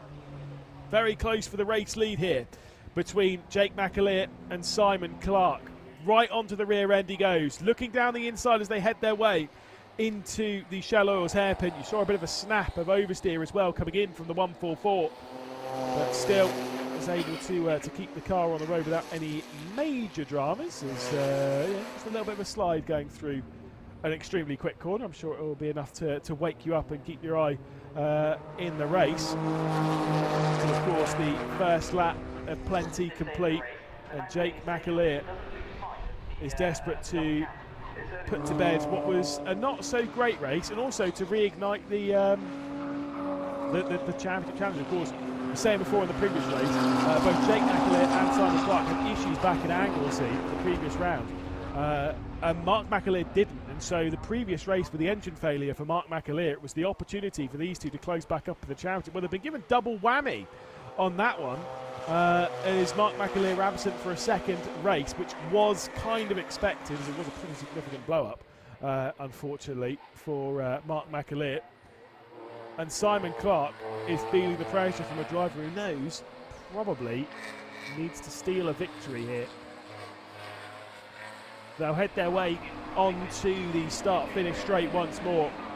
The gap between them, just 0.6 of a second. The gap between them and the rest of the field, already nearly 4 seconds, as we'll head back into the AM category, where Labbett continues to, well, I was going to say Labbett continues to lead. I actually don't think he does. I think Porter, no, correction, Labbett does indeed lead. He's comfortably clear because it's all those behind that remain close. You've got Porter, you've got Wayne Gregory here in the 53 car, and plenty of smoke through the opening corner of the circuit. It's been kicked up as a couple of drivers have run out wide.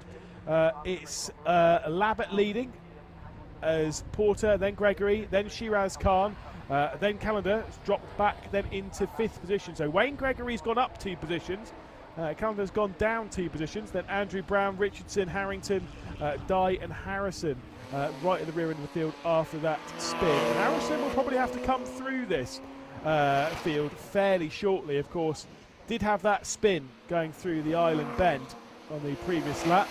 And so we'll have to find his way through this group. Also into the pit lane on this lap came the 32 of Hayes. So Hayes from the rear end of the club category has been in pit lane.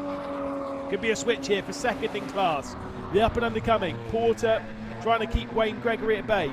Gregory to the outside. This might not work out for Gregory. He's going to have to back out ever so slightly. You've also got Shiraz Khan defending from Calendar behind as well.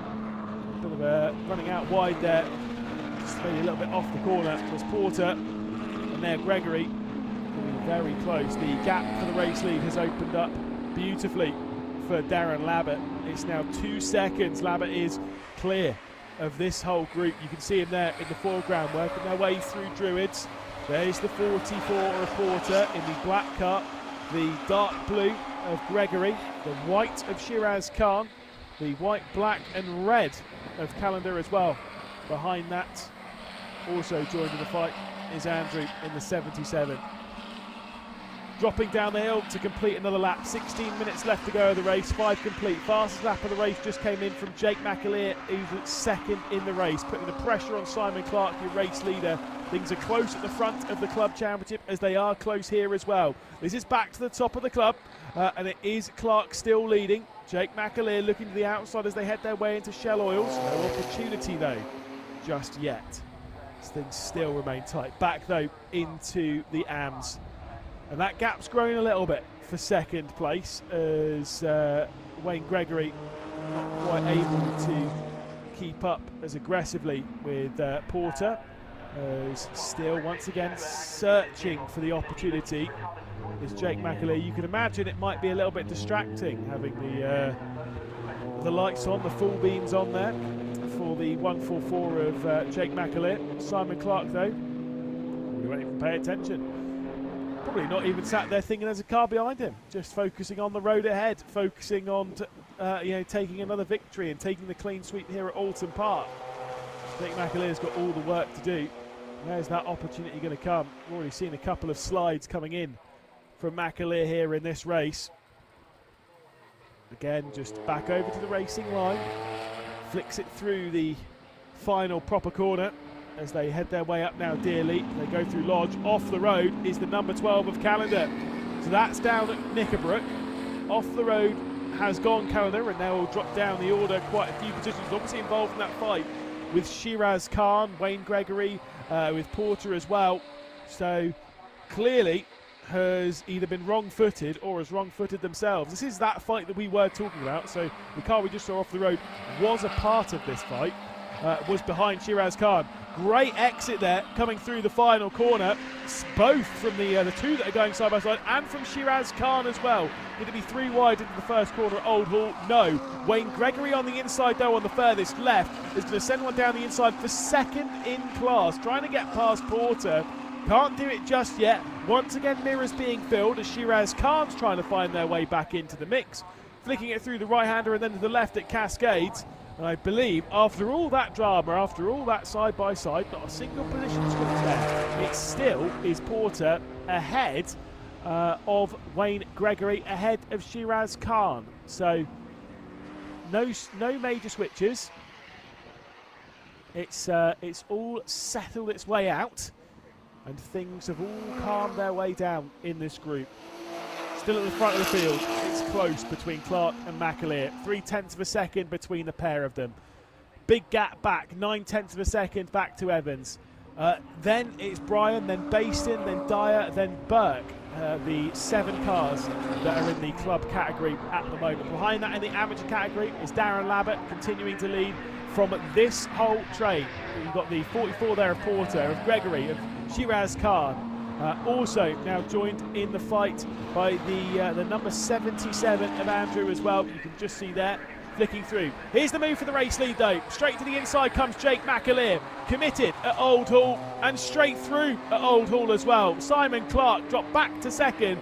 Instantly going for the up and under. Can't quite do it. He might be denied the clean sweep here. as they head their way into the likes of Cascades. That'll be a big shame for Simon Clark.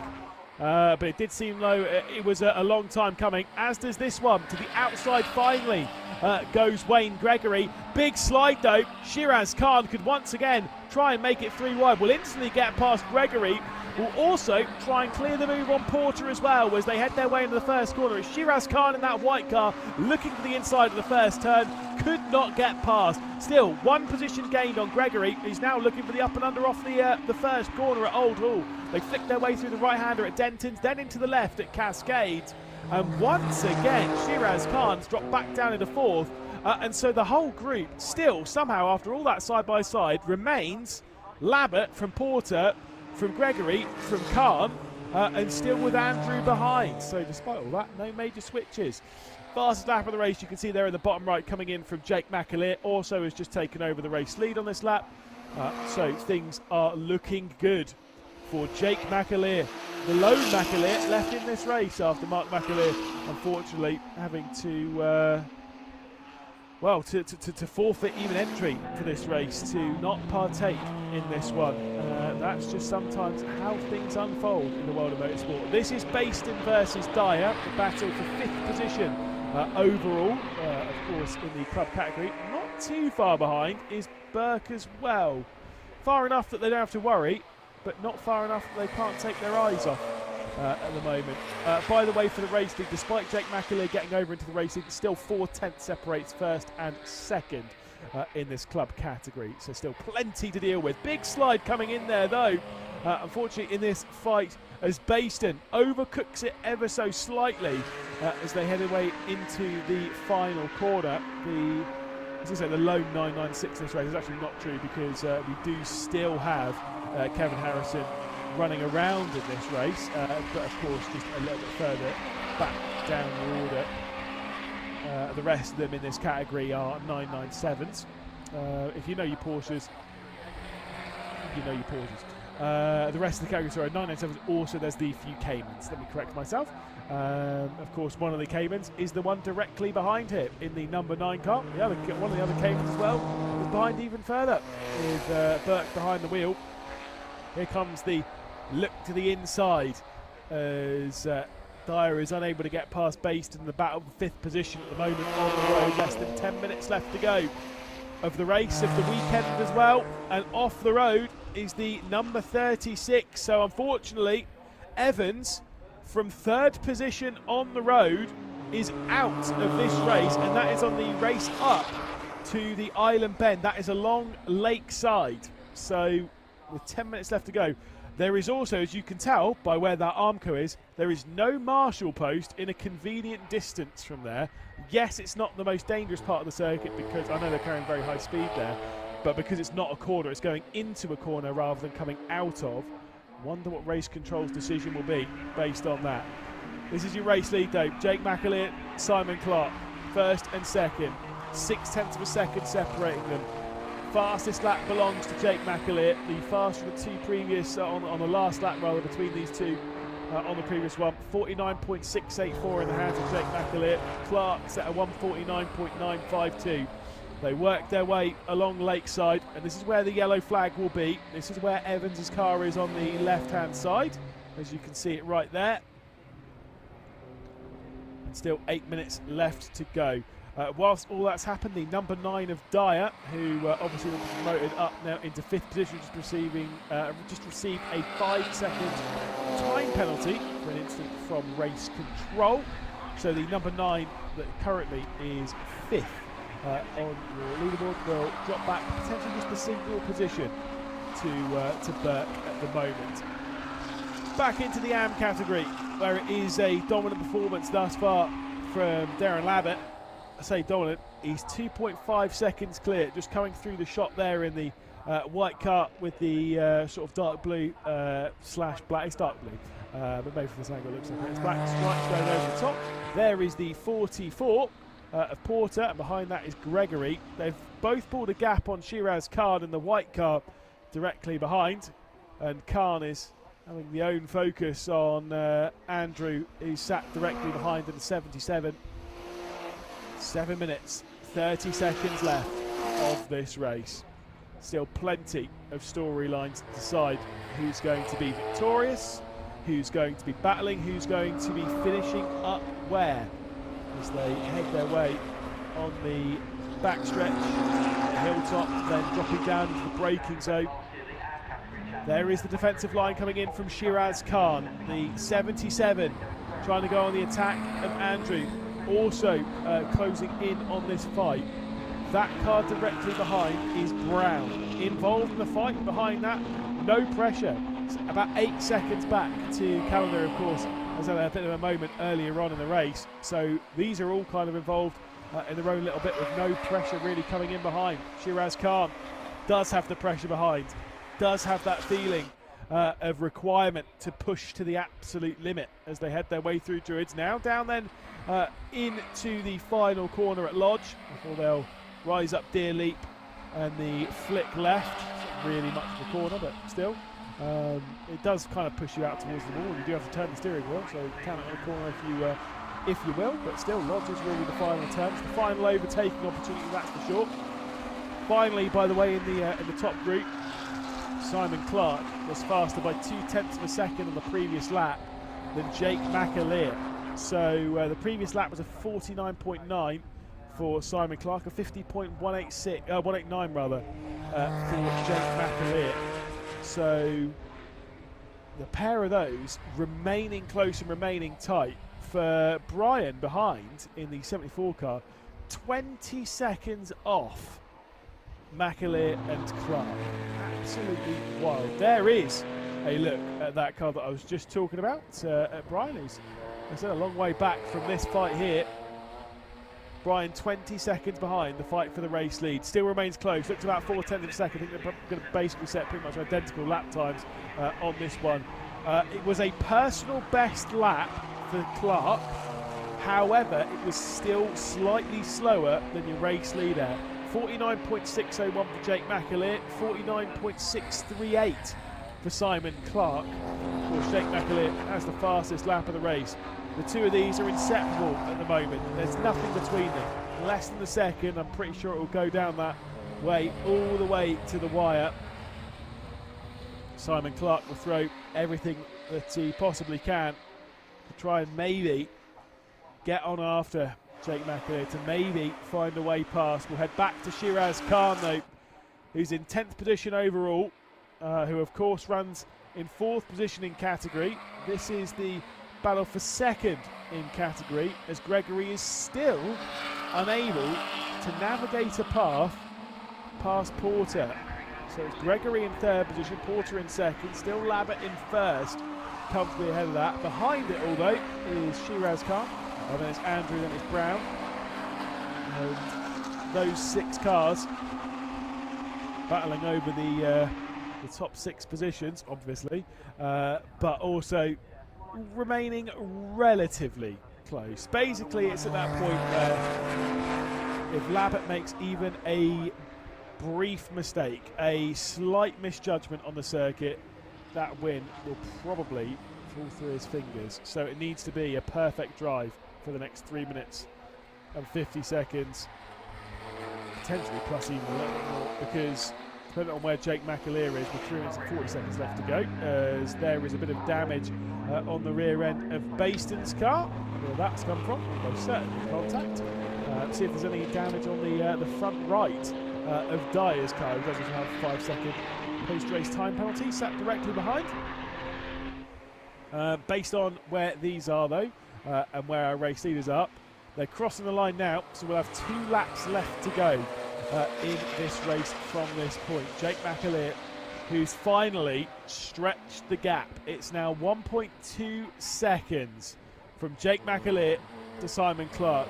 It's 30 seconds back to Brian, basically. He currently sits in 3rd in class, so an enormous margin at the front end of the field as the top 2 consistently lap faster and faster and faster than the rest of the field. And in fact, that lap time from Jake McAleer was a 1:49.259. Confirmation on the bottom right of the screen. Fastest lap of the race coming in from Jake McAleer. Meanwhile, Richardson in 7th position has also been given a post-race time penalty, I believe, of 5 seconds. Currently runs 7th in the AM class and 13th overall. The number 5 car then given a post-race time penalty. So a little bit of lap traffic to be navigated for our top 2 as they head their way up towards Druids for the penultimate time, with them being roughly 1 minute 50-second lap time. It will be close, you know, as to whether we do get this as the last lap or it's the next one. Let's keep an eye on it and let's see. I think this one will be the penultimate lap.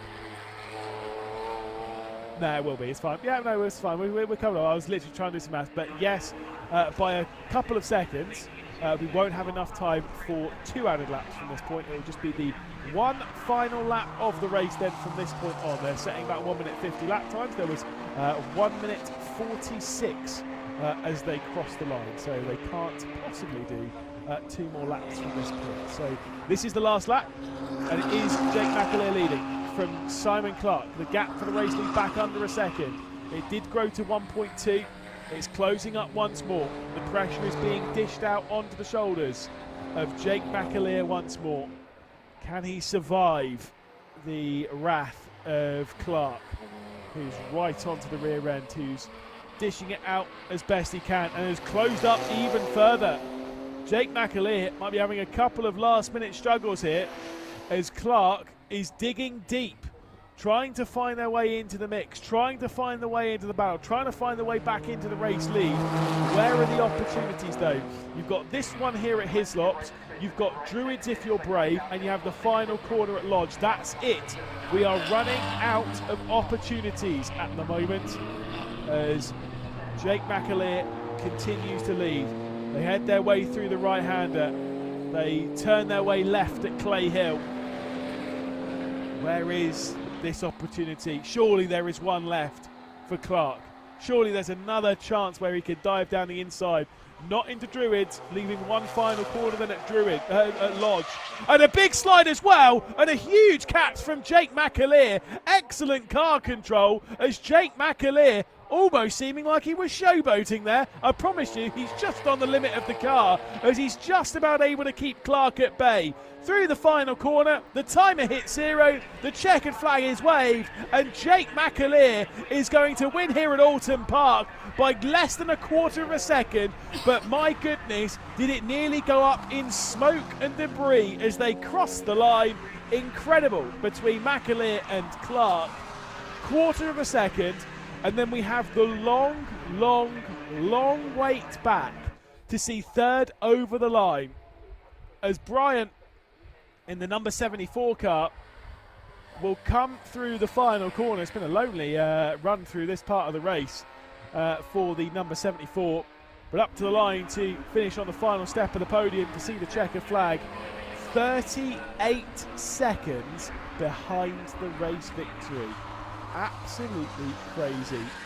Close battle here between Baston and Dyer. However, Dyer has a post-race time penalty anyway, so no major dramas. So we'll wait for our race winner of the AM category. There comes Darren Labbott, who is our race leader, a dominant race leader here in the AM category.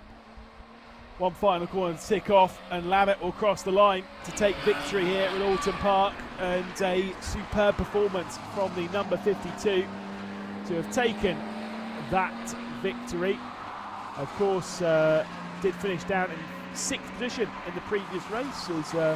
It was Andrew Porter who was able to take victory in the previous one. Porter able to come across the line in 2nd spot, so a 2nd and a 1st over the weekend. Still solid results, but what a drive and what a moment from Jake McAleer. Huge slide in the penultimate corner at Druids. The car pointing in the right direction, sort of. I mean, it was 30 degrees off of it, but we'll let that one slide. He'll work his way back into the pit lane. Simon Clark will have seen that and probably would have had to have backed out for that, because seeing the car going slightly sideways, you think, oh, maybe I can take advantage here. But when you see that car go sideways like that, you're always ready for them to overcorrect it and then flick over. And if you're trying to take advantage, then that is going to be right in front of you.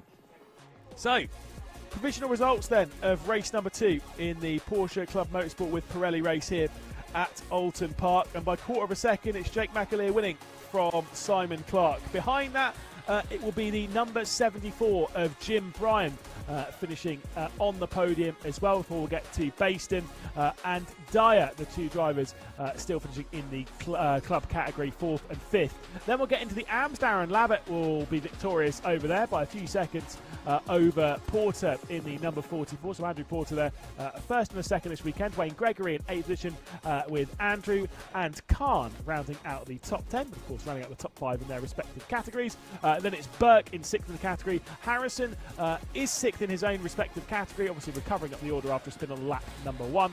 Then we'll have Brown, Richardson, Diane Harrington both finishing a lap down, as with Jamie Callender. Of course, we saw Evans off the road on the left-hand side as they were working their way down into the island bend, and Hayes as well. Pete Evans wasn't able to take it to the race start, and then, of course, that being the 20-car field, because the rest of those were supposed to take to the grid, unfortunately, were withdrawn from the race proceeding. So a bit of a shame there. Of course, the championship will return to the Silverstone Grand Prix layout. Again, the championship started at Silverstone this year on April 19th. That was, of course, the national layout. It will be returning there on August 2nd to take on the full thing, to take on the Grand Prix layout for the Porsche Club Motorsport Championship with Pirelli. Thank you so much for joining us here at Oulton Park. We'll see you in just over a month's time, when we'll go racing at Silverstone. Until then, bye-bye.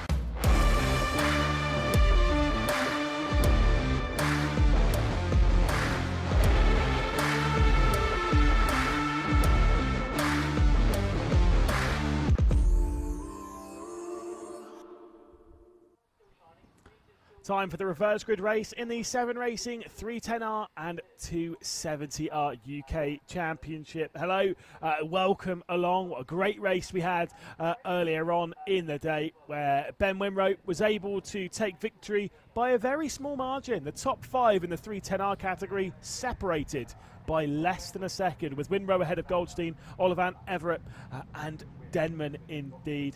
Obviously, very tight battles earlier on in the day. Very extremely exciting battles. Of course, Amanda Anderson was able to take victory in the 270Rs as well. The temperature coming down by a couple of degrees from that race earlier on in the day, but the wind still remaining quite high, and the racing potential still even higher, as the top 10 has been reversed around from the finishing positions of the previous race, meaning that Simon Sharrock will be starting from the reverse grid pole.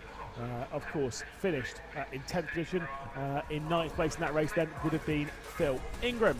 Behind that, it will be Rob Good starting from 3rd position, and of course Tim Steele starting from 4th.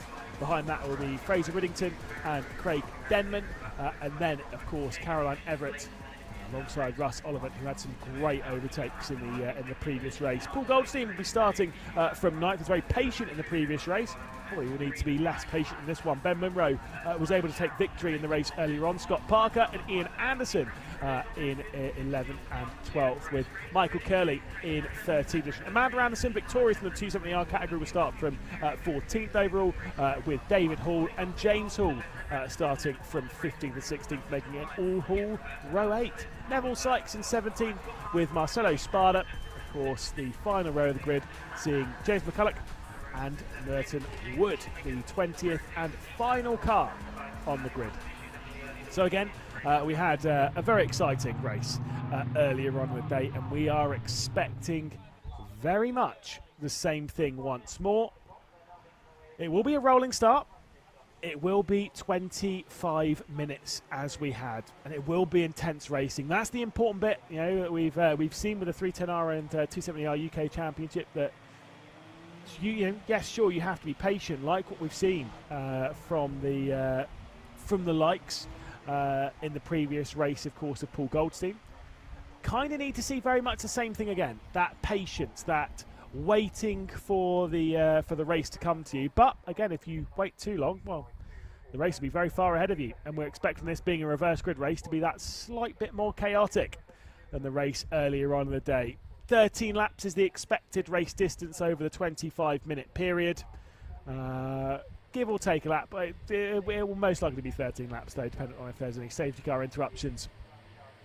So, through the final corner they go, and then dropping down the hill.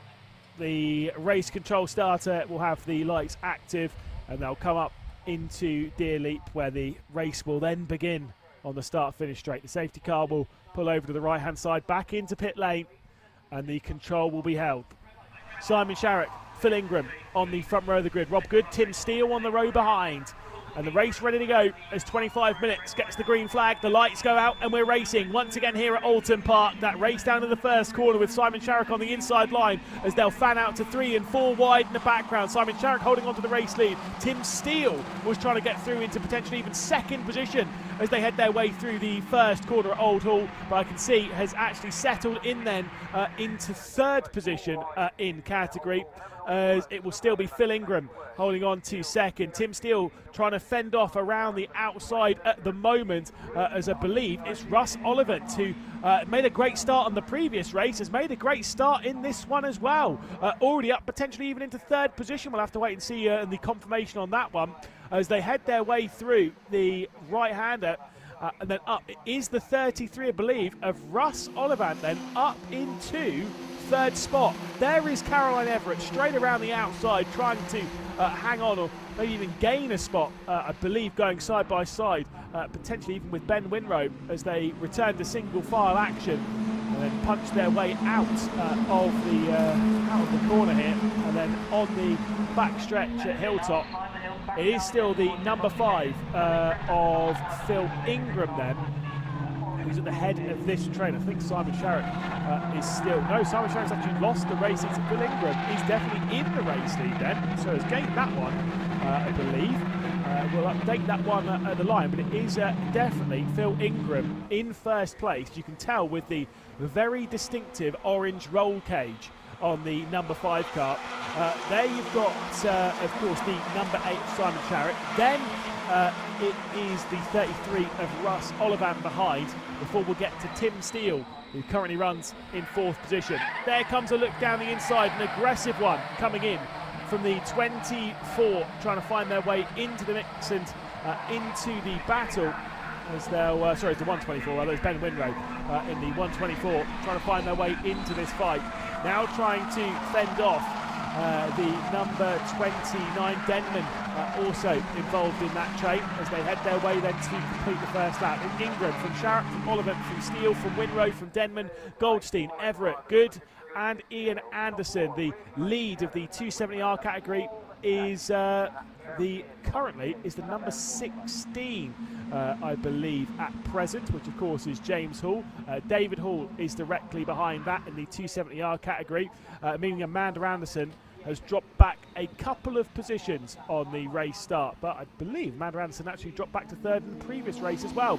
Racing though has switched around. It is now in favour of Ollivant, but this will switch around a lot during this 25-minute race, so forgive me for not getting on the edge of my seat levels of excitement, because we've got to be sitting at an 8 to get ready for the inevitable 10 that will need to be turned up to for those final few laps of the race, because this is going to get very exciting. It's Ollivant then leading this race from the number 5 of Ingram. The 124 of Winrow has gained 5 positions on the previous lap, has already gained 2 positions on this lap, before potentially even going after an attack for the race lead. Side by side there at the back end of the top 10 as they'll work their way through this. The 16, the 18 and the 47. The 47 being that green car is Amanda Anderson. Ahead of that is David Hall, then James Hall as well. 14th, 15th, 16th overall. Of course, 1st, 2nd and 3rd in the 270R category. Here we go then. Second lap ready to be complete. Move to the inside coming in from the number 5. Trying to fire one down the inside of the 33 of Ollivant. And it will indeed be Phil Ingram getting aggressive here, getting racy. Ben Winrow now trying to throw his way into the mix, going side by side. Winrow on the furthest left, Ollivant then on the furthest right, and will hang on to the race lead as they head their way into that first corner. But importantly, Winrow has been able to take over 2nd position at present through the right-hander, dropping down the hill. Winrow with the fastest lap of the race as expected, having taken over 2nd. It's still Ollivant leading this race. Winrow getting past Ingram. Ingram going back on the attack as they head their way down Lakeside. Ingram to the inside as they head their way into the island bend. Backs out of it. Doesn't fancy that one, and understandably so. Again, the battle was behind the likes of Steele. You'll see Steele's actually dropped back behind Denman. So Steele's now down into the 5th position. Denman has worked his way up now into 4th. A lot of curb being taken there as they flick through the right-hand part of the Britain's chicane. There is Winrow, 2nd position, victorious earlier on in the day, looking for another into the slipstream of the 33. Got the 5 directly behind of Ingram. Behind that, it's the 29 of Denman. Behind that, it's Steele. Behind that is Goldstein, who was, again, as I've mentioned before quite a few times, was very patient in the previous race. Remains patient in this, picking their way through bit by bit. Could still find themselves onto the podium in 19 minutes and 30 seconds time. Into Druids they go. 19 minutes, 30 seconds left. Still so much time. Realistically from this point, it's another 10 laps of racing that we've got to deal with. There comes a look to the inside. Winrow sends it. The 33 of Ollivant has to settle for 2nd. Winrow is through into the race lead. Phil Ingram throwing his way back into the mix. Still side by side for the race lead. Right-hand side is Ollivant. Left-hand side is Winrow. Behind that as well, you've got the 29 of Denman going straight around the outside. Not just of Ingram, but potentially of Winrow as well. Running completely wide though. Going through Old Hall onto the green painted concrete. Can't make the move up if you're going around there. It'll almost certainly be a post-race time penalty. So does indeed back out of it and settles a 4th position. So it's Ollivant leading from Winrow now. From Ingram, the side-by-side though sees Ingram and Denman go side by side on the rundown Lakeside. Goldstein is in 5th position. I said he was patient. Currently carrying his way through, carving up the field. Having got past Steele in the race into the first corner, the 150 now runs in 5th position, right in the hunt for victory, for a podium, for something special this afternoon. But it is, of course, Ollivant, the one who is in position at the moment. 7-car train for the race league. Correction, 8. Ollivant, Winrow, Ingram, Denman, Steele, Goldstein, Everett and Good.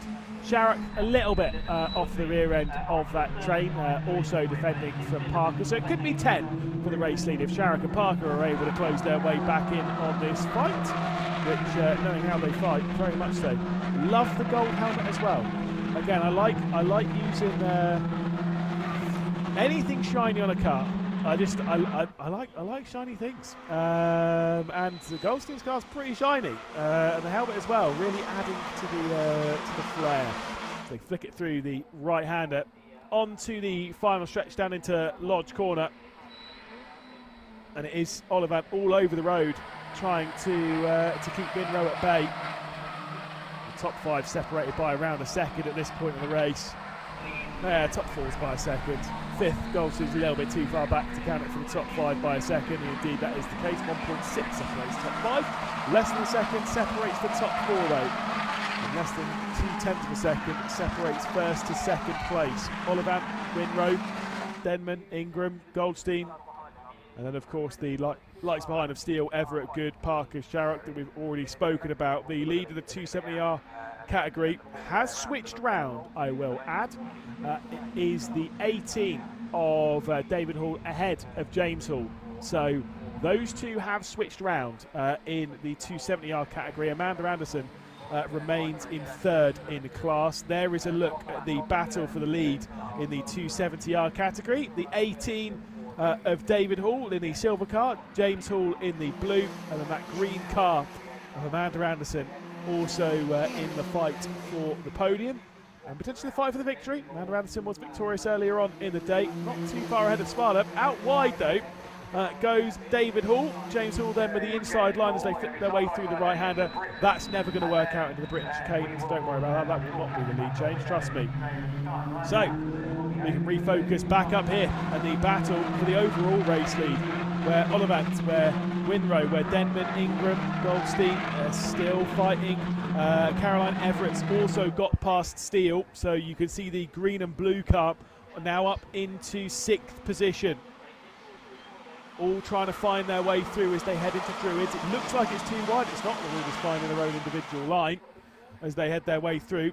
Now we're too wide though in the battle for 2nd. Winrow not with a particularly good run. Denman looking down the inside at the final corner. Winrow's gone out wide and Denman now works his way through then into 2nd position. Now comes Phil Ingram, now comes Goldstein as well. Winrow getting wrong-footed 10 minutes into this race, and they're 4 wide on the start-finish straight. Goldstein down the inside, this could end in tears. They remain 4 wide as they flick their way through the right-hander at Old Hall. It was Goldstein fully on the inside, then it was Phil Ingram, and then it was Winrow, and then Caroline Everett's the one who's paid the price heftiest of all in all that, dropping back down into 8th position, I believe, as they head their way through. Thankfully though, the skill of the driver, they've all remained on the racetrack. That was wild. That could end in tears so quickly. One bit of contact and it's done as they head their way through. Speaking of contact, Steele there, Tim Steele defending so aggressively there with the, I believe, the number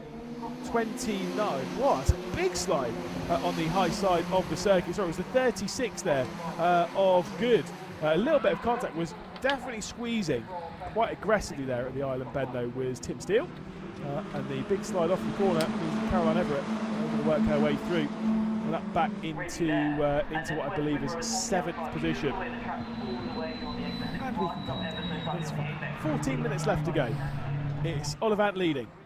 It's Denman behind. It's Ingram, then it's Winrow. This is back to the battle for the race lead in the 270R category, where things will surely be just as hectic. Amanda Anderson, James Hall, David Hall. David Hall, the one, the leader of this group in the... actually, no, correction. It's James Hall who's the leader of this group in the 16. So James Hall's worked his way through, then it's David Hall, and then it's Amanda Anderson, the top 3 in the 270R category.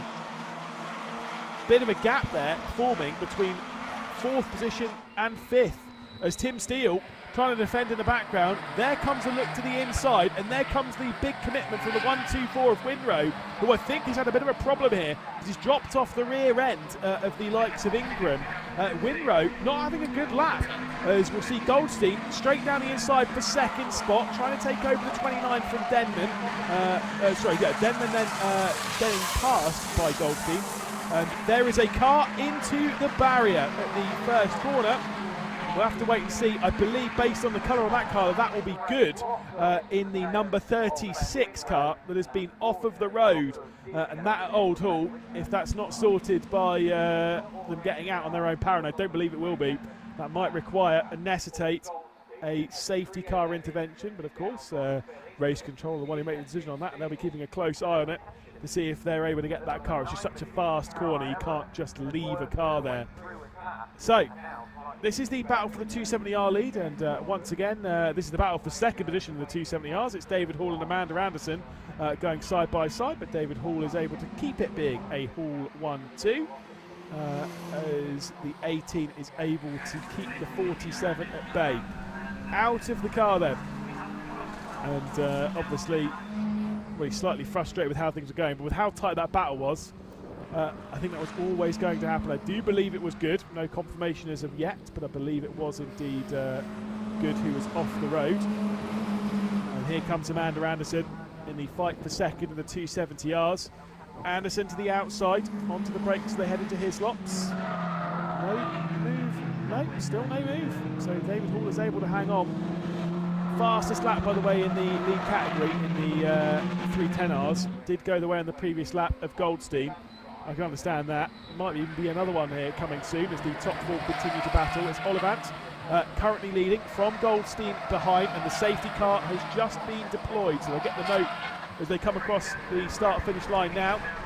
Safety car deployed in the race. Olivant, Goldstein, Denman and Ingram, the top 4, with Steele, Everett and Winrow down then into 4th position. Confirmation, it was indeed the number 36 of Rob Good, who was the one who dropped down the order courtesy of being off at T1. So race control feeling and necessitating an intervention of safety car, and of course the service vehicles to go out there and assist that car in getting out of the gravel trap with 10 minutes and 50 seconds left to go. Couple of laps behind the safety car and we'll be back racing again, I'm sure. If we require a 3rd lap behind the safety car, we won't have the time, I think, to get back racing. It should take about 4 minutes per lap under safety car. So, Olivant leading the way. Of course, in the race earlier on in the day, ended up finishing in 3rd position. Paul Goldstein, 2nd. Was 2nd in the race earlier on in the day as well. Craig Denman was 5th in the race earlier on in the day, currently runs in 5th. The big turnaround, though, is the 1-2-4 of Ben Winrow, who, of course, was victorious earlier on in the day, currently sits in 7th position in this race. Not 100% sure as to how he found himself down in that position, because, of course, was in the high gaggle. I mean, to be fair, the 8 or 9 cars were all in one big train, and then they were separated, and that was where Ben Winrow was found down in the 2nd of those 2 groups. And so, unfortunately, being on the wrong side of history there, it might be evident. Wonder if safety car will note any form of penalty or such to be dished out there, or whether it will all be dealt with post-race. We'll say the fastest lap on the previous, it was Goldstein. 54.882. That was obviously as they were going into the safety car zone. But it was Goldstein keeping the pressure on Olivant. And once again showing that there is maybe slightly more pace in Goldstein's car. Is there a potential victory out there to be grabbed once the safety car returns to pit lane? It won't be this time by. They'll remain out on the circuit. Cross the line with probably about 8 minutes left to go. If it does, probably about 7 minutes 30 left to go. If it is a 4-minute lap, like I said, we'd need the safety car in at the end of the next lap. But again, those are all the things that race control will be monitoring very closely indeed. So, getting the tow rope out to pull Rob Good's car out from the gravel trap. I don't know if it hit the barrier too hard. I'm sure it would have actually lost quite a lot of speed going through the gravel trap. It's the point of the gravel trap, after all. And so by the time it hits the barrier, it's not going too quickly, which means it doesn't do too much damage, relatively speaking, to the car, and relatively speaking to the barrier as well. Meaning that the repairs required to the barrier should be lessened as such, meaning that the marshals can swiftly get that one into position, and hopefully we can get the race back underway. They'll come down the hill and finish the 8th lap of the race. We're definitely not getting 13, I can tell you that for free. That one is definitely sorted. It's more likely. So if the safety car were to come in at the end of this lap, which they're on, there would be roughly 3 minutes left to go, 3 and a bit minutes left to go.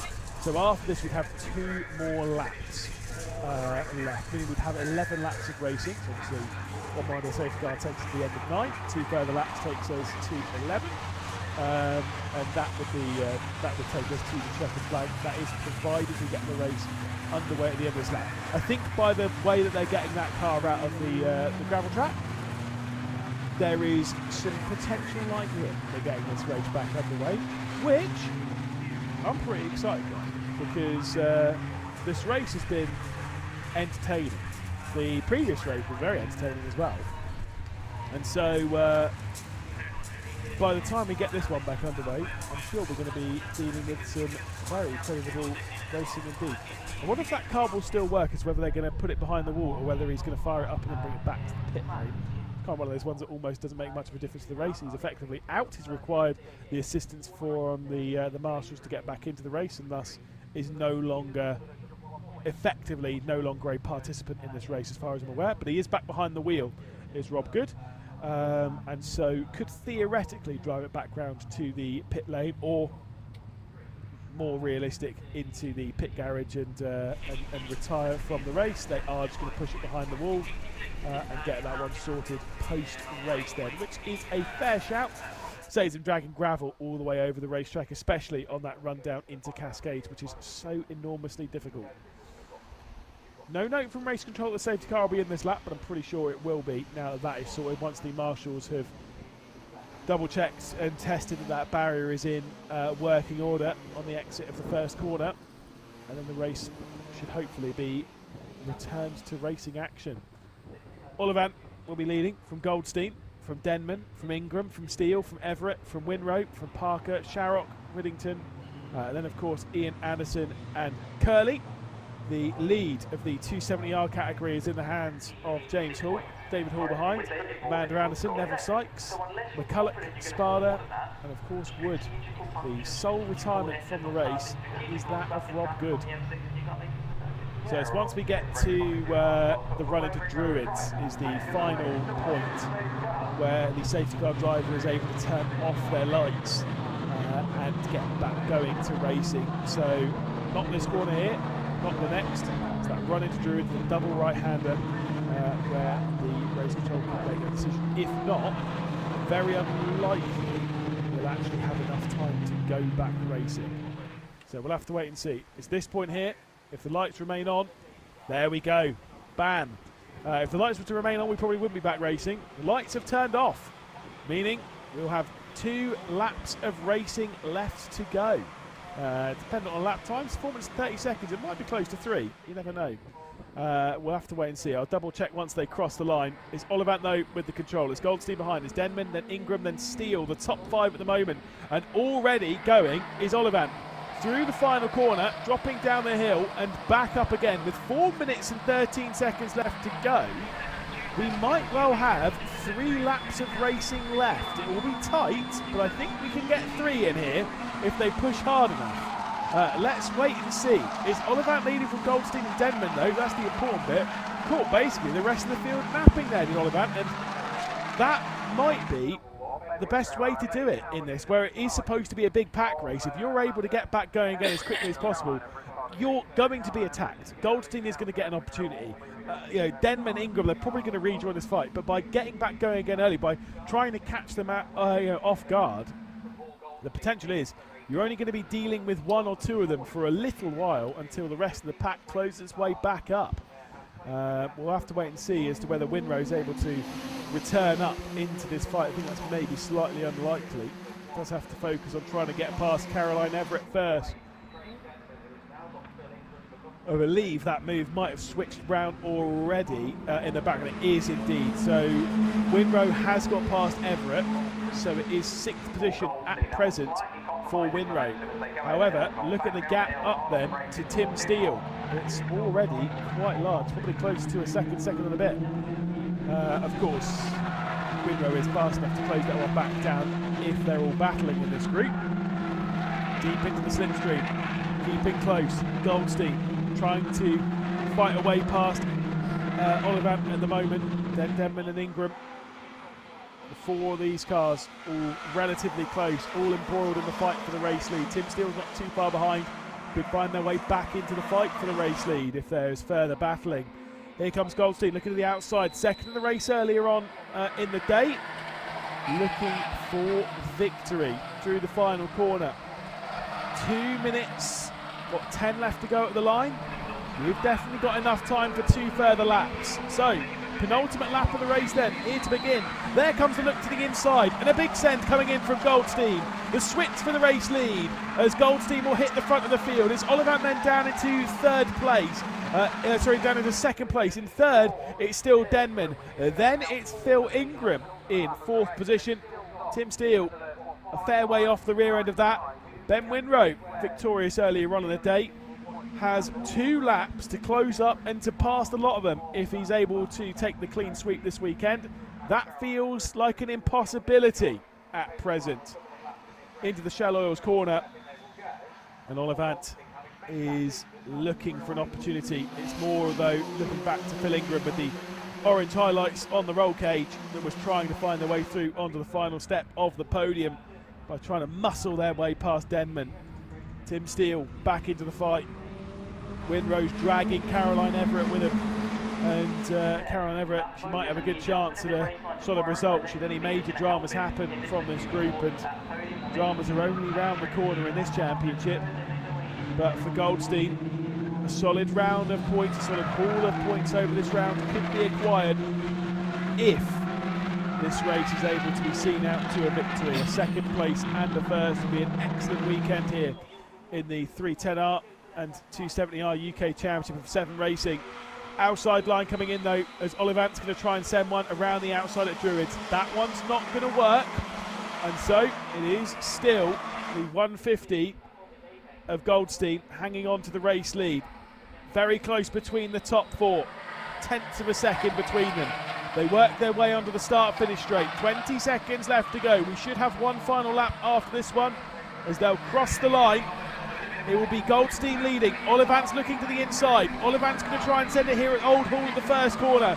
And on the start of the final lap, it's Ollivant back through into the race lead on Goldstein. Denman and then Phil Ingram round out the top 4. Tim Steele's got Ben Winrow to think about, because Winrow's now knocking at the door for a position inside the top 5.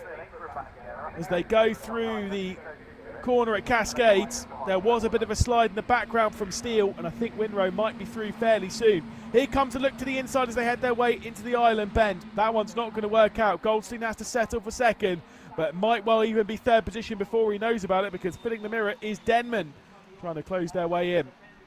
Phil Ingram looks to the outside, no switch there, and already in the background Tim Steele has dropped back then into 6th position, because Ben Winrow has got through into 5th spot. That was expected after a bit of a slide in the background coming in from Steele. And so Steele dropping back then into 6th spot in that yellow, black and sort of silvery car. With a timer on 0, they all know that this is the final opportunity for them to make up any spots, and for Ollivant, who looked so impressive in the previous race, is looking impressive once more. This is the battle though back in the 270R. It's James Hall ahead of Amanda Anderson. Further back from this is David Hall. So this is the battle for victory in the 270R category. Amanda Anderson trying to sweep the weekend. Not many opportunities left to go in that category. Maybe that run into the final corner. We'll have to jump back and see once we've seen this lot cross the line. So perfect run at present coming in from Ollivant. Goldstein unable to work his way back through. Looks like it's going to be a pair of second place finishes for Goldstein, missing out on the gold and having to settle for silver. Or will there be the big drag race up towards the line? They're going to be separated by a tiny margin. The checkered flag waves, and it will be Ollivant taking victory by just about a tenth of a second. Goldstein settling then for second spot. Third will be Denman, and across the line in the battle of victory in the 270Rs, it'll be James Hall taking victory from Amanda Anderson, who will have to settle for second after a victory earlier in the day. What a fantastic race. What a fantastic pair of races here in the 7 Racing 310R and 270R UK Championship. And again, it's Ollivant, your race Vic winner. Goldstein and Denman on the podium behind. Winrow was able to recover to 5th behind, though, Phil Ingram. There, though, is your race winner, Ollivant. Superb drive. Here comes the number 12 across the line, our final finisher. The driver, that is Wood, unfortunately across the line at the rear end of the field. Merton Wood, who was 20th in the previous race, and once again at the back end of the field in this one. Ross Ollivant, though, 3rd position in the previous race. The gap, 1st, 2nd and 3rd in the previous race was smaller than the gap between 1st and 2nd in this one. Shows how tight it was in the previous one. To be fair, couple of tenths of a second, it's all the same, isn't it? It's all very, very close indeed.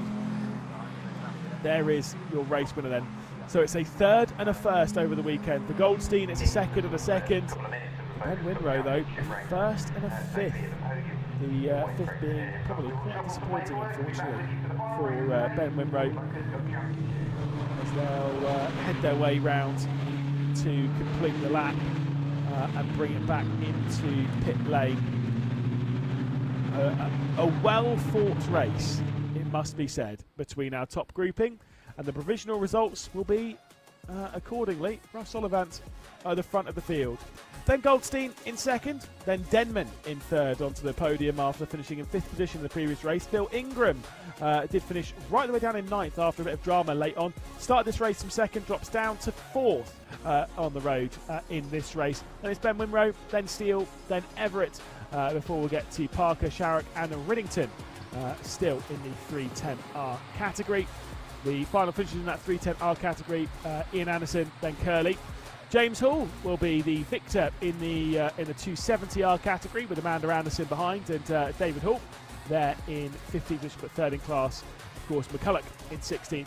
Then Neville Sykes, Spada, Wood, and of course the lone retirement from the race. Of course, unfortunate there for Rob Good, retiring at the first corner after a bit of an incident, being sent off and into the barrier. Of course, for the 7 Racing 310R and 270R, they'll be back racing, same as with the 7 Racing Championships 410R series, when we go racing back at Silverstone for the 4th round of the UK Championship here. That will be on the 2nd and 3rd of August. And yes, you heard me right, Silverstone, the Grand Prix layout, the full layout there. So we'll have to wait and see how things unfold in just over a month's time. Thank you for joining us here, though. We'll see you on the 2nd and 3rd of August when the 7th Racing Championship returns to the home of British motorsport. Until then, though, bye-bye.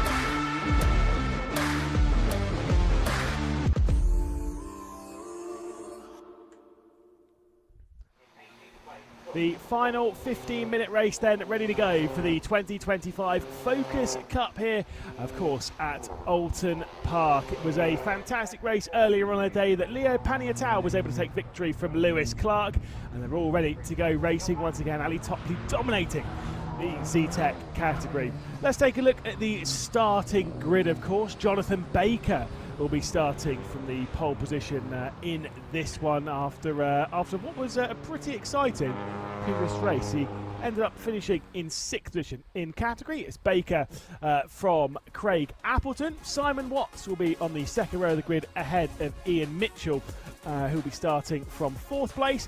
Then it will be Lewis Clark, Leo Paniatau, after a bit of drama in the previous race, will be starting ahead of Walton. Then we'll have a bit of a break back, and then we'll start with the Z-Tech category, where Adam Winter will be starting from the pole position.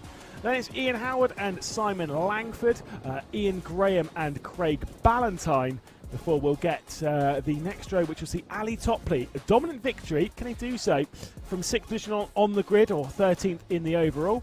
Katrina Gray will be starting alongside. Matthew Croft and Richard Wynn will be starting back there as well in 16th spot. Mark McCann will be starting from 17th alongside Darren Rickaby. Richard Hall will be starting alongside Sarah Hall, before we'll get to the final few rows of the grid, which sees Abby Walton, Ben Pemberton and Cameron Ferrero-McKenzie starting from the final row of the grid. They're all racing their way around, getting themselves in position, getting themselves heated up in the right way, ready for one final 15 minutes of racing in what is effectively golden hour.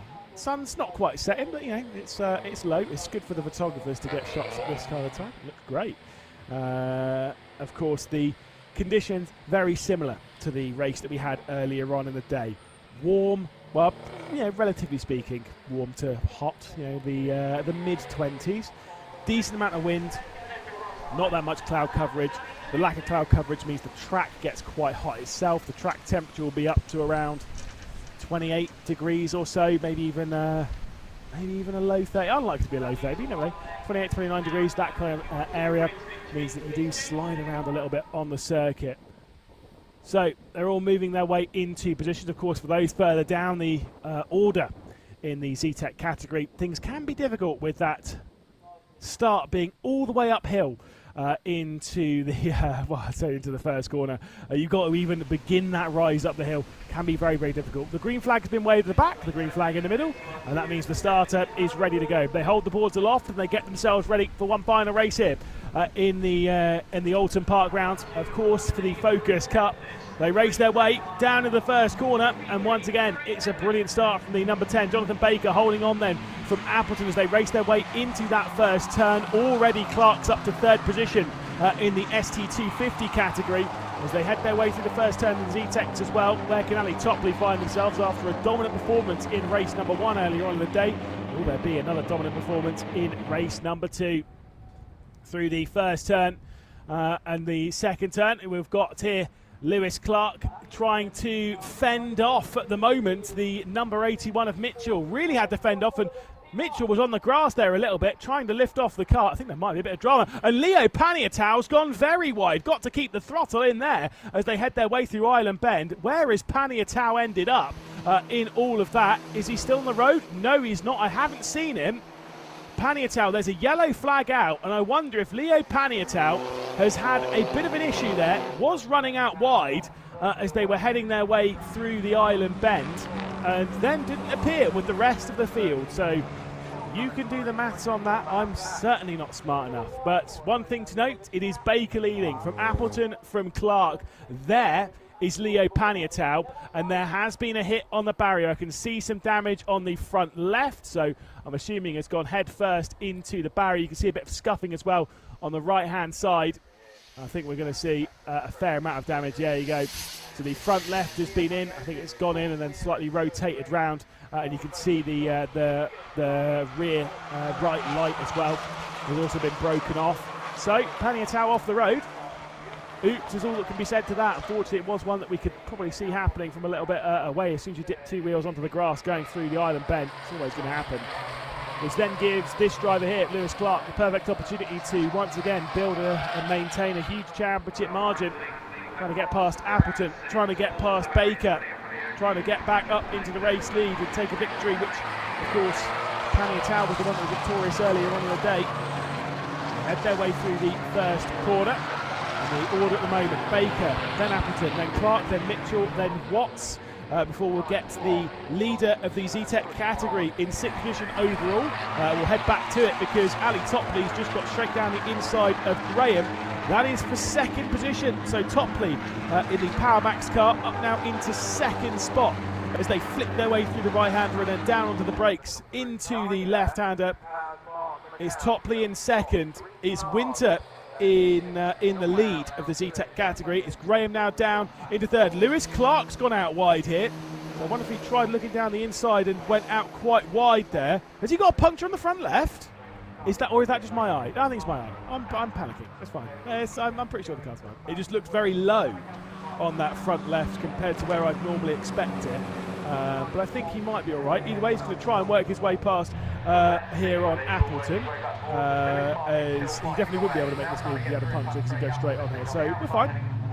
Just a little bit of drama to be added there for you. Appleton and Clark still battling for 2nd and 3rd. It's allowed Baker to run away into the distance, and that gap has now grown to well over a 2nd. As here comes Clark straight around the outside. Lewis Clark trying to make that move, trying to get over 2nd position. They drop into Druids, they flick it through the right-hander. Excellent move coming in then from Lewis Clark. That was well planned out as they'd raced their way up the hill at Clay Hill out of Knickerbrook.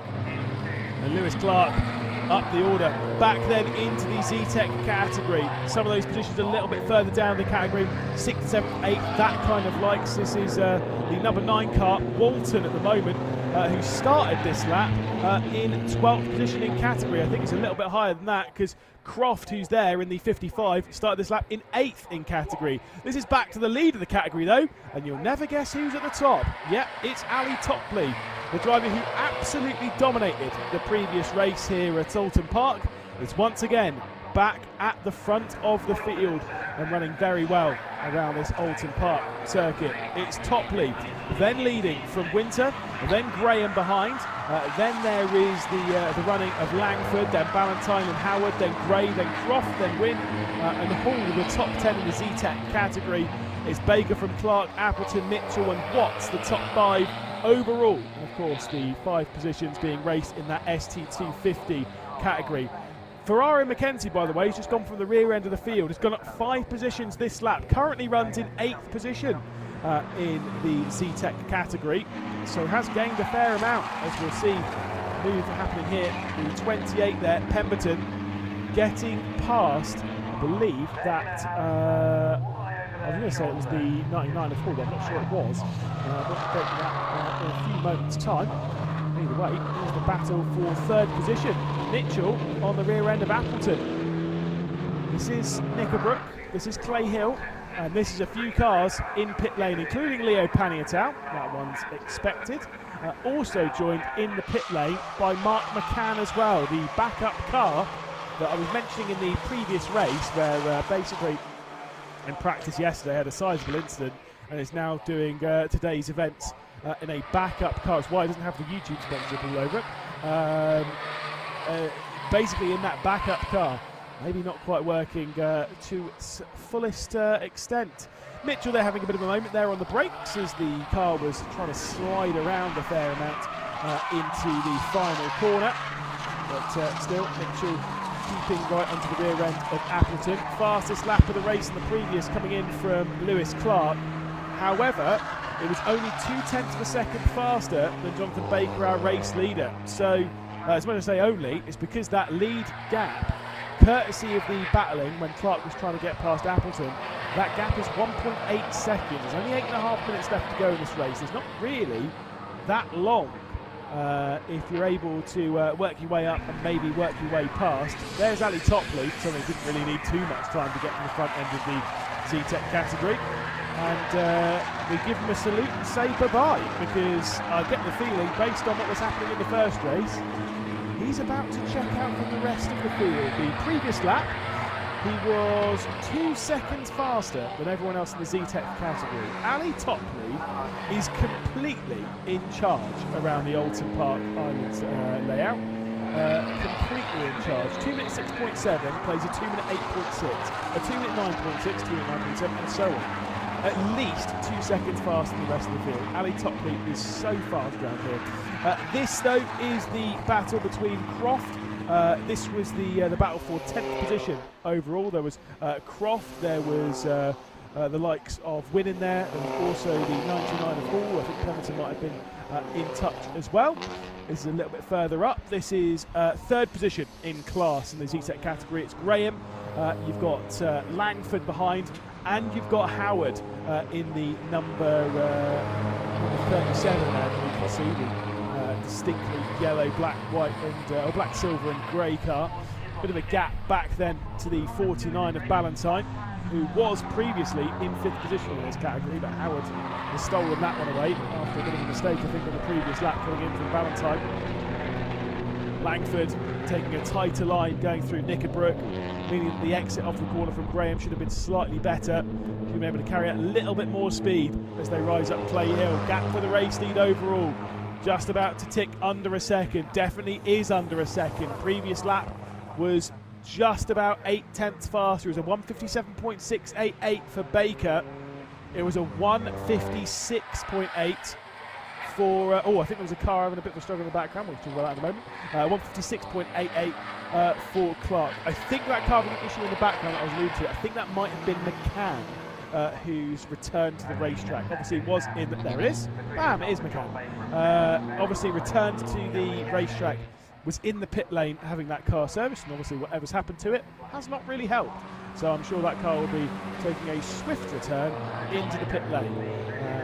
As we'll see this battle for the race lead. Whoa, bit of a mistake there from Lewis Clark as he was trying to get back over the racing line, but stroked it slightly, clipped the grass. No biggie though. The car is still pointing in the right direction. Most importantly, still looking fast in the right direction as well. Right onto the rear end of Jonathan Baker. When they cross the line this time by, there will be 3 laps left to go in this race. So certainly not long indeed. About 5 minutes once they cross the line. It takes about 1:50. It takes nearly 2 minutes to get a lap done as they get the cloud of smoke coming off the rear end of McCann's car at the moment as it will try and return its way to pit lane. Very close between the likes of Baker and Clark. Now back out onto the start-finish straight. Dearleap is ticked off. Onto the start-finish straight they go. Lewis Clark trying to attack. McCann will stay out on the circuit, but of course is running a fair amount slower than the rest, so 6 over to one side. Whopping lap time there, 6:56.1. Cracking lap from McCann. Obviously, because the pit lane is fine. Sat in the pit lane for a long time there, did McCann. Clark still not able to get through as McCann's struggles continue. God, that car does not look healthy at all. Very unfortunate for him again. That's it. Like I say, you go into a backup car of some description, it's never going to be running at the pace and speed. At least from a visual perspective, it looks slightly better than Paniatow's, who's got the entire front end ripped off that car. Does return out onto the racetrack looking for some helpful points in the championship. Let's look then at the 55 here at the moment. This is the battle for 10th position in the Z-Tech category. We've got the 99 behind of Richard Hall. You also have the number 6 of Wynn as well, who's currently sat off the rear. This is 10th, 11th and 12th currently fighting in the Z-Tech category. Of course, that overall is 15th, 16th and 17th. But of course, focusing on their categories, the final spot inside the top 10 is an important one. Lewis Clark still unable to work his way past Jonathan Baker, so we'll just try and fill the mirrors as best he can, knowing there's only 2 laps left to go once they hit the line. Navigating the lap traffic. That was maybe getting Jonathan Baker slightly offline. There could be an up and under here as they work their way down into Lodge, the final corner really on the track. There comes Clark looking to the inside. Baker defends it brilliantly. They're all switching up left, right and centre, trying to outclass the other. And it's a real dance around the circuit, done brilliantly by Baker and Clark. Clark goes the inside going into the first corner. That was never really going to work, so definitely wasn't there enough. Opportunities ticking away as the final 3 minutes head onto the clock. The final 2 laps of proceedings, the final moments of this race here at Oulton Park. The final moments that could see Clark take a victory, or it could see him settle for second, as he had to do in the previous race when Paniatau was the one who was able to take victory. Will Baker be finishing this race on top spot, or will there be an opportune moment for Lewis Clark? One of the major factors could be that of lap traffic. That could be the major one that plays a part in this race. Interesting, maybe a small point, obviously it could be negligible, that's the reason why. But interestingly that Jonathan Bacon's has the windows open just a crack. Obviously it's only a small bit, but you can see it there. Just open a touch. That will be creating a fair amount of drag. Probably not enough, again it could be negligible, but still. Maybe the temperature difference. Oh, that's the second time that Lewis Clark has tried that, where he tries to get back over to the racing line, misjudges it slightly, and clips the grass. Yeah, what I'm saying is I wonder if it's intentional or not. Obviously it's going to cool the cabin down a little bit, which is kind of necessary. However, obviously, yeah, it's creating a fair amount of drag in doing so, making it slightly slower in a straight line. Unless it's an issue. It would be unlikely if it was an issue and not intentional that it's happening the exact same amount left to the right, because it's the same on both sides of the car. Just one of those interesting things as to how they're doing it, because if you look at Lewis Clark's car, there is no windows down at all on that car. Here's Wynne. This is, of course, the battle for 11th position against Wynne versus Croft, and now they'll have the race leaders Baker and Clark also coming to the scene to start the final lap of the race. Here we go then. What can Baker do? How can he navigate this traffic straight down the inside? Both of Wynne and then of Croft as well. Clark will pick them up on the exit of the corner. Baker continues to lead in the ST250 category.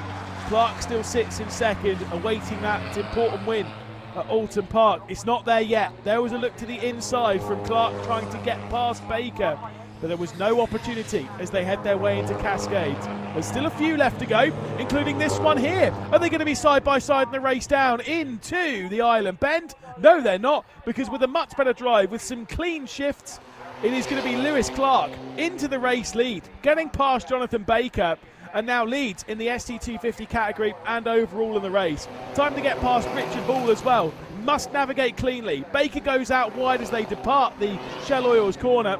Blue flags are waving as they navigate those back markers, obviously those that are in contention in the ZTEC category. They've got past Hall, they've got past Ferrari McKenzie, who was the white ZTEC car there. They've just managed to work their way through. It should be a relatively clean run. The next car is 8 seconds down the road, so it should be clean all the way to the checkered flag, as we'll see Hall and Ferrari McKenzie make contact, and Ferrari McKenzie has had to take a straight line across the Hislop chicane, rejoining ahead of Richard Hall. Appleton then third in the ST250 class, tries to work his way through, dips 2 wheels onto the grass as well. Goodness me, what an end to the race. A few corners then to tick off. Baker's dropped back, could not keep up with the relentless pace of Lewis Clark, who, denied in the previous race by Leo Paniatau, will not be denied on a second occasion. Into the final corner comes Lewis Clark, and the multiple champion will come across the line to take another victory in the number one. The championship leader is on top once again and wins here at Oulton Park with a last lap move to take over the race lead. It's Clark from Baker, from Appleton as well behind in third. Then we'll wait for Mitchell and Watts, the two final drivers in that top five of the ST250 category, before we'll await this driver here, Ali Topley, dominant again. Not quite as much as in the previous race, it must be said. That said, did have to start a little bit further down the order. But in the previous race, absolutely flew around the Oulton Park circuit, as we'll see Watts across the line. Yeah, Ali Topley in the previous race was victorious by 17.7 seconds. So this will seem like a tiny margin in the lead as they cross the line this time by. It was 7 seconds, 10 seconds closer in the previous race. Whoa, so tight. No, that's just how good Ali Topley's been. To win one race by 17 seconds, to win the next race by what will probably end up being close to about 8 or 9 seconds once he crosses the line. It's been an impressive performance in the Powermax Zetec car. Ali Topley through the final turn, avoiding all dramas to take the clean sweep here at Oulton Park, winning both races in the Zetec category. It is Ali Topley taking victory once again, as we'll begin the fair wait back to see Winter across the line. Not quite as large as the previous race, but it was 7.8 seconds. Absolutely incredible. Graham, then Langford, and we'll see Howard in the yellow car there across the line. Ballantyne behind. We'll wait for Rickaby and Gray as well. But what a drive from this driver here, Lewis Clark. Victorious again. Superb performance. Wasn't easy though. I will say Jonathan Baker was defending brilliantly through most of that race. Maybe missed a gear a little bit, coming out through and onto the Lakeside Straight on that race down into the Island Bend, getting it slightly wrong and allowing Lewis Clark to fly through.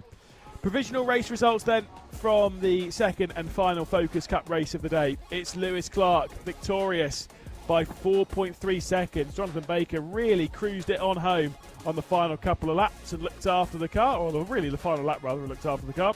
Appleton in third with Mitchell and Watts, the top 5 in the STT 50 category. Onto the Zetecs, and it's Ali Topley ahead of Winter, Graham, Langford and Howard, the top 5 in the Zetec category. The rest of those being Ballantyne, Rickaby, Gray, Ferrara, McKenzie, who of course straight lined the Hislop chicane. I've in a battle with Richard Hall. Then it's Wynne, Croft, Pemberton, Sarah Hall, Walton there in 20th position. Of course, the final couple will be Paniatau finishing a few laps down, along with Mark McCann as well, who was able to reach out to the checkered flag as well, despite having a pretty significant technical issue on the car. There is just 2 weekends left to go here in the Focus Cups though, because of course we'll be racing in 2 months' time at Croft, fantastic track by the way, on the 23rd of August, then one final round at Donington Park National on the 20th of September. Not long to go before we'll be wrapping up this championship and reigning our champion here in the Focus Cup. That's going to be very exciting indeed. Can't wait to see how that unfolds. Can't wait to see if Lewis Clark can do it again. Thank you very much though for joining us here for coverage at the Oulton Park circuit. It's been a lot of fun, been very exciting to see, and once again a very well deserved victory from Lewis Clark. Until a couple of months when we return at the Croft circuit, we'll see you and have a very nice summer. Until then, a very warm goodbye.